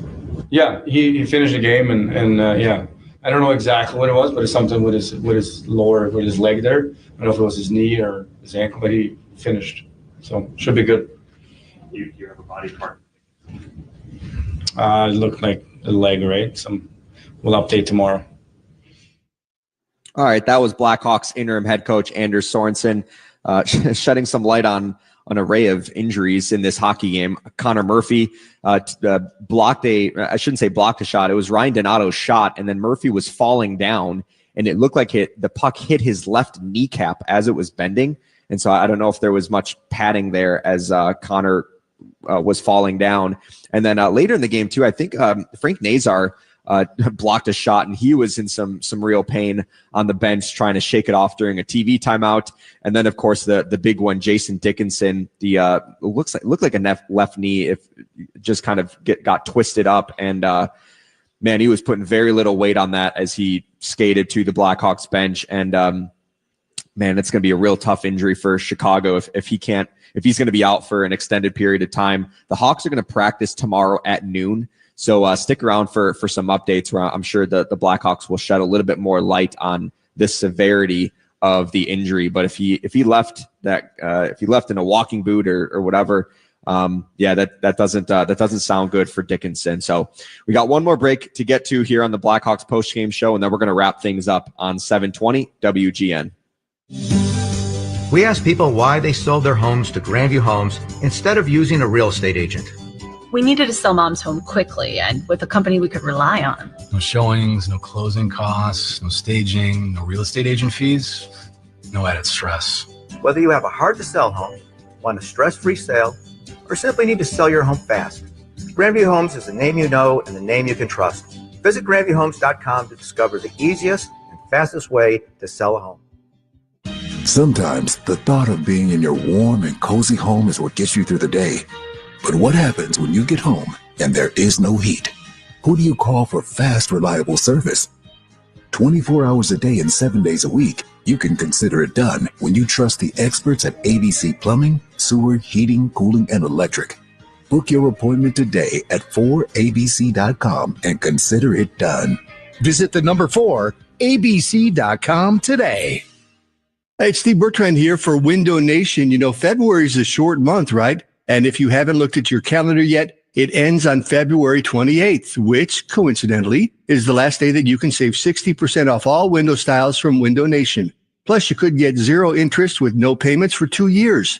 Now, this offer ends when? That's right, February 28th. So you'll want to schedule your free in-home consultation now at 866-90-NATION or visit windownation.com. That's windownation.com. Insulate your home and start saving on energy costs with Owens Corning Foamular Insulation. These panels are moisture resistant and rugged enough to be used above and below ground. Plus, these pink panels are available in many different sizes and thicknesses to fit any project. Save big on Owens Corning Foamular Insulation. And don't forget to check out our weekly flyer on Menards.com for all the great deals happening now. Save big money at Menards. The Lutheran Hour began in 1930. It's the world's longest running Christian outreach radio program. Tune in Sunday mornings at 6:30 right here on WGN. Fed back for Roman Josi. Forsberg from the top of the right circle. They put it down in front, and the score by Marchessault. Beautiful tic-tac-toe setup. Marchessault finishes off a pass from Ryan O'Reilly. That is the great Pete Weber of Nashville Radio, 102.5 The Game. That was the Nashville's last game against the Ottawa Senators. Unfortunately for Nashville, they did not win that hockey game, and it was their 5th consecutive loss, which leads us to our next game preview, which is sponsored by Plumbers 911 Chicago, where they do it right the first time. The Hawks are going to be hosting Nashville on Friday, 7:30 puck drop. Thank goodness we get back to some normalcy on Friday. It's the last game here at the United Center before the Four Nations break for Chicago. So the next one after that is going to be February 23rd against the Toronto Maple Leafs, which, by the way, I believe the Blackhawks are wearing their Winter Classic jerseys in that hockey game. But back to Nashville, 5 straight regulation losses now. They're being outscored 20-8 in those 5 games. They had previously won 5 in a row, and they scored 21 goals in those 5 games. So they have completely done a 180. This is the worst team in the NHL when it comes to scoring 5-on-5 goals at 78. I think Calgary has the next fewest at 84. So a 6 goal difference between 32nd and 31st. Really curious to see what Nashville is going to do ahead of the March 7th trade deadline, because it feels like you have to be sellers if you're the Predators. The question is to what degree, and I'm not sure their cap situation or some of the players on their roster are going to allow them to have a significant sell-off, because 5 guys on their roster have either a no movement clause or a no trade clause, and all 5 of those guys are actually probably can throw in Ryan O'Reilly in there too as a 6th, because Barry Trotz has already come out and said the Predators are going to be treating Ryan O'Reilly like he has a full no movement clause, even though he doesn't, because that's how well respected he is. So yeah, real tough times in Nashville. This is not the season that they were expecting, given the offseason they had with the signing of Jonathan Marchessault and Steven Stamkos and Brady Shea. But Blackhawks have an opportunity to finish off this final home game at the UC before the Four Nations break on a positive note against the struggling Predators.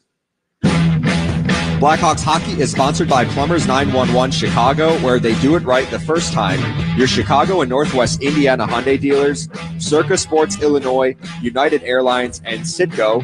When you start with Citgo, you're good to go. That's going to do it for the broadcast tonight. Big thanks to our on-site reporter of Jack Heinrich and our production crew of Patrick Hennessy and Colin McCarthy. They were led by our engineers, the Hall of Famer Paul Zarang here at the United Center, and our fearless Colonel Brett Jackson back at the station. For John Weideman and Troy Murray, who brought you the call, I'm Charlie Meliotis, signing off after a 4-3 overtime loss to the Edmonton Oilers. Thanks for being with us, and we'll talk to you on Friday night from the UC. I'd say that was a pretty successful broadcast. You've been listening to Chicago Blackhawks hockey on Blackhawks Radio, 720 WGN, streaming on WGNradio.com and through your smartphone with the WGN app. Bob Surratt with things to remember in the morning. Don't hit the snooze button. Do some stretches. Rinse and repeat. Hope we're part of your routine. Weekdays 6 to 10 a.m. on 720. WGN Chicago. The Next Star Media Group station. It is 29 degrees with freezing rain out there at 12 o'clock. Good morning. I'm James Sears. In about face, after the Chicago mayor's office had City Hall video taken down, plus President Trump signed an executive order banning trans women from competing in women's sports. WGN traffic right now looking at the expressways and tollways. The Reagan Memorial westbound between Locust Road near and Interstate 39 is closed due to an accident. Also on the Dan Ryan inbound at 79th Street, an accident is blocking the right lane. A video of Tuesday's tense committee meeting was briefly taken down after a request from the mayor's office. City Clerk Anna Valencia released a statement saying the mayor's office contacted her office asking to edit it, supposedly because of a hot mic moment before the meeting started. The video was eventually taken down. When the clerk was informed, she ordered it put back up without edits. It's unclear what hot mic moment the mayor's office wanted removed. Meanwhile, the video captured a heated exchange in the meeting where Alderman Byron Siccho Lopez apparently called Alderman Bill Conway a white supremacist. Siccho Lopez told WGN's Lisa Dent he had nothing to do with that temporary removal of the video. I spoke this morning with the mayor's office. They said that they're not sure because what she said is that Ana Valencia, an ally of Mayor Rahm Emanuel, has said that this was something that happened before the meeting started, that's the piece that they want to edit. I don't want nothing edited in what I said. What he said is already public. When asked repeatedly, he didn't say directly that he called Conway a white supremacist. Mayor Johnson says he will appear before the House Oversight and Government Reform Committee on Capitol Hill next month. The Republican-led committee invited the mayor to testify as part of an investigation into sanctuary city jurisdictions and their impact on public safety. President Trump is blocking transgender athletes from competing in women's sports with a new executive order. News Nation's Hannah Brandt has details. The move reverses the Biden administration's interpretation of the Title IX law and prohibits athletes who are biologically male from competing in women's sports. The war on women's sports is over. There are expected to be legal challenges, with critics saying the president's executive order will lead to discrimination and harassment. The White House warns schools who don't comply with this executive order risk losing funding and says it will also apply to the 2028 Olympics in Los Angeles. But this is just the latest in a series of orders the Trump administration has signed targeting the trans community, including executive orders to ban transgender troops and restrict gender across the government as only male or female. Thousands of federal employees have until tonight, 11:59 p.m., less than 24 hours, to accept a buyout from the Trump administration. It's offering 8 months of pay and benefits as it tries to slash the federal workforce. More than 20,000 employees, or 1%, have accepted the offer. Meanwhile, Education Department workers say they were told just Wednesday night the offer could be rescinded at any time. Some lawmakers, including Governor Pritzker, are telling people to be careful before making the decision because the money has not yet been approved by Congress. Residents of a block in Garfield Ridge were awakened by some grim news early Wednesday. WGN's Andrea Medina reports. According to CPD, their colleague was found unresponsive with a gunshot wound to her head near 58th Street and Nagel Avenue. Police sources reveal that her boyfriend, who was home at the time, found her in the basement after hearing a loud noise. This young officer had been on the force for 3 years and was assigned to the 6th District, covering neighborhoods in Chicago Lawn, Auburn Gresham, Chatham, and Englewood. Police say the officer's boyfriend was home at the time and found his partner in the basement after hearing a loud noise. Well, a woman cooking in her apartment reportedly started the fire Tuesday evening in unincorporated Arlington Heights that's left 6 families homeless. The roof of the multi-unit 3-story building is completely gone on West Nichols Road before people were treated for smoke inhalation. Northwestern Medicine is leading the national charge when it comes to performing lung transplants thanks to cutting-edge technology. Doctors are routinely repairing damaged donor lungs using lungs-in-a-box technology and storing them for transplantation by putting lungs in a fridge, allowing lungs to stay refrigerated for 12 hours instead of 6. These innovative approaches are yielding dramatic benefits for patients like Todd Crossland. I'm thankful for the team here that doesn't shy away from the use of emerging technologies and procedures. And takes on complicated cases. Doctors say 3,000 of these transplants happen annually, but there's a need for 10 times as many. WGN Sports, it's 12:04. The Bulls lose to the Timberwolves 127-108 on Wednesday. Anthony Edwards scoring 49 for Minnesota. The Bulls also reportedly going to sign Lonzo Ball to a 2-year extension worth $20 million ahead of today's trade deadline. Miami is sending Jimmy Butler to the Warriors, part of a multi-team trade, and Butler plans to sign a 2-year, $121 million deal with Golden State. The 23rd-ranked Illini falling 82-73 at Rutgers. DePaul loses 59-49 to Villanova. Illinois State beats UIC 81-79. And the NFL will play a regular season game in Australia starting in 2026 with the Rams as the designated home team. Josh Friedman, WGN Sports. And you heard it here. The Blackhawks, they lost to Edmonton 4-3 in overtime. Temperatures will begin rising early Thursday morning and allowing our ice to melt off. By midday Thursday, we should reach into the mid-30s with low 40s expected by the afternoon hours. Thursday will also be a windy day with partly cloudy skies. Expect a little bit more clearing by the afternoon to some sunshine. Blustery westerly winds will be gusting up to 40 miles per hour. Thursday night will be chilly with partly cloudy skies, continued strong winds, and overnight lows falling into the upper teens. Friday will be mostly cloudy with light westerly winds and a typical early February feel. Expect our highs into the low 30s. Another round of snow is on the way for the weekend. From the WGN Weather Center, I'm meteorologist Alyssa Donovan. And we're still in a winter weather advisory until 6 a.m. because of freezing rain and drizzle out there right now. Right now, it is looks like it's east of 55 right now between the Indiana border. Right now, 29 degrees at O'Hare, 30 at Midway. I'm James Sears, WGN News. Next news when it happens. Next scheduled news at 12:30. And I'm Raleigh James. We've got an hour to spend together. I've got a lot on my mind. Whatever's on yours will take precedence coming up on WGN Radio.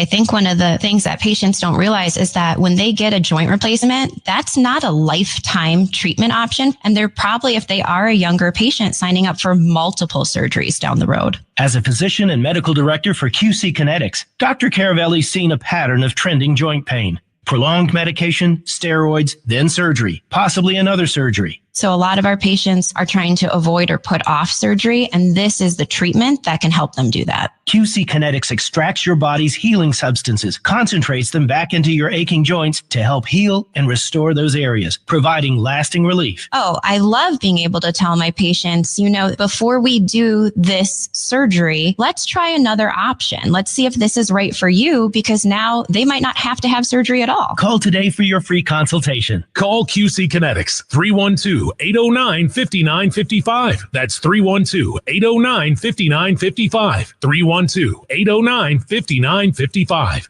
Hey there, Chicagoans. Brr. It's getting frosty, but guess what? The cold winter months won't stop us. This is Jeff from JeffBuysYourHouse.com, where for nearly 20 years, our trusted, proven, and professional team has been simplifying the home selling process in Chicagoland. Here's the deal. You are in control. Pick the closing date that works best for you in your specific situation. No need to worry about repairs or any clean out. We will buy your house as is, saving you frustration, time, and money. That's right, a fair cash offer within 24 hours. And we actually buy your house. No funny business. With our simple process, there are no fees and no commissions. We've got that covered. There are no hidden costs when you partner with us. You can trust our proven, professional, and credible service. Our local, high integrity, and veteran-owned team will go above and beyond to make it stress-free every step of the way. Sound interesting? Sell your house to the trusted source by calling us at 630-552-6603. That's 630-552-6603, or visit jeffbuysyourhouse.com. Direct from the edge of the lunatic fringe, it's the Raleigh James Show.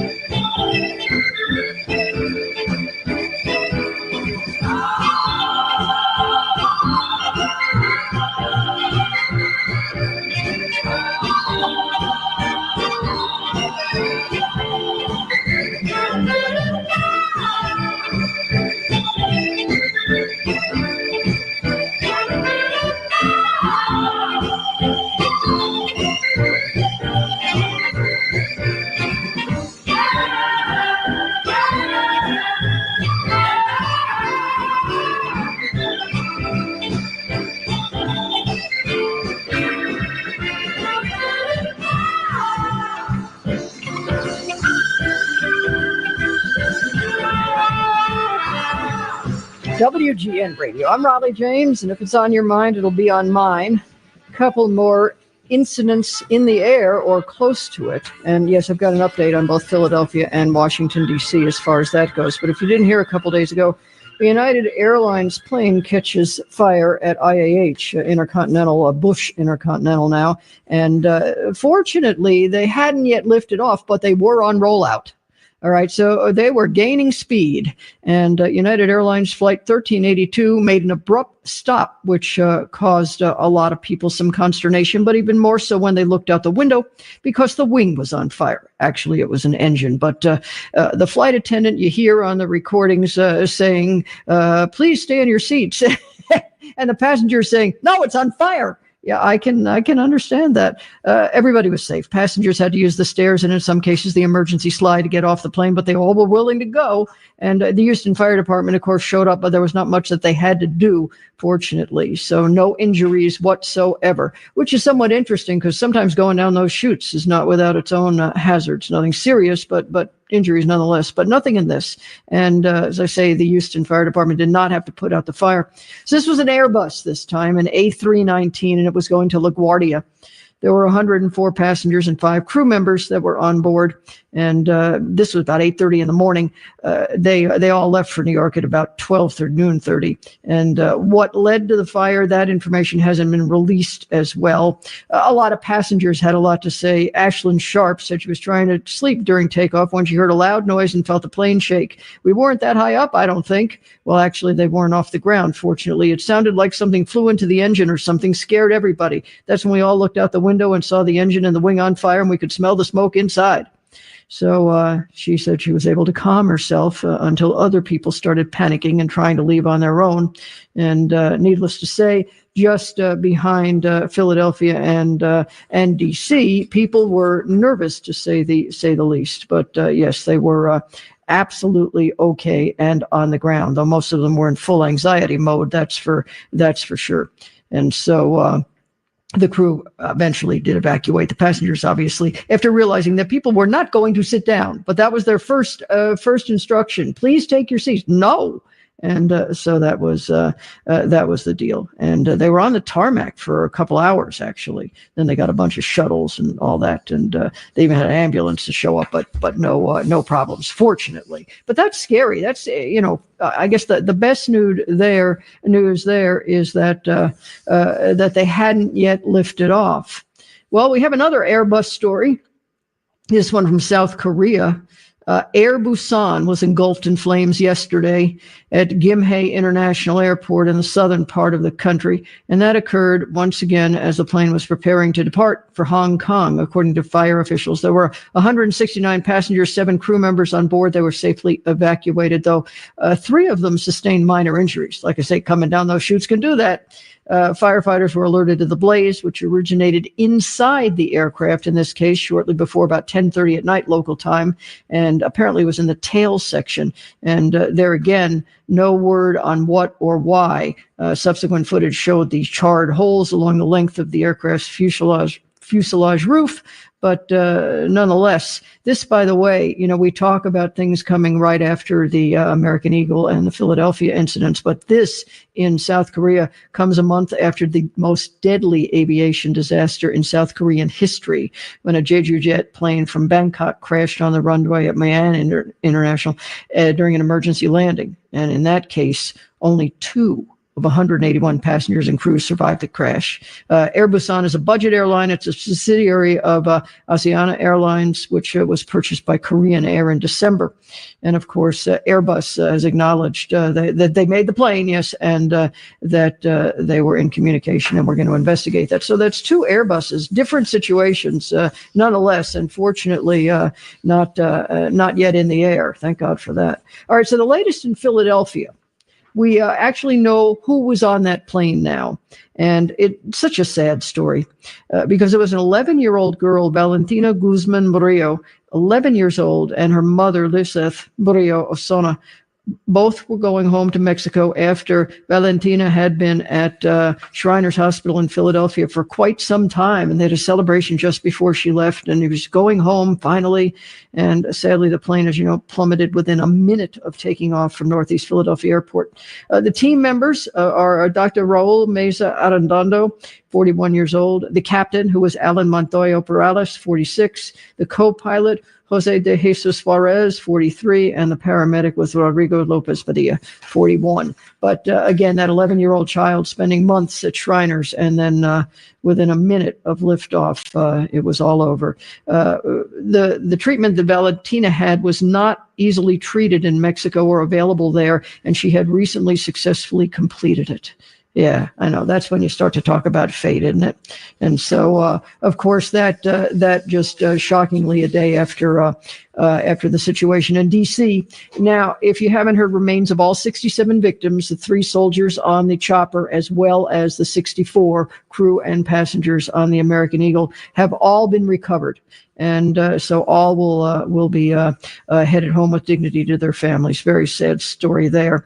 But what's interesting about this are the comments from some people in authority who are saying, "Oh no, it's perfectly fine to have the cross traffic with the choppers." Well, not always, obviously. So we'll see what becomes of that. Some defending it, others not. But what we know now is there is quite the discrepancy in the altitude of the chopper, which was supposed to be below 200 feet, but early indications are they were at 300 feet. Of course, there's a discrepancy between what air traffic controllers apparently saw and what the flight apparently saw. So that will be studied for months to come, to say the least. But it looks like the American Eagle was at 325 feet. So at least on first blush, American Eagle was doing what it was intended to do, and the chopper maybe not so much. So they'll pour over that flight data from both aircraft.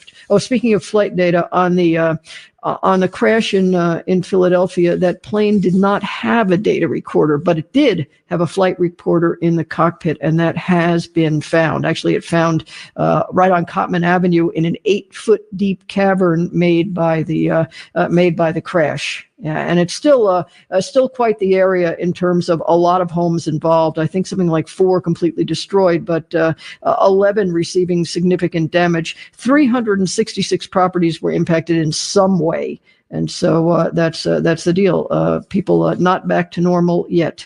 And I just realized I wrote to a friend of mine who lives right by there a couple days ago saying all okay, and I hadn't heard back. So you know what I'm going to do when I get off the air tonight, and hopefully he is fine. All right, so 888-876-5593, 8888 Raleigh. And we're kicking it off with Cindy in Chicago. Welcome to WGN Radio. Oh, yes, I have one observation to talk about after I talk But did you hear the story on WGN about chicken egg truck being stolen? I don't know where that happened. I thought maybe it happened in Pennsylvania. It was $40,000 worth of chicken eggs. Wow. So, did you hear about that? I have not heard about this yet.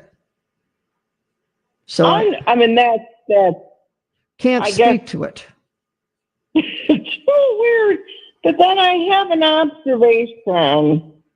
I live in the city of Chicago now, and the police never catch anyone in the act for all these storefront stores, the glass being broken and people breaking in.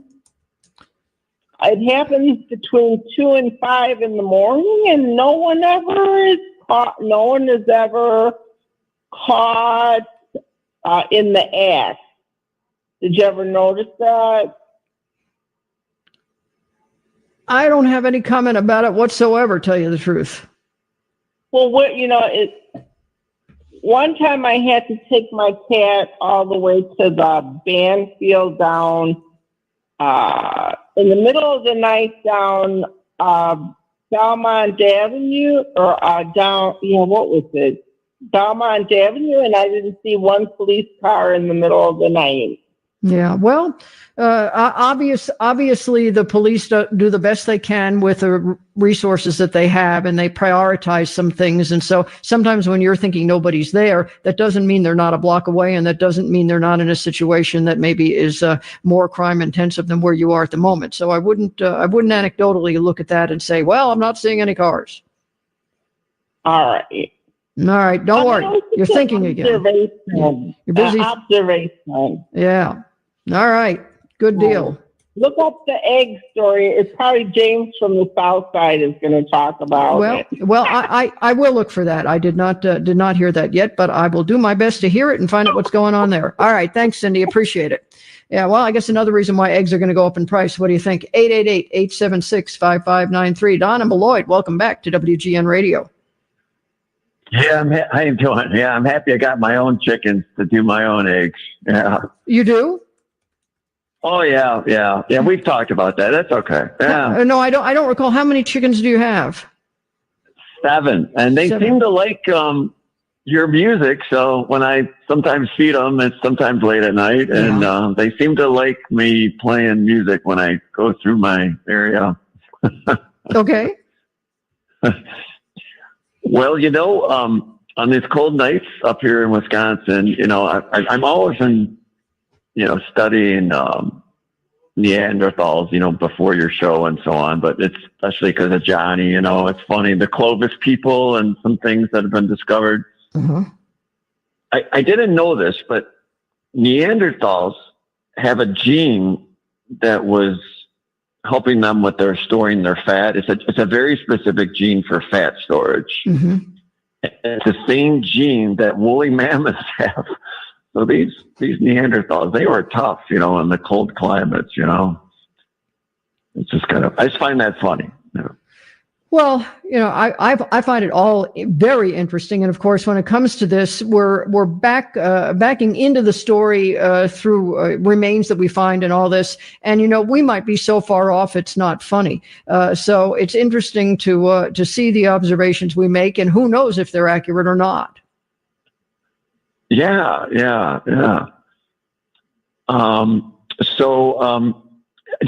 Just.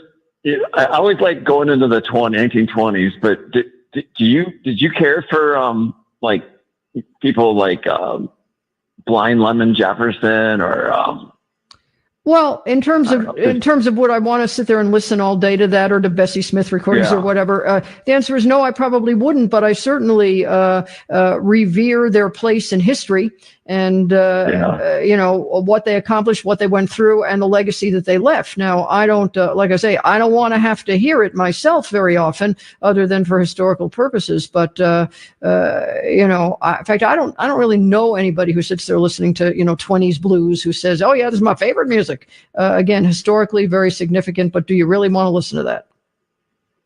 Well, Bessie Smith's kind of interesting. I don't know. Did you ever? And of course, a lot of her stuff was redone by other. All these people had their stuff redone by others, I suppose, by expiring copyrights. The thing about Bessie Smith, and it's interesting, years ago there was a play, I don't remember if it was Albee or who wrote it, but The Death of Miss Bessie Smith. And my goodness, I didn't know that. Yeah, and sure. And there were those who thought that her death was attributable to a white hospital turning her away because she was black. And then there were stories that the individual who typed sickle cell, or whatever, that I guess it wasn't sickle cell, but did some of the blood typing, that he was involved. None of that's true. All right, it's not. The first person on the scene was a surgeon from Memphis. She was going from Memphis back to home in Mississippi, in Clarksdale, and it was her boyfriend who was driving, and he misjudged a truck, and it was terrible. And she was in the passenger seat, and most likely her right arm, or at least the elbow, was out the window, and that's what took the full brunt of the impact. Her boyfriend escaped without any injury. So a doctor from Memphis showed up. And he gave detailed accounts of this. It's probably the most reliable eyewitness testimony. But the bottom line is that that injury alone did not cause her death. The real thing was she had extensive and severe crush injuries because it was consistent with the right side of her body being crushed with a side swipe, which is how that accident helped. And so he moved her to the side of the road, and they dressed her arm injury as best as possible, called an ambulance, and by the time the ambulance got there, she was in shock. The ambulance, they were saying, well, let's take her by car, before the ambulance. And so they were trying to move her, but by then the deal was that there were all sorts of issues with that. In fact, this was another accident in this. Here comes the ambulance, but it's not there yet. So the doctor and his buddy are clearing the back seat of their car when another car approached, and the oncoming car plowed at full speed into his car, and it just careened into the car that Bessie Smith was in, completely wrecking it. And so that ricocheted and all that, and it wound up with a lot of people in the dirt, but it did not hit the doctor or Bessie Smith or his friends. It was a young couple. They didn't sustain really any injuries. So finally, yes, here's the ambulance, and she's taken to G.T. Thomas, which is an African-American hospital in Clarksdale. Sadly, they had to amputate her right arm immediately, but she died that morning without regaining consciousness. And so it is not that a whites-only hospital refused to admit her. Not true. And you see a lot of people. John Hammond actually gave that account in Downbeat magazine. And then, like I say, Edward Albee, it was a one-act play, and the death of Miss Bessie Smith. And so you can read that. And so there's a lot of that, but it's not accurate. And her funeral was in Philadelphia. Oh, I really enjoy his play. It's a favorite of a lot of colleges, of course, and I know my college played many plays by him. Oh, I love my favorite one-act play by him, without a doubt, is the Zoo Story. Okay. I've heard you talk about his stuff before. Love the zoo story. I've been to the zoo. Yes, exactly. Read it. Would you play Downhearted Blues by her, maybe, or whatever else you want to play? Anything else, but a Downhearted Blues or something else that you like. All right. That's her classic. Yeah. All right. Sure. Not tonight, but I will. All right. That sounds good. Well, Ronnie, it's nice chatting with you about early people in North America and Europe. Yeah. All right. Thanks for calling. All right. You're welcome. All right. Bye-bye. All right. So 888-876-5593. We've got Laura in Willowbrook and room for you too. Jim in New Hampshire, and plenty of time here in the next half hour. A couple of requests we'll get in as well on WGN Radio. WGN, Chicago's very own.